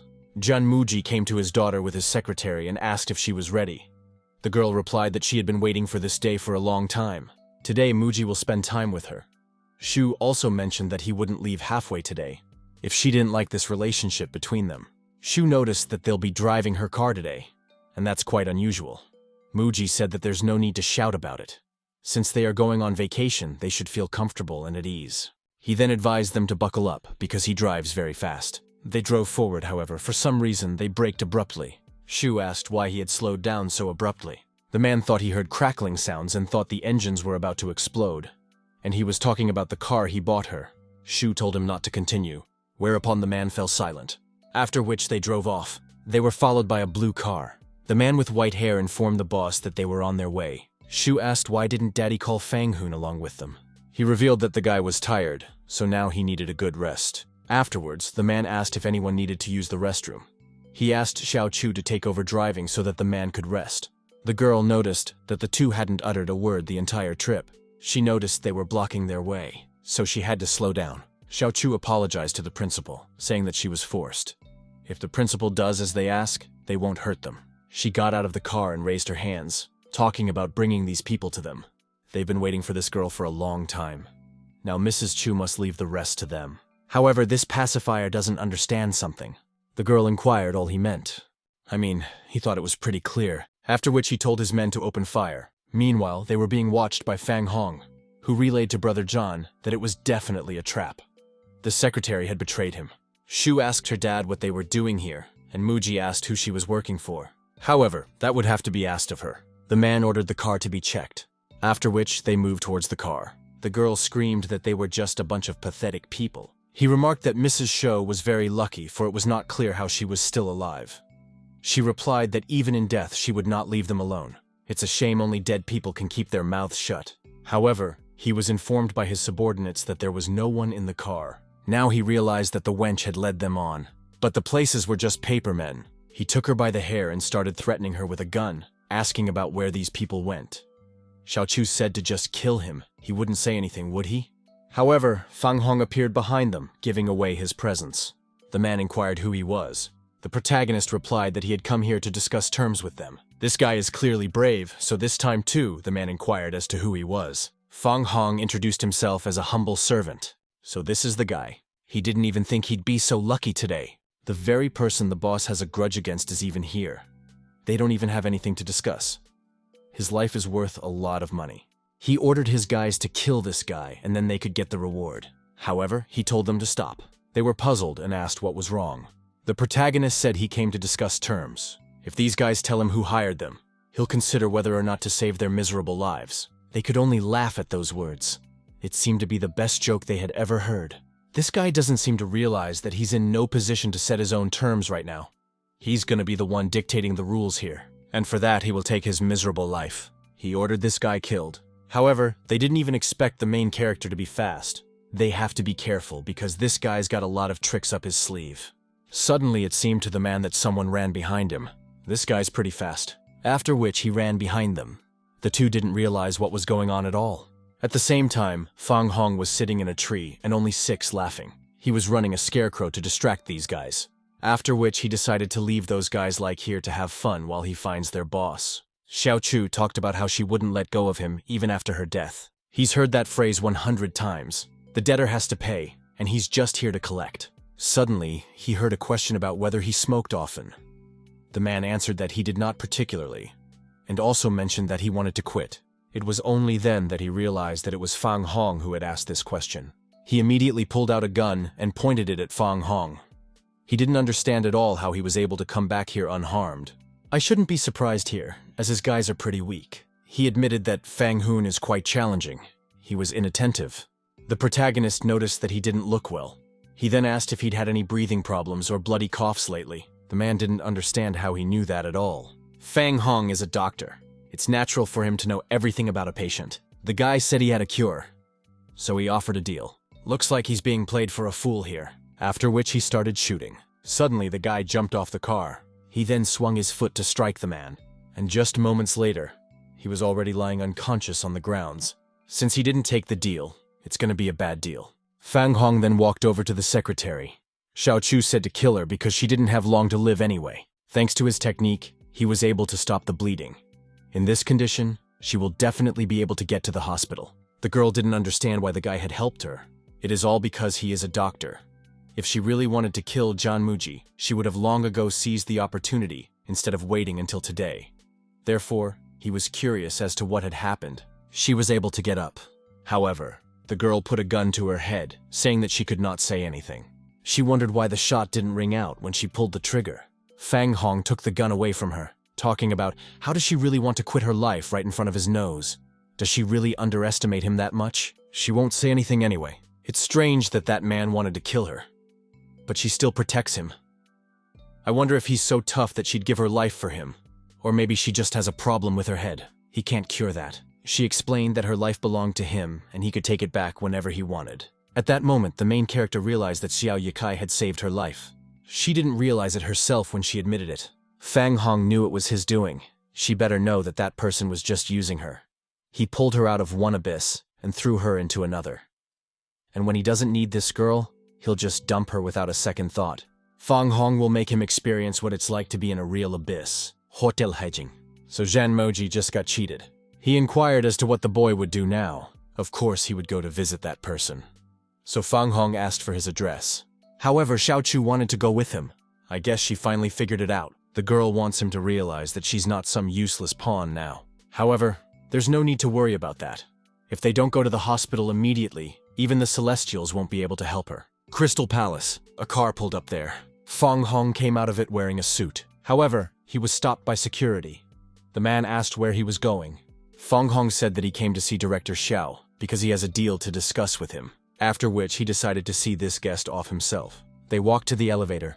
They then arrived at the floor on which the president is located. The man left this man on them. They couldn't have called so many people for this guy. The man thought he could handle him alone.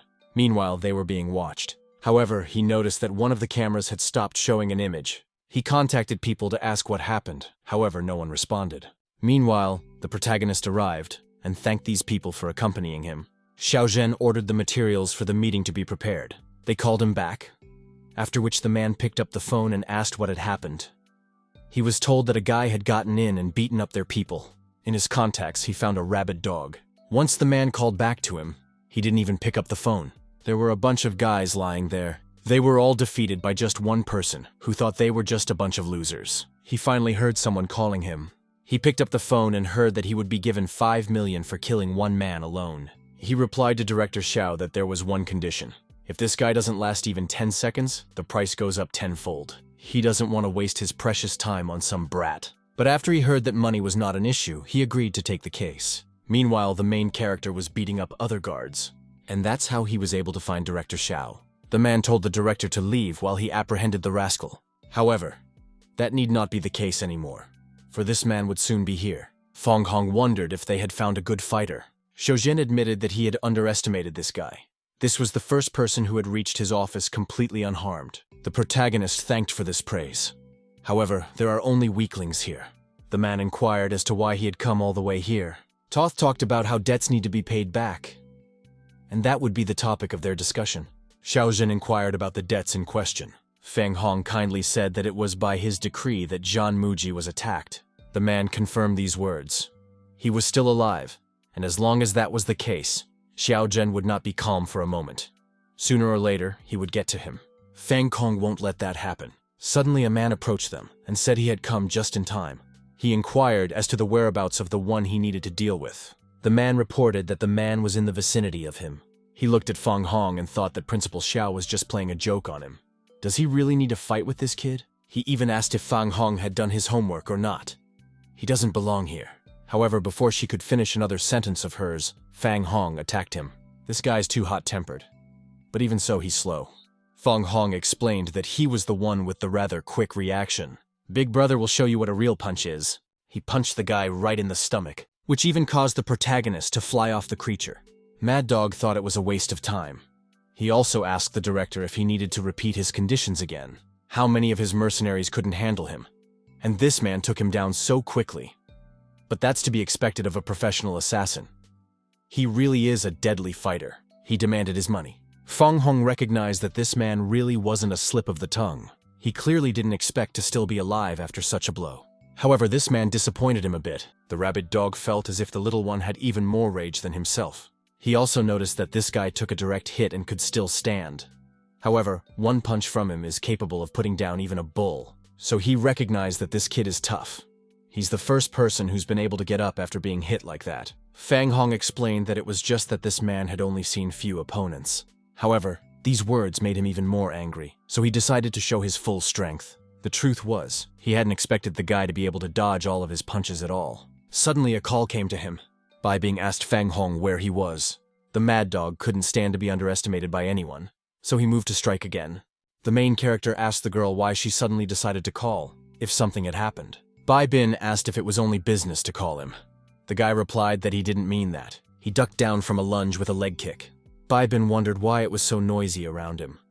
The protagonist said that it was just a rabid dog barking. However, it's not worth paying attention to. After which, he shouted for the protagonist to die. Fang Hong said not to worry about him, for he would be fine. He stopped that blow with a single finger. Afterwards, the guy told Bai Bin that he would call her back a little later. He'd had enough of that dog. Then he decided to finally deal with the Mad Dog. He felt as if he had been hit by a heavy truck. He didn't understand how that little brat had so much strength. Now he understood what the phrase, "there's always someone better than you," meant. No one expected that this brat could defeat a world-class assassin. And now it's their turn. The director ordered his subordinate to stop him. He ran to the door to enter the code. However, as soon as he turned around to check the situation behind him, there was Fang Hong, who wondered if he really thought he could escape.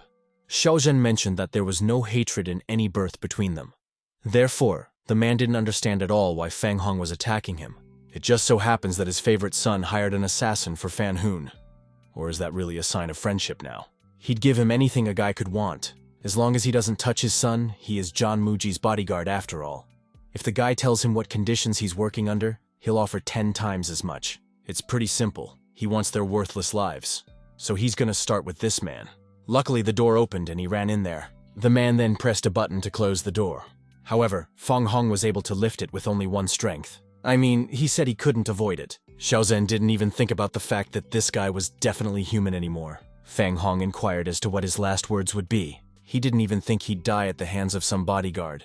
He clearly underestimated this guy. It's human nature to make mistakes, but some mistakes are unforgivable. He even began to think about how he could do it better. Perhaps he should give this man a chance to be in the hell he himself created. Only a single scream could be heard from the Crystal Palace. He couldn't believe he was still alive, and it was all an illusion, but so real. Fang Hong mentioned that this is still the flowers, and it's going to get even cooler from here on out. He asked the guy to stop, talking about telling everything. Everything he did was at the behest of other people. He's just a puppet in their hands. He was forced to do it all. Does this man really think that Fang Hong would believe this? He said that that mysterious man told him to deal with Zhan Muji. He doesn't even know his name. All he knows is that he came from some distant mountains. He's also an expert in medicine. He can kill a man in a second, and they call him the Black Spirit. The protagonist inquired as to the whereabouts of this Black Spirit. He had heard that this man lived on the mountain of Wudang Shan. Suddenly, Fang Hong remembered about the senior disciple. He took the man by his clothes, inquiring about his whereabouts. Xiaozhen really didn't know. That man didn't say anything about himself. Since he did everything by the Black Spirit's decree, you should tell us how they got in touch. The man replied that they used a special way. It just so happened that they were sending pigeons.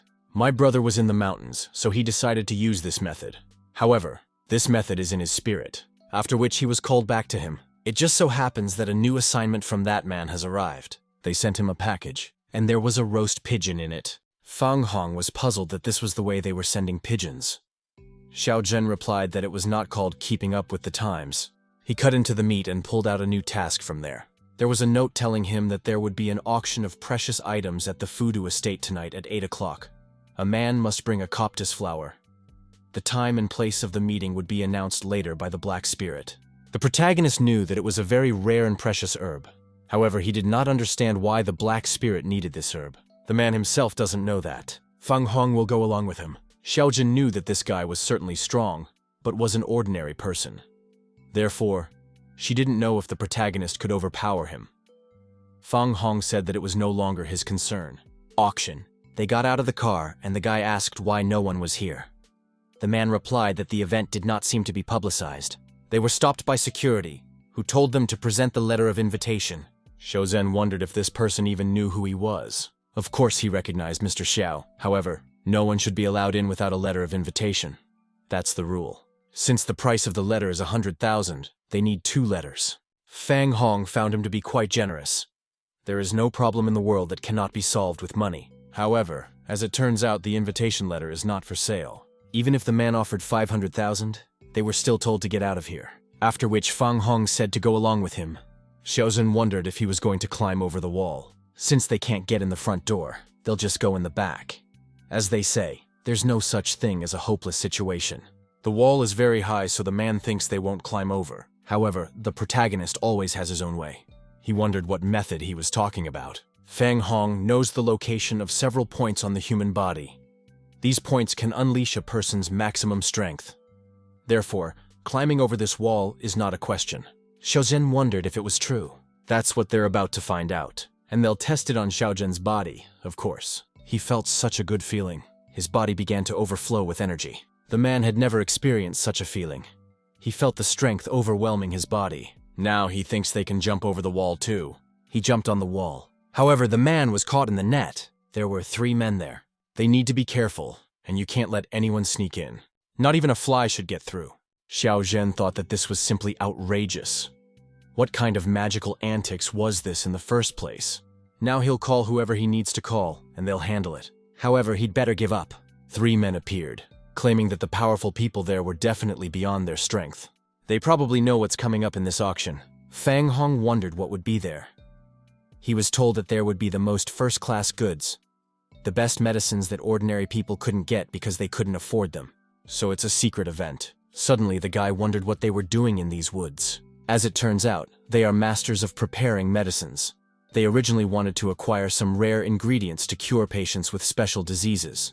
However, they had no idea that they would not be allowed to go there. These people had deeply offended them. It's better to leave, because they're not going to make it anyway. Fang Hong stopped them. The man inquired as to what the brother had in mind. The protagonist asked him to wait here while he went to get something, after which they returned to the main entrance. These people don't seem to get it right the first time. This time, Fang Hong came to sell something. The main character opened the suitcase and showed them what was inside. By the looks of it, there was something valuable in that suitcase, which caused the protagonist to look at their facial expressions with interest. However, the others also did not understand what it was, for they had never seen such a thing before. He didn't like the fact that this kid wanted to distract him with just a rock. He doesn't have time to play with these people. They're high-ranking people here, so they won't succeed. Let them go. The others didn't like the way this guard was talking to them. Afterwards, the man with the mustache mentioned that he remembered him. However, the guard said that if these people did not leave, he would not vouch for himself. He asked for it, so he's gonna do it the hard way. He called for backup to the main entrance where the intruders were. They had tasers in their hands. The man asked if they had thought well before attacking them. It looked like there was no way to negotiate with these people, so Fang Hong said to call the person in charge. So he is the one in charge. Director Xiao asked to wait. The man mentioned that he had better not show off his enterprise. When they beg for mercy, let them not say that the man did not warn them. This asshole shouldn't judge people by their status. 2 men came out to them. The man asked what was going on here. Xiao Zhen recognized that voice. He didn't expect even Zhong Lao to be here at all. One of the 5 rich men of Ludu, director of the Food Corporation. This auction is definitely unusual. The man had said they were nothing compared to the dignitaries here. He wondered what was going to happen next, without the introduction just beginning. Zhong Lao asked what they were all doing here. Fang Hong didn't understand why this girl was staring at him like that. Could it be that she recognized him? Her face seems familiar, yet he cannot remember her name. The man informed Mr. Jun that these people had come to disrupt the auction. That's a pretty bold statement. They must know the people who are here. So going on a rampage is not the best solution. The man fell to his knees. He apologized and explained that he just wanted to purchase some ingredients for medicine for his patients. So he started to ask to skip them. There's a lot of sick people in the world. He can't cure them all. Zhong Lao apologized, but there's nothing he can do. The proverb says that saving a human life is the greatest feat. It's not like men will be buying herbal medicine. They'll be spending their own money. And even then, it's not something they want to miss out on. The man asked how dare he talk like that. After that, he wanted to hit him. However, the protagonist grabbed his arm. The protagonist asked if the man was sure he wanted to fight. Fang Hong spared no one. As soon as he heard Fang Hong's name, he interjected. Fang Hong replied that that was his name. Zhong Lao walked over to the kid and took his hand, after which he began to assert what he was so grateful for. No one could have guessed that there would be such an outcome, and neither could Fang Hong himself. The old man asked if the guy remembered something different than what happened in the hospital. Then the main character helped his grandson.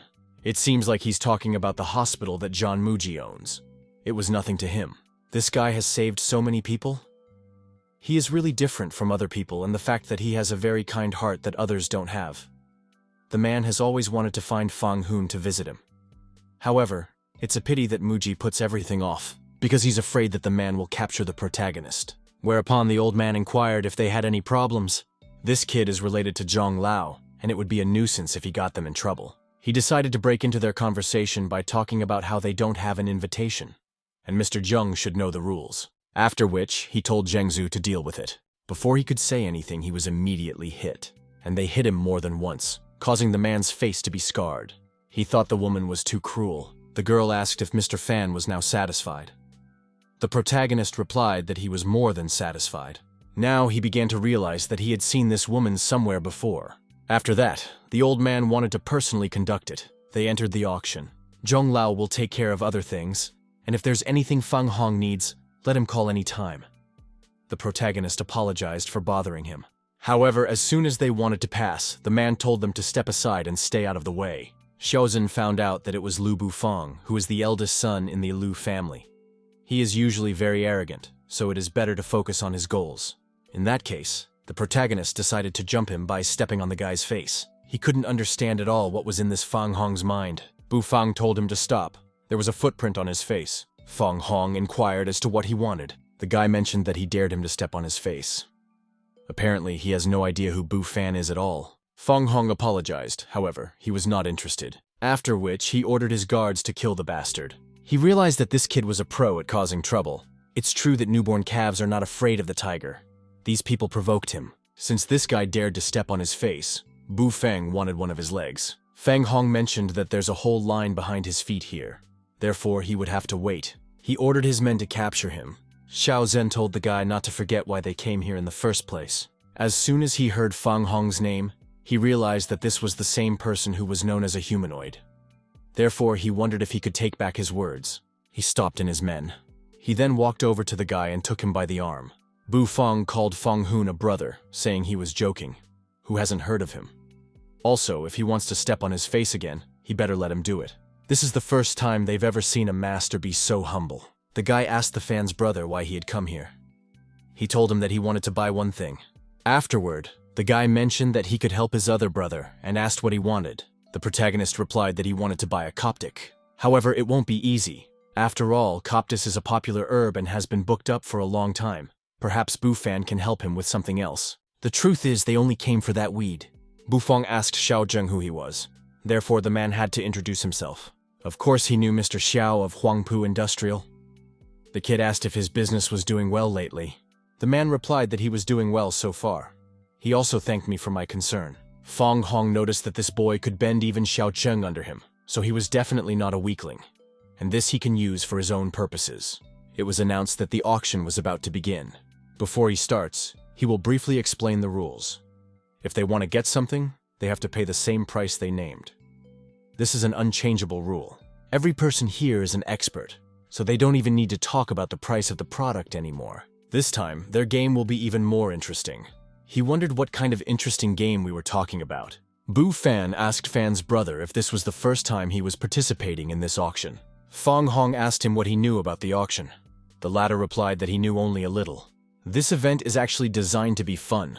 There's no way to summarize it. He wondered what the guy meant by entertainment, and why it wouldn't be possible to describe briefly. The blonde mentioned that the guy would see for himself. It's time for the first lot. 2 guards brought in a restrained woman. Bu Feng told her that what Fang Hong needed was in her body. Now that's something he clearly didn't expect. The starting price is 200,000 yuan. He admitted that this is a truly inhumane show. It is created to satisfy the evil and perverted desires of the people who participate in it. Fang Hong said they are taking her away. Xiao Zhen mentioned that they didn't come here because of her. Fang Hong said that if he still wanted to accomplish that task, he should act right now. So he raised his hand to place his bet. It's so good to have one willing participant already. For some reason, the others were slow to bargain with him. Fang Hong wondered why the atmosphere was like something was wrong. Bu Fan guessed that these people were just waiting for a good show. Fang Hong didn't understand what he meant by a good show. Whereupon this lot was sold. The man inquired of Sir if he was ready. Xiao Zhen asked what he should be prepared for. They brought him a good knife, after which he approached the girl and scratched her. The man inquired of Sir if they were ready to begin. Xiao Zhen didn't want to do this, after all. This is murder. If he adds 10,000 yuan, he can give the sulfur what he wants. Fang Hong wondered what he was waiting for us to do and why he wasn't doing anything.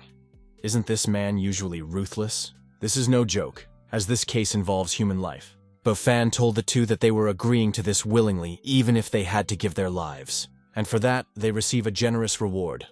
An amount they could not have earned in a lifetime. They endure hellish pain just to satisfy the evil desires of the beast-like public. This cruelty hurts his heart. Fang Hong inquired then as to what he was doing here. However, he did not get an answer to that.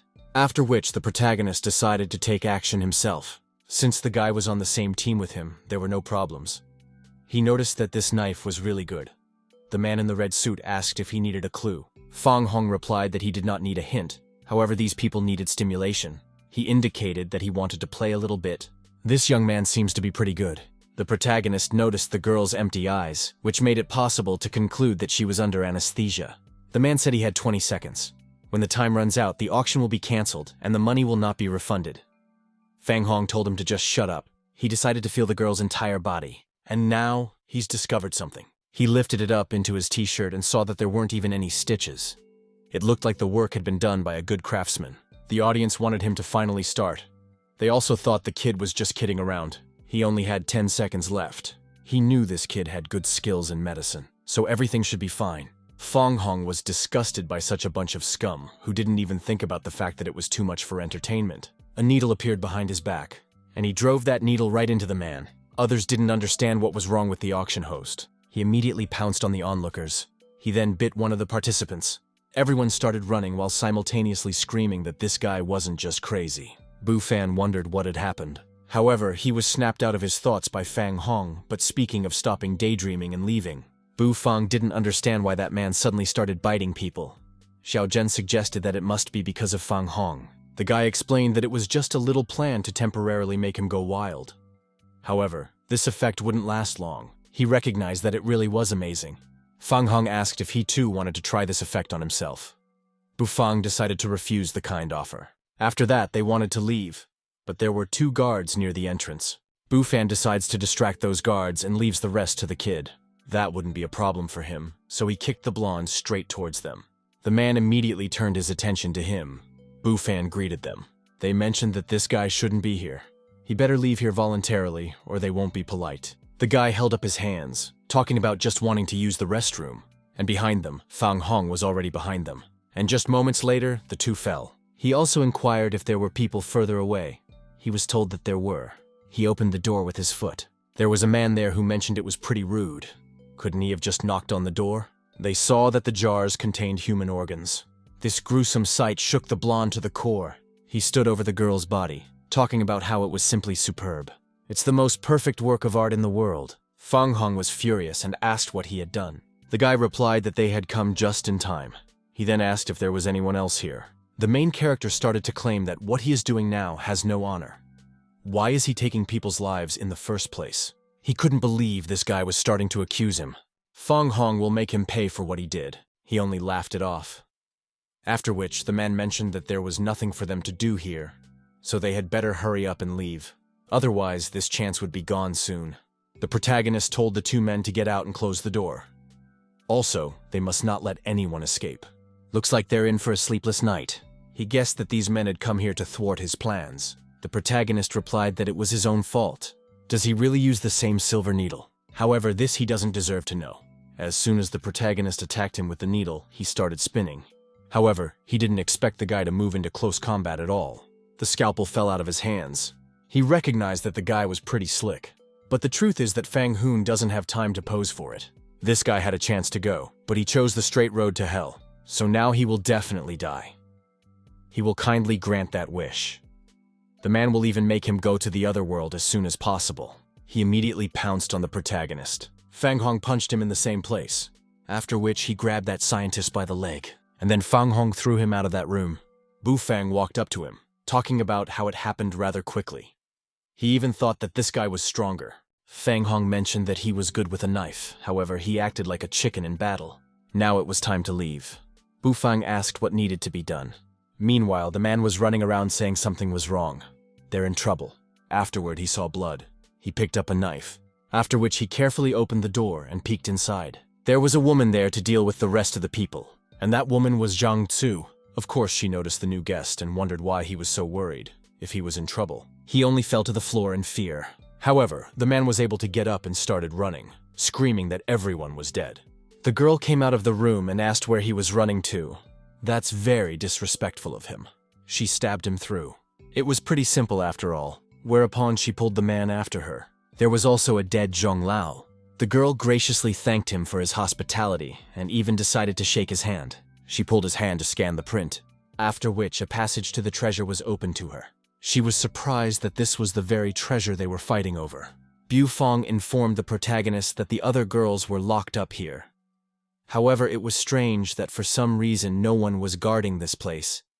It looked like someone had already been here. However, they must save people first. The blonde man confirmed that that was very wise. Xiaozhen asked these guys to start by helping him and bringing him some copties. However, Fang Hong replied that he couldn't do anything to help. Blondie mentioned that a password was required here, but unfortunately he didn't know it. He told Bu Fang to stay here while Fang Hong went to get the Coptic. The guy asked if he was sure of his decision. Xiaozhen asked the guy how he knew so much about this place, all because he has money. Meanwhile, the protagonist was walking on the map that Lu Gongzi drew for him. He reached a place that was full of blood, as well as a pungent odor. The protagonist immediately rushed inside. After that, he kicked the door in, and there he saw Zhang Tzu. She was amused by the fact that the suicide bombers were all getting at her. Now the main character remembered that she was a kin master. She wondered what the main character was doing here. Looks like she's here for the Coptus too. It just so happens that their goals are the same. However, she apologized for the fact that the medicine would be hers. But Fang Hong doesn't think so. She sees him wanting to get his hands on the cure, and it's even pretty funny. This guy is the first one to let her escape. However, it won't happen again this time. She said goodbye to the handsome man. After that, she threw a smokescreen. The girl jumped off the building. She informed Brother Liao that everything was ready. However, she didn't even realize that Fang Hong would grab onto her. He clearly didn't think of letting her go so quickly. Master Qin was starting to get angry that he hadn't given up yet. But the truth is that her prey will be hard to take away. Since that's the case, Fang Hong will play dirty. Thanks to her choosing to cover her body, he tried to reach for the chest. After they landed, she said that bastard didn't even have a conscience. Fang Hong replied that she should just shut up, and this time she won't be able to escape. How lucky she was to meet such a cool guy. The protagonist began to argue that she was now truly doomed. This kid may be strong, however, he should not be too arrogant. She also advised him not to be curious, as he wouldn't be able to stop them anyway. The main character showed her the middle finger and asked her what if he didn't agree. Suddenly he was shot at. Fortunately, he was able to dodge it. It was the sniper. He didn't like that this guy was able to dodge. However, his position has already been disclosed. Surprisingly, its snipers managed to avoid the fatal blow from Fang Hun. Now he had a question as to whether this guy was definitely human, and how he was even doing it. He relayed to Master Qin that they were leaving. After which the shooter fled. Fang Hong shouted for him not to run away. Xiaozhen mentioned that there was one more thing, but he didn't know if it was worth saying. Fang Hong said that Wu Chang was his senior. At this, the man wondered what had happened. The main character's dream was to go down the mountain, He wondered if they were worried. They will never let their masters down. They must give you their recipe to benefit the world. The man stroked his head, indicating for Fang Hong to wait here for now. He would be back soon. It was a man with long black hair, and also his senior. Does that mean they've rebelled? The main character couldn't believe that the elder was such a person. However, it's normal for people in such situations to change. Blondie mentioned that Fan's brother was thinking about it too much. He picked up his phone and saw that Jianshu was texting him a lot. This girl had already spammed him with 99 or more messages. He called back and asked what had happened. In response, he heard a shout of where the hell he was even being carried. Fang Hong replied that he was fine. Jianshu asked where he was now. The guy replied that he was in Zhao Zhen's house. Also, there is no need to worry, for this man is now very obedient. Shu wondered what he would do next. Fang Hong advised her to stay home and not go out. He still had things to do. The man then opened the door using his foot to enter his father's office. He heard that Fang Hong had come to the house and made trouble, so he didn't worry about his father. Fang Hong turned his attention to him. According to Xiao Zhen's gaze, this clearly shouldn't have been said. Xiao Yiku didn't think that Fang Hong would be here at all. He hit his son talking about calling this guy a fan brother. Fang Hong replied that it was quite enough. He clearly hadn't expected such a performance. He ran away in tears, saying that he hated his father for hitting him. Okay, all the more so because of the fan hoon. However, he is doing it for the good of his son. He mentally asked Xiao Yiku not to blame him. Fang Hong mentioned that messing with him was not good. As long as this man obediently cooperates, he won't do anything to him. After which, he inquired about what should be done next. He told me that the only thing left to do is to wait. The elder must realize that Fang Hong is still here. Suddenly, Xiao Zhen's house received a call. The courier informed me that it was a box for him. The Black Spirit's message is perfectly understandable. There were sweets and fruit. Afterward, the man handed him a letter. There was that there would be a delivery tomorrow night at the Liangxiang freight depot. Fang Hong decided to go prepare himself. He also mentioned that that man had a better perception of Jianshu's words. Xiao Zhen replied that he wouldn't even think about it anymore. Fang Hong's house. He found the gift ball.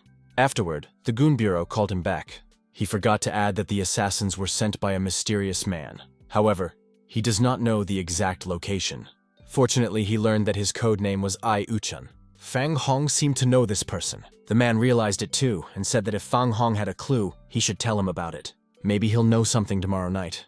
He also said to expect his call. The main character didn't understand how it happened at all. Liangxian warehouse. Xiao Zhen walked in there along with the suitcase. He shouted out if anyone was here. Then he said his name. When the man received no response, he informed the brother Fan that no one seemed to be here. Fang Hong told him to stop talking and better give him time to look around. After which he heard a man's voice. He turned around and saw that it was a stranger in a cloak. Fang Hong had needles at the ready. Xiao Zhen said that he had brought something and would put it here. However, this one person seemed to turn to Fang Hong and ask why he was hiding if he wanted to see him so badly. He appeared behind the guy and asked him what he was afraid of. The protagonist immediately attacked. However, he was able to stop this needle, saying that this attack was too slow. After which, Fang Hong increased the distance between them, saying that this was the first person to catch his needle. Therefore, he was curious as to who he was. Didn't Fang Hong even recognize his voice? Xiao Zhen asked Brother Fan what he should do now. That mysterious person suddenly stopped moving and became silent. Fang Hong said that he looks like a clown, so let him wait for new information. Fang Hong saw the man turn around and asked where he was going. He said to go along with him. Xiao Zhen told him to go down. However, there was only silence in response. Looks like it really is a clone. The man wondered who these people were. They came to the same place, after which he decided to take off his hood. It was a man with a scar telling Fang Hong that they hadn't seen each other for a long time. He recognized the third brother. He hasn't seen this little guy in a few years, so he can tell he's grown up. Also, the man really misses the days in the mountains. Fang Hong asked what really happened. He told me that it all started when they came to the foot of the mountain.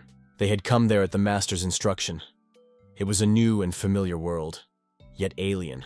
Because Senior received teachings from his master in medicine, he saved many people who were stricken with diseases. The elder became a great physician for a time. They also experienced unprecedented pleasures, such as power and money. They reached the pinnacle of life, but it was all because of that prescription that got them back in shape. But in an instant it all came crashing down. They failed. Elders was concerned about losing everything.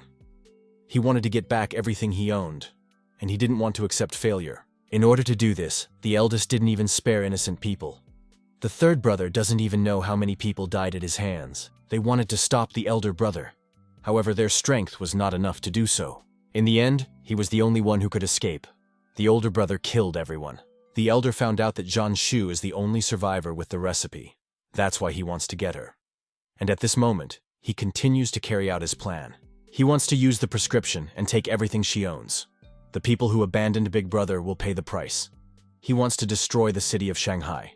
Fang Hong couldn't believe that Big Brother really wanted to do this. The man knows that Fang Hong came down the mountain on the master's orders. To stop the elder, they must work together.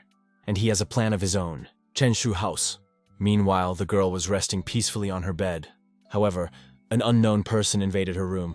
He drew his weapon. After which he attacked the girl. Suddenly, a snake coiled around his arm. After that, he found himself in some new space, where there was a bunch of snakes.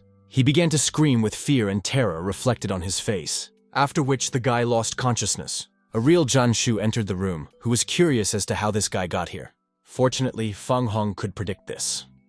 Chen Bishi told Miss that this place was no longer safe. She asked Uncle Cheng why that guy fainted and did that Fang Hoon. The old man replied that that guy had a lot of tricks in store. He just doesn't know what kind of enemy the protagonist will face this time. Fang Hong inquired as to what his plan was. The plan was for Fang Hong to kill Zhan Shu. Po, the main character, mentioned that there must have been a reason why the master gave this assignment. Does he really want to go against his master's will? It turns out that Fang Hong won't cooperate with him. It seems that after descending behind the mountains, Fang Hong went blind. However, the protagonist apologized, saying that his eyes are not easily blinded. He started claiming that this guy was clearly looking for death. Then they have no other choice. He knows that Master has taught him some medical skills.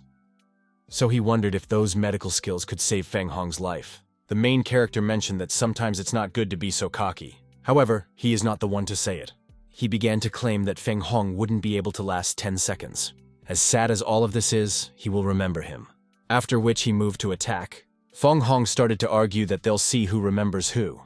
He has a sword too. The third brother didn't expect to have such a treasure. He had long been longing for this sword. It deserves to be a treasure though, because it can completely block dragon swords. It can also cut through iron like dirt. Now he too felt that Fang Hong was not a weakling. The protagonist replied that the third brother was even too strong. He specializes in martial arts. 30% of his strength is enough to defeat Fang Hoon. This guy is very strong, as he can even strengthen his muscles instantly. After which he hit the protagonist with his leg. The third brother didn't even think of giving him time to chill and decided to attack once more. After that, he landed directly on Fang Hong's body. The main character started coughing up blood. As said, Fang Hoon couldn't last more than 10 seconds. The third brother is an expert in killing. Therefore, he did not understand how the doctor could be his opponent. He remembered his brother's word that he would kill Fang Hong without pain. However, the man had hit him, and it was very painful. Fang Hong's strength seemed to threaten him. In such a situation, he even wanted to make a joke. He even decided to chat about some nonsense even though he was about to die. However, there is no need to worry, because he will not feel any pain. Fang Hong began to argue that it seemed like it was time for Thing to step up. He doesn't seem to realize the situation he's in at all. The truth is, he's still standing on his own 2 feet. It wouldn't last long though. He decided to use his best technique to kill this guy, after which he pounced on Fang Hong again. Fortunately, the protagonist was somehow able to avoid dangerous injuries. The man realized that this guy really deserved to be the master's favorite apprentice because he was very agile. At the same time, the protagonist didn't like that his favorite clothes were torn. The third brother mentioned that he talks too much. Fang Hong noticed that he wasn't even capable of doing a combo. He thought it was the end. Fang Hong noticed that this brother had smooth movement and absolutely no flaws. His sword is very well trained. However, he's not so easy to kill either. After which he shouted as if to attack someone. The man turned his attention back. Fang Hong appeared behind him. However, he didn't even notice another Fang Hong hit him on the head. It was his double. After that, all that was left was the original Fang Hong saying that he was very good at it. He couldn't understand how this despicable bastard dared to make a sneak attack. The truth is that the protagonist didn't want to die today at all. He had not lived long enough to say goodbye to life in peace. He also learned his brother's fencing style. He didn't expect the main character to learn his sword art at all.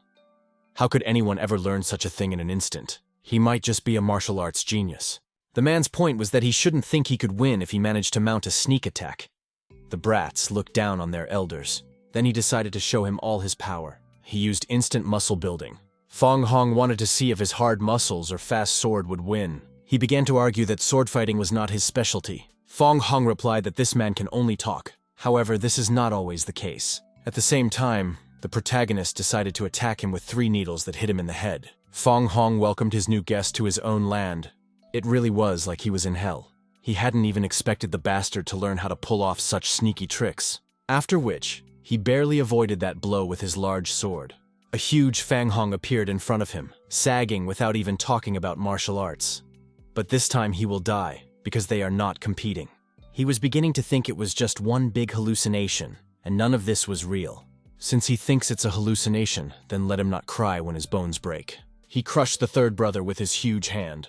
The man felt that it was indeed very painful. He felt that his bones were broken. Fang Hong has 1,000 ways to kill him.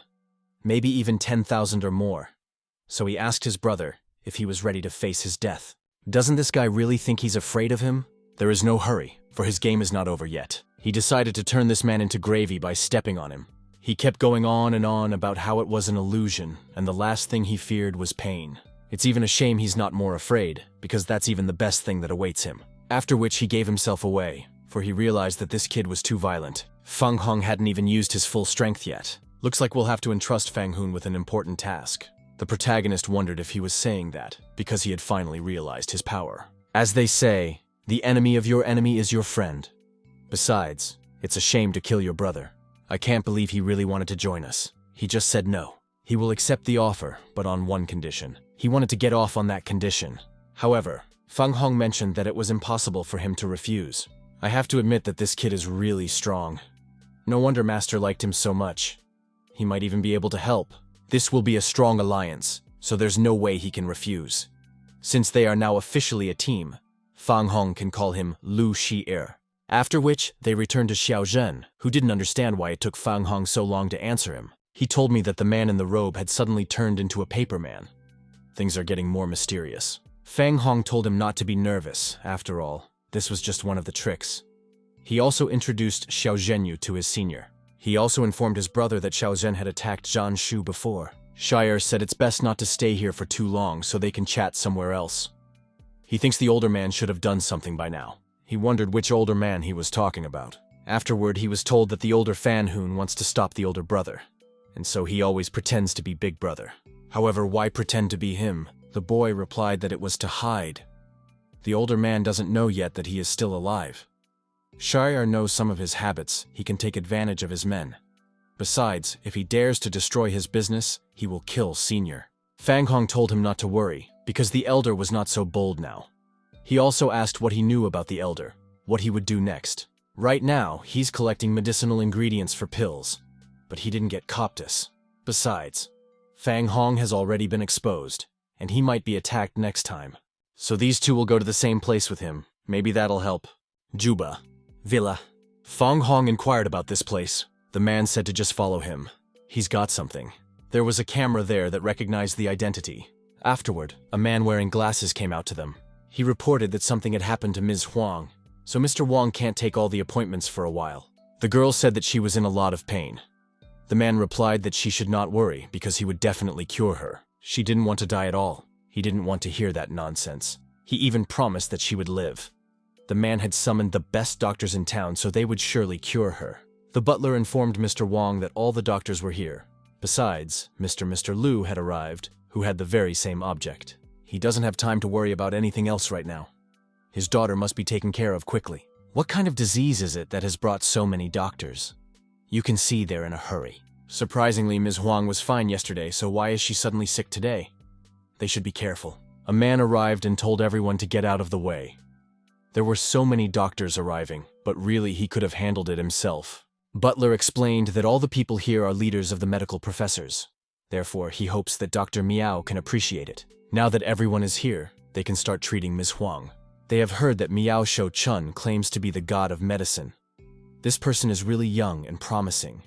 Even though he has good medical skills, however, he is too arrogant. He was pleased to meet everyone. He also asked us to try not to get in his way. This is his battlefield. The protagonist could not believe that this man was really a doctor. However, the other doctors also asked not to underestimate them. After all, they are not stupid.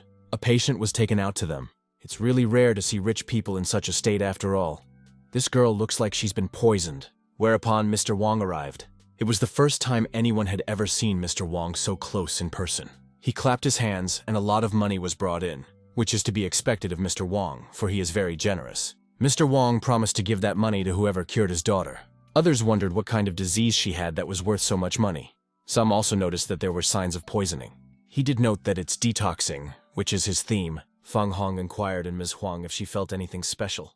She felt as if her entire body was being bitten by countless ants, and it was horrible. He decided to check her pulse. Fang Hong remarked that it was an amazing poison. Shu Chen told him to get out of the way. He wanted to help Miss Huang. The main character mentioned that he is also a doctor, so let him stay out of the way. Of course, he did not believe that this young man was a doctor. After which, he again told him to stand back. This disease was beyond his power. Fang Hong asked Brother Lu to bring a basin of water. The other doctors wondered who this child was. They had never seen him before.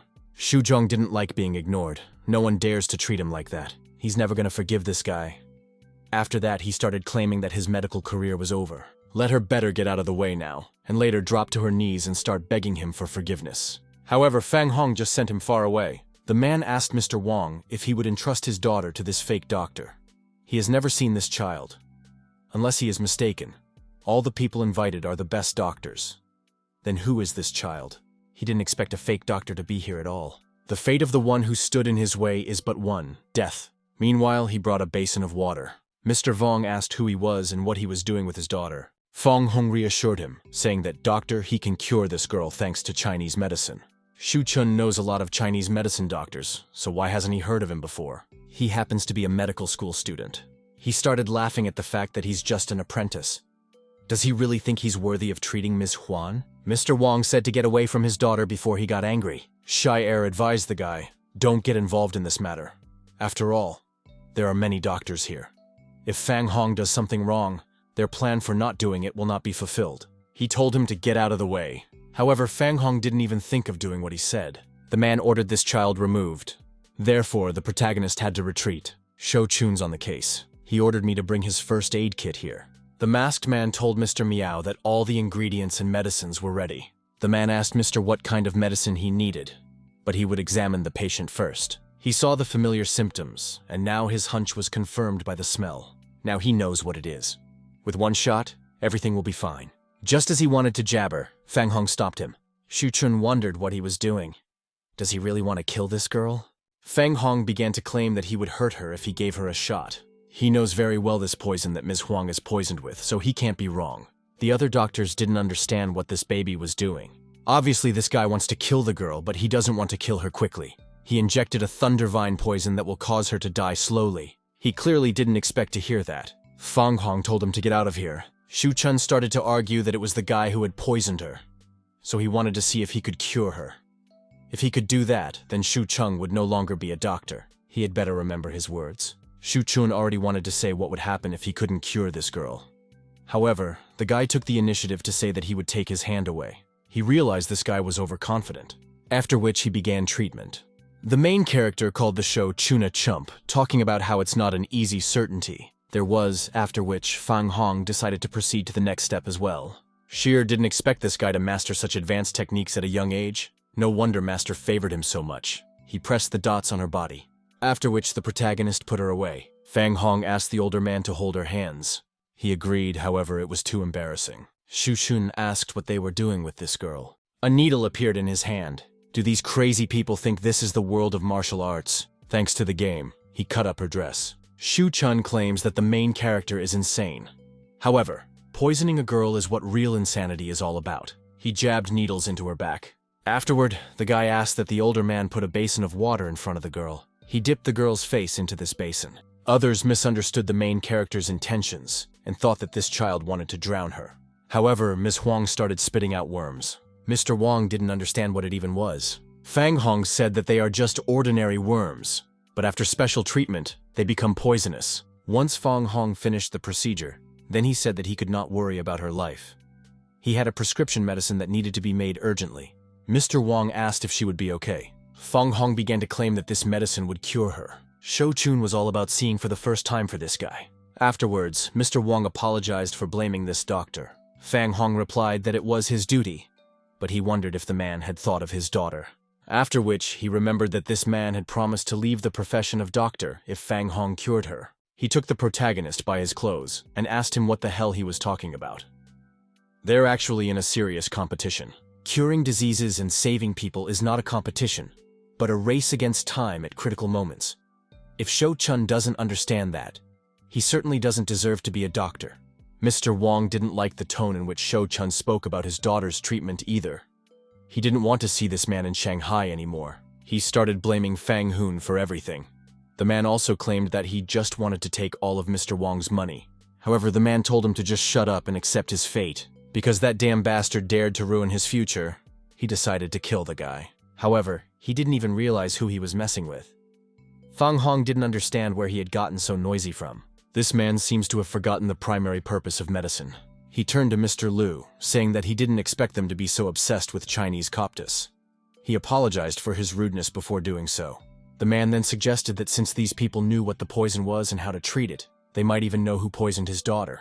If Fang Hong's guess is correct, it must be He Wuchan's people. Turns out it was Wu Chang. He'll never forgive him for that. Fang Hong inquired what the man had done to him that he had decided to take such revenge. As it turned out, Mr. Wong refused to do business with him.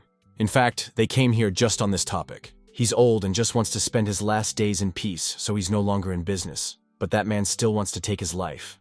A servant came in and brought them 2 glasses of water. Mr. Wong told him to take it all to his daughter's room.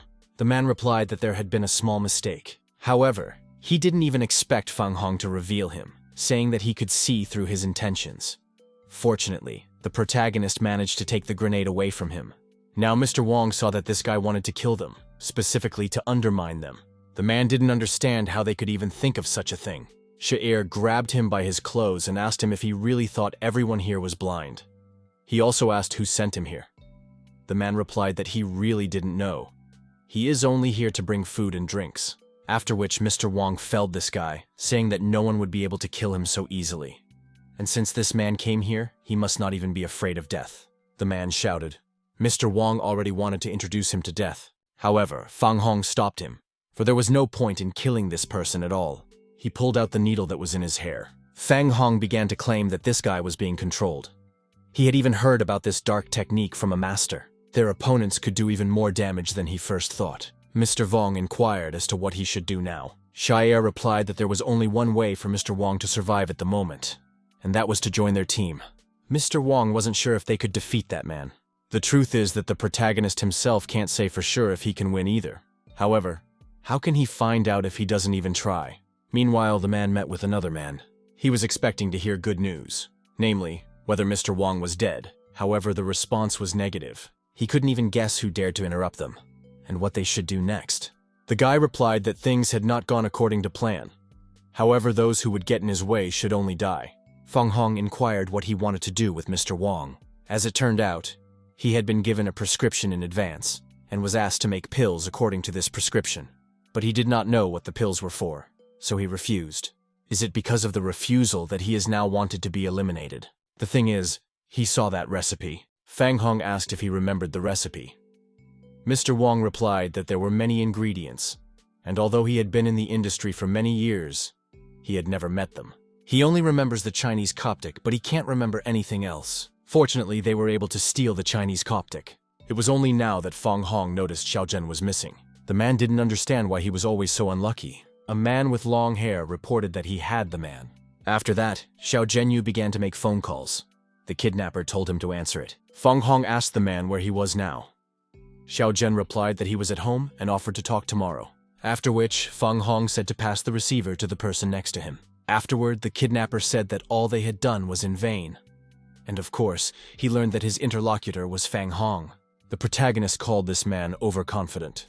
He can think what he wants, but let him better take his little hint. At best, he'll live 2 days, after which he passed out. The protagonist revealed that a man had been kidnapped. But how could this have happened at all after all? They had Xiao Zhen in front of them. The boy guessed they were distracted by that servant. They don't give him a minute's respite. They can't just sit back and die like that. After that, the guy asked how he knew the whereabouts of Zhan Shu. However, Sha'ir doesn't know that. It was as if someone had informed him.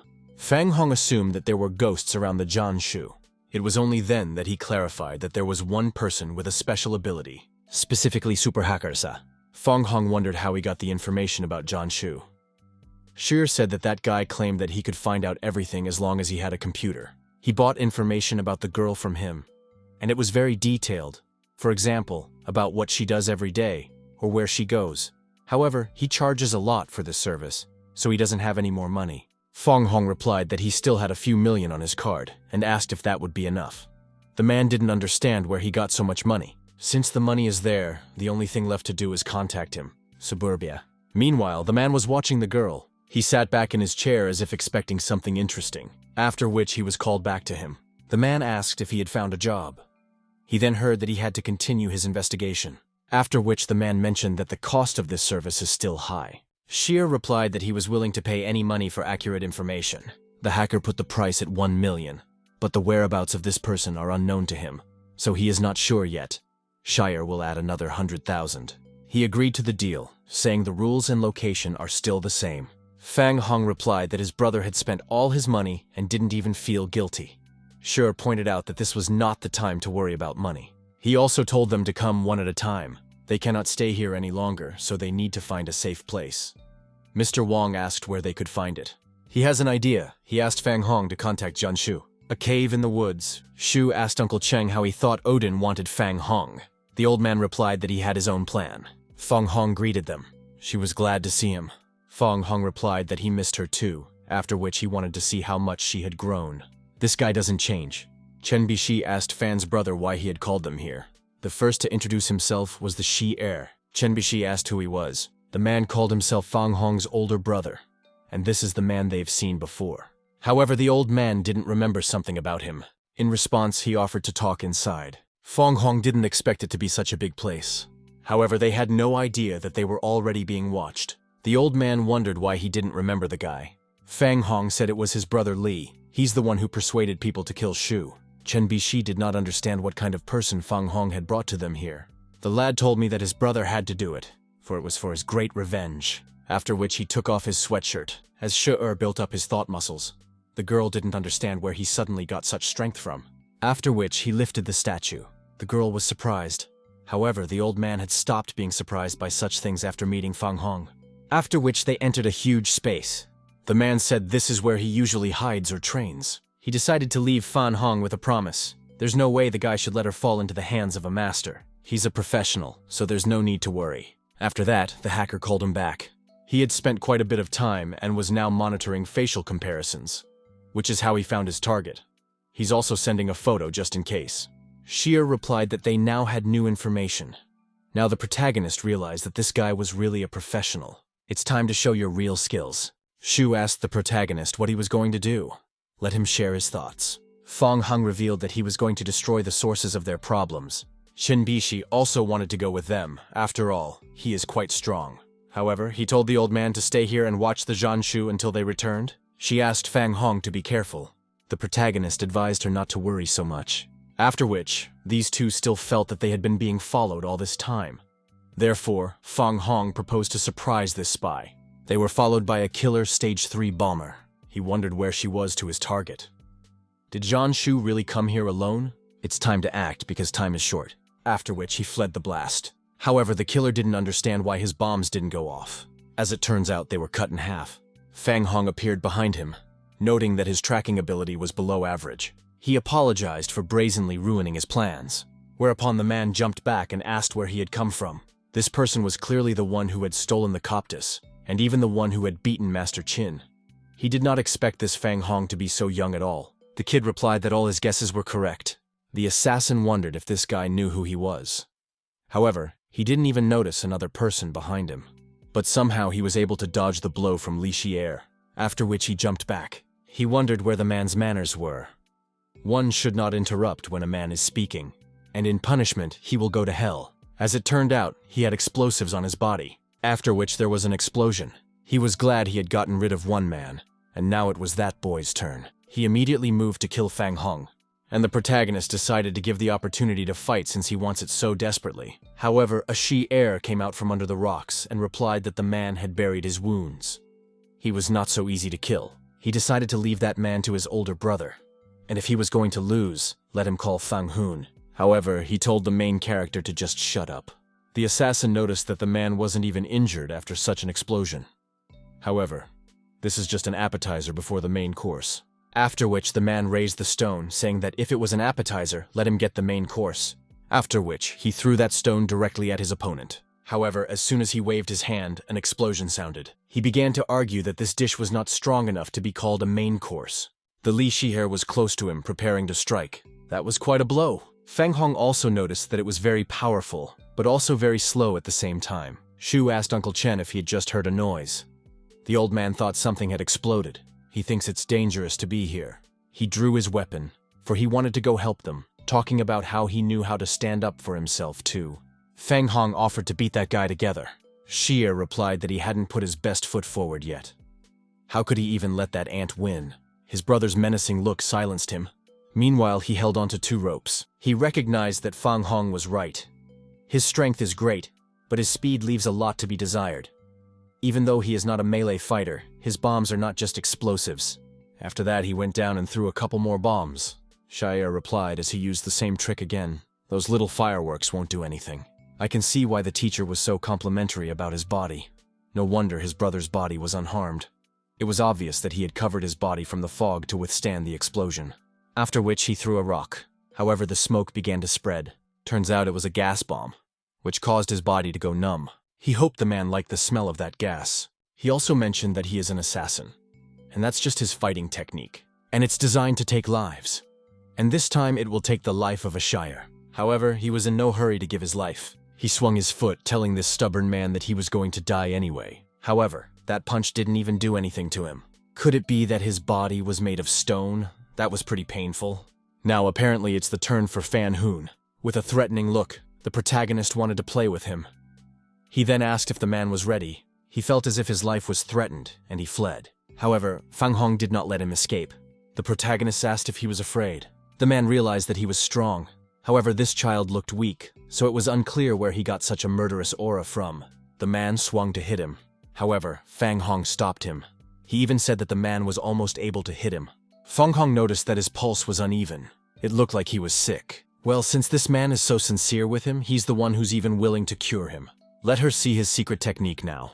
Seeing all of this, even the man didn't realize how many abilities this child was hiding. He recognized that this boy was no wimp at all. He didn't want to kill him, but now he changed his mind. The man could have been seriously injured had he not been prepared. And now, in this man's opinion, nothing can help the protagonist anymore. Fang Hong hoped that his opponent would not disappoint him. He was ready to tear it to pieces, after which he threw bombs towards Fang Hong. However, the guy just slipped between them and made it to his goal. The man started running. This kid was even faster than he had imagined. The guy mentioned that he seemed to be running in the wrong direction, so the man stopped. He was surrounded by bombs, after which there was an explosion. Fang Hong was disappointed that this was the end. After all, he had just started. Sure noticed that the guy had poisoned him. Fang Hong wondered who was here shouting that he was the strongest and could do it all by himself. The man admitted that he had acted foolishly and asked if the protagonist could neutralize the poison. There's no need to worry. He's a doctor. Moreover, the poison hasn't fully taken effect yet. Shir asked what he was holding in his hand. Fang Hong stuffed a pill into his mouth, saying that it might seem a little strange, however, he should swallow it. However, the man was still alive. It was really close, and he almost died. His opponent is a very cunning bastard. Fang Hong admitted that it was pretty good that he was still alive even after such an explosion. This guy pissed him off. Therefore, he is even willing to use his trump card. Fang Hong should be proud of this. However, he cannot guarantee what the consequences will be. However, he has one wish.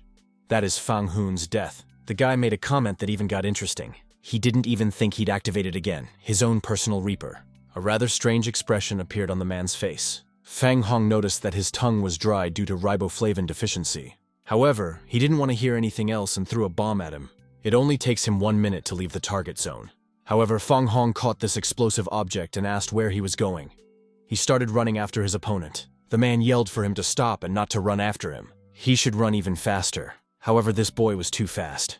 He even shouted that he should push his limits. Fang Hong appeared beside him and wondered if he was talking to himself. They ran into another space. He asked if this madman wanted to kill him in this way. Fang Hong wondered if he was really that scared. The one shouted for the bomb to be given to him. Fang Hong didn't understand why he was yelling so loudly. However, the timer is almost up. Hearing the man's pleas, he did throw a bomb at him. Within seconds, he was still able to defuse the bomb, saying that it was indeed dangerous. Meanwhile, Fang Hong obediently waited for him to do so. He even inquired whether the man had defused the bomb. The man replied that he had. Fang Hong thanked him for that. After that, I gave him a peck on the cheek. The one flew right back to the tree. The man had no idea he would be defeated so easily, and he'd even help himself. After which, he started claiming that he wouldn't say anything, and it would be easier to kill him. Fang Hong noticed that his mouth was too wide open. He claimed that the guy wouldn't get any information from him. However, Fang Hong didn't think so. The man gingerly asked what he was going to do. After that, only his scream could be heard. And it was a little later that he told me that there was a manor house before the turn to the right, which is where he was. But it's guarded by mercenaries. He hoped that Fang Hun didn't plan to fight him as well. There was no professional assassin worthy of being his opponent. However, the most important character is looking forward to it and the battle. He didn't even know if this kid was stupid or just too brave. They arrived at the castle. The man said you can't go through the main entrance, because the man might come back. Afterward, they heard someone drive onto the property. They hid while Fang Hong kept that person's mouth closed. A man got out with the car. Fang Hong recognized that it was indeed his senior. Memories from his childhood flashed before his eyes. Then a bear ran after him. The boy tripped into a branch and fell. The bear was already ready to kill its prey. Little Fang Hong covered himself in fear. Luckily, someone cut off this bear's paw before it could reach the boy. Before the bear could do anything, he was immediately defeated. A bear's head fell in front of Fang Hong. A guy turned to him to check on the baby's condition. He helped him up.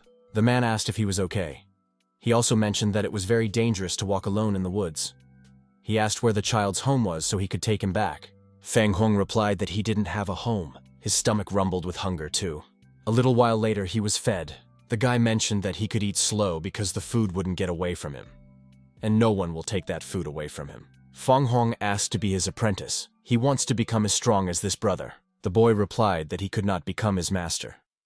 But he also noticed that this boy was different from ordinary people.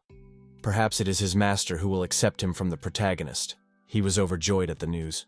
After which the guy offered to leave this forest. The boy mentioned that he was tired. He wondered if this guy had given up so easily. Doesn't he want to get stronger? Fang Hong replied that he couldn't give up so easily. So he ran forward, talking about how he wasn't tired yet. Wudang. The kid thought it was like a wonderland. The boy replied that he had the same expression on his face when he first saw this beauty. All the students who saw this guy greeted him as a senior. What caught her eye, however, was the child the older man had brought in. Fang Hong didn't understand why these people were looking at him like that. The man asked the older man who the younger brother was. He told me that he met this kid at the foot of the mountain. This child was an orphan, so he felt sorry for him and brought him here. However, they can't let this child in. Hong Kao wondered why. The guy's advice was to be blunt about what's wrong. They shouldn't be afraid. The one told him that the hiders had been ordered not to accept any more students. He knows this. However, the guy said he was going to introduce him to his ancestors, and he's going to keep his word. The man reached for his sword, telling the older man that they couldn't allow that. He couldn't believe that this man was willing to bare his sword in front of him. They began to panic, talking about the older man being too nervous. After which they did manage to get through. He thinks the little brother will be liked by the ancestors. When the child asked why he was told he was different, the others are already disciples and asked the elder what happened and why he was disobeying his ancestors' orders. It looked like they were in for an interesting scene this time. The child began to worry about his older brother. They too heard the boy call him Big Brother. After which an ancestor appeared there. The disciple turned to the ancestor, saying that he wanted to report something. He also wanted to introduce this baby to the ancestor. He mentioned that the ancestor would not hurt this baby. The old man also wondered what was wrong with this child. His body emits a distinctive light. Fang Hong introduced himself and also mentioned that his older brother had saved him from a bear. Also, the elder said that he could become stronger here, so the kid hopes that the master will accept him. The old man replied that this temple does not accept laymen. The master appeared behind him, speaking of what was true. Rules are rules, and they haven't been broken in years. And does the senior apprentice really want to break them? Does he think he has the right to not take their words seriously? No one has the right to break the law. He then grabbed the child by his clothes. Fang Hong didn't understand what this old man was doing and asked to be let go. He decided to make a gift for this child. After the technique, the main character spit out black blood. The boy inquired of the master what he was doing. Meanwhile, Fang Hong sat on his knees and tried to catch his breath.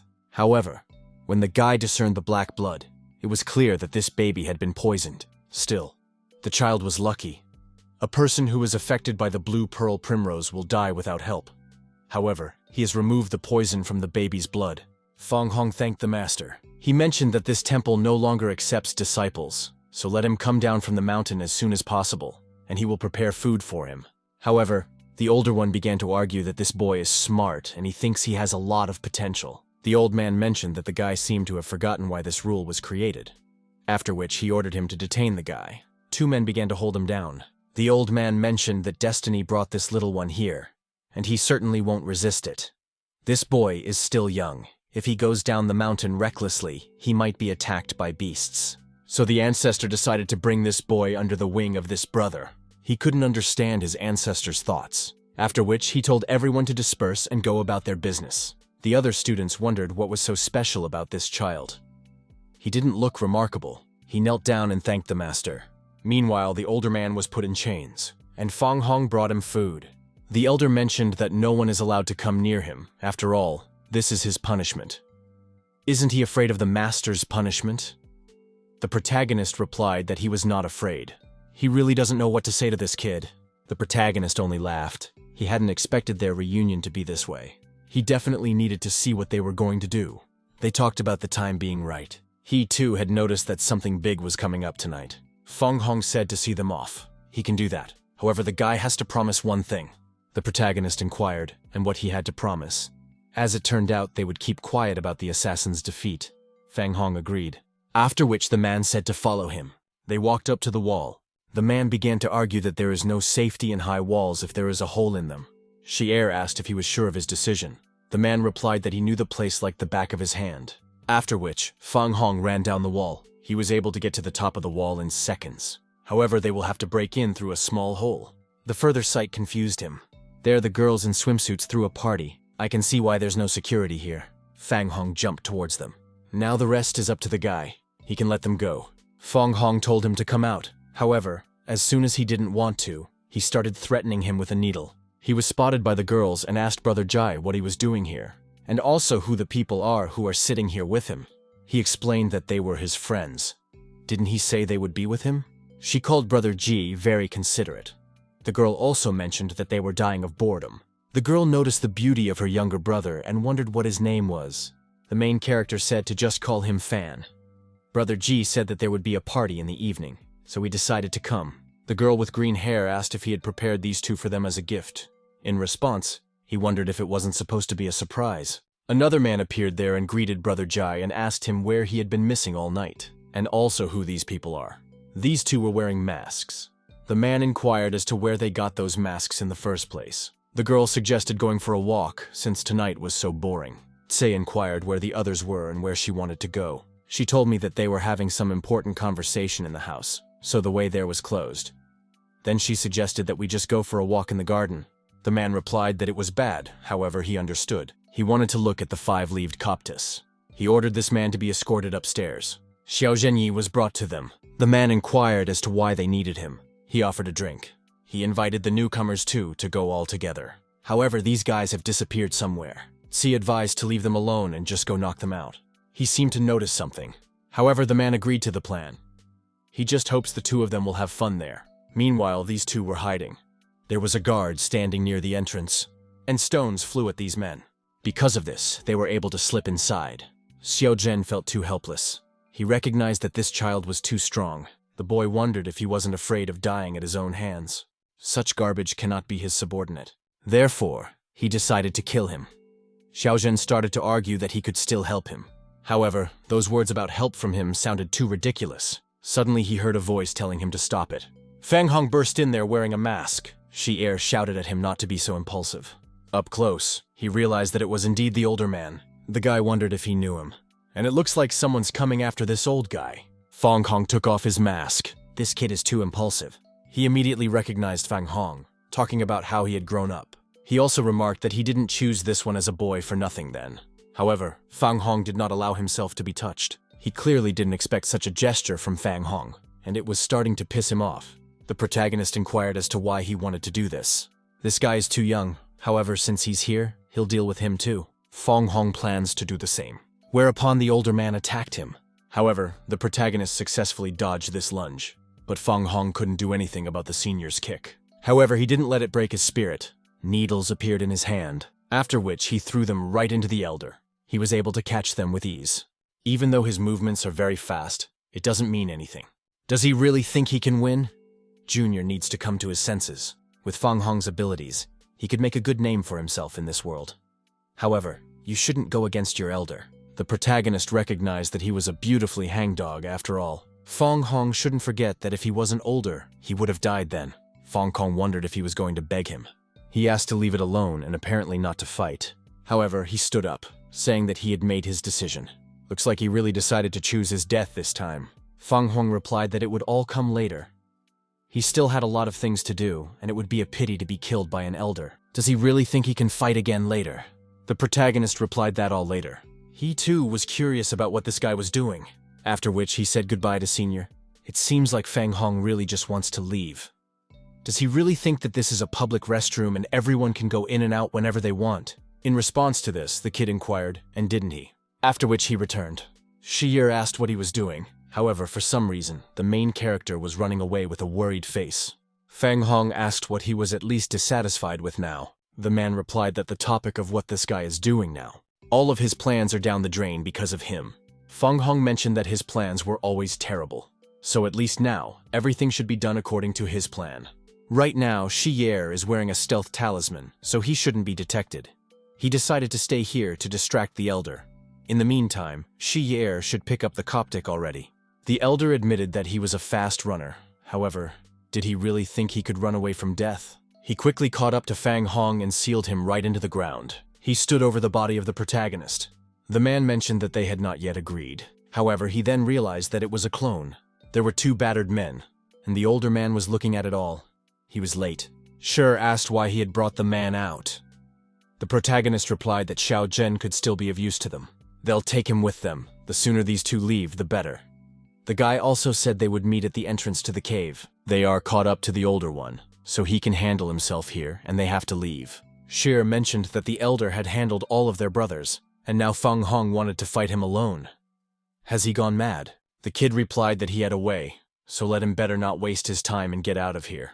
No one's escaped him yet. After which he landed in the place where Fang Hong was. At the same time, the main character was waiting for him. The older one suggested that he wasn't running anymore because he must be tired. He wanted to let Fang Hong go, but it seems like he's not going to repent. So don't let him blame him.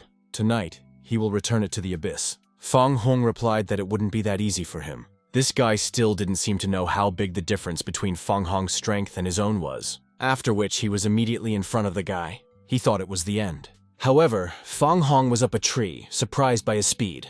Could this be the second time he'd fallen for that clone? Fang Hong mentioned that this is an improved version. In response, the senior table wonders how he was able to improve his technique. After which, a talisman appeared in his hand. And after that, the clone burned to the ground. This is bad. The guy needs to buy more time. Meanwhile, the older man decided to use his technique. Through this technique, he was able to see Fang Hong's original body. The protagonist didn't understand at all how he was able to find it so quickly. He's going to be difficult to deal with in close combat. So he decided to increase the distance. The elder decided to show how big the gap in their strength was. He threw a talisman that started flying around Fang Hong. After that, it was like a cyclone and a kid showed up. I didn't know what it was at all. The older man was glad that he had finally trapped this guy. These talismans, it's like they wrapped him in a cocoon. It was unfortunate that he couldn't get out. Afterwards, the guy recognized that the elder was indeed worthy of being a genius among geniuses. For the sake of their siblings, he will spare Fang Hong, but he will lose all his memories and abilities. He will continue to live in this world like a bug. Fang Hong gave his thanks and called it a day. In terms of skills in medicine, no one had happened to him yet. After which, he said goodbye to Fang Hong. Suddenly, however, he was stopped. There were also talismans on the trees that held his hand. The kid explained that this wasn't the end, because even bugs can do something. The elder thought that there was no point in resisting. After all, it was only a waste of time. He has freed himself from those threads. Meanwhile, the main character started bouncing around in this cocoon. He thought it would keep him busy for a while. However, the older man decided to bring him back, after which he suddenly flew backwards. You can't get away from him that easily after all. So he has no choice but to pull this stunt. He concentrated, and he managed to get rid of the talismans that were holding him back. The elder realized that he was expelling chi through the pores in the form of needles. Had he really mastered such a profound level of technique at such a young age? But he hadn't practiced in a long time and was rusty. Still, it took a lot of energy out of him. After which he took the golden pill. Now he's going to be serious. A new needle appeared in his hand. That needle he pointed at Senior. The older man was able to dodge this lunge with ease. However, he did not expect at all that this needle could scratch his face.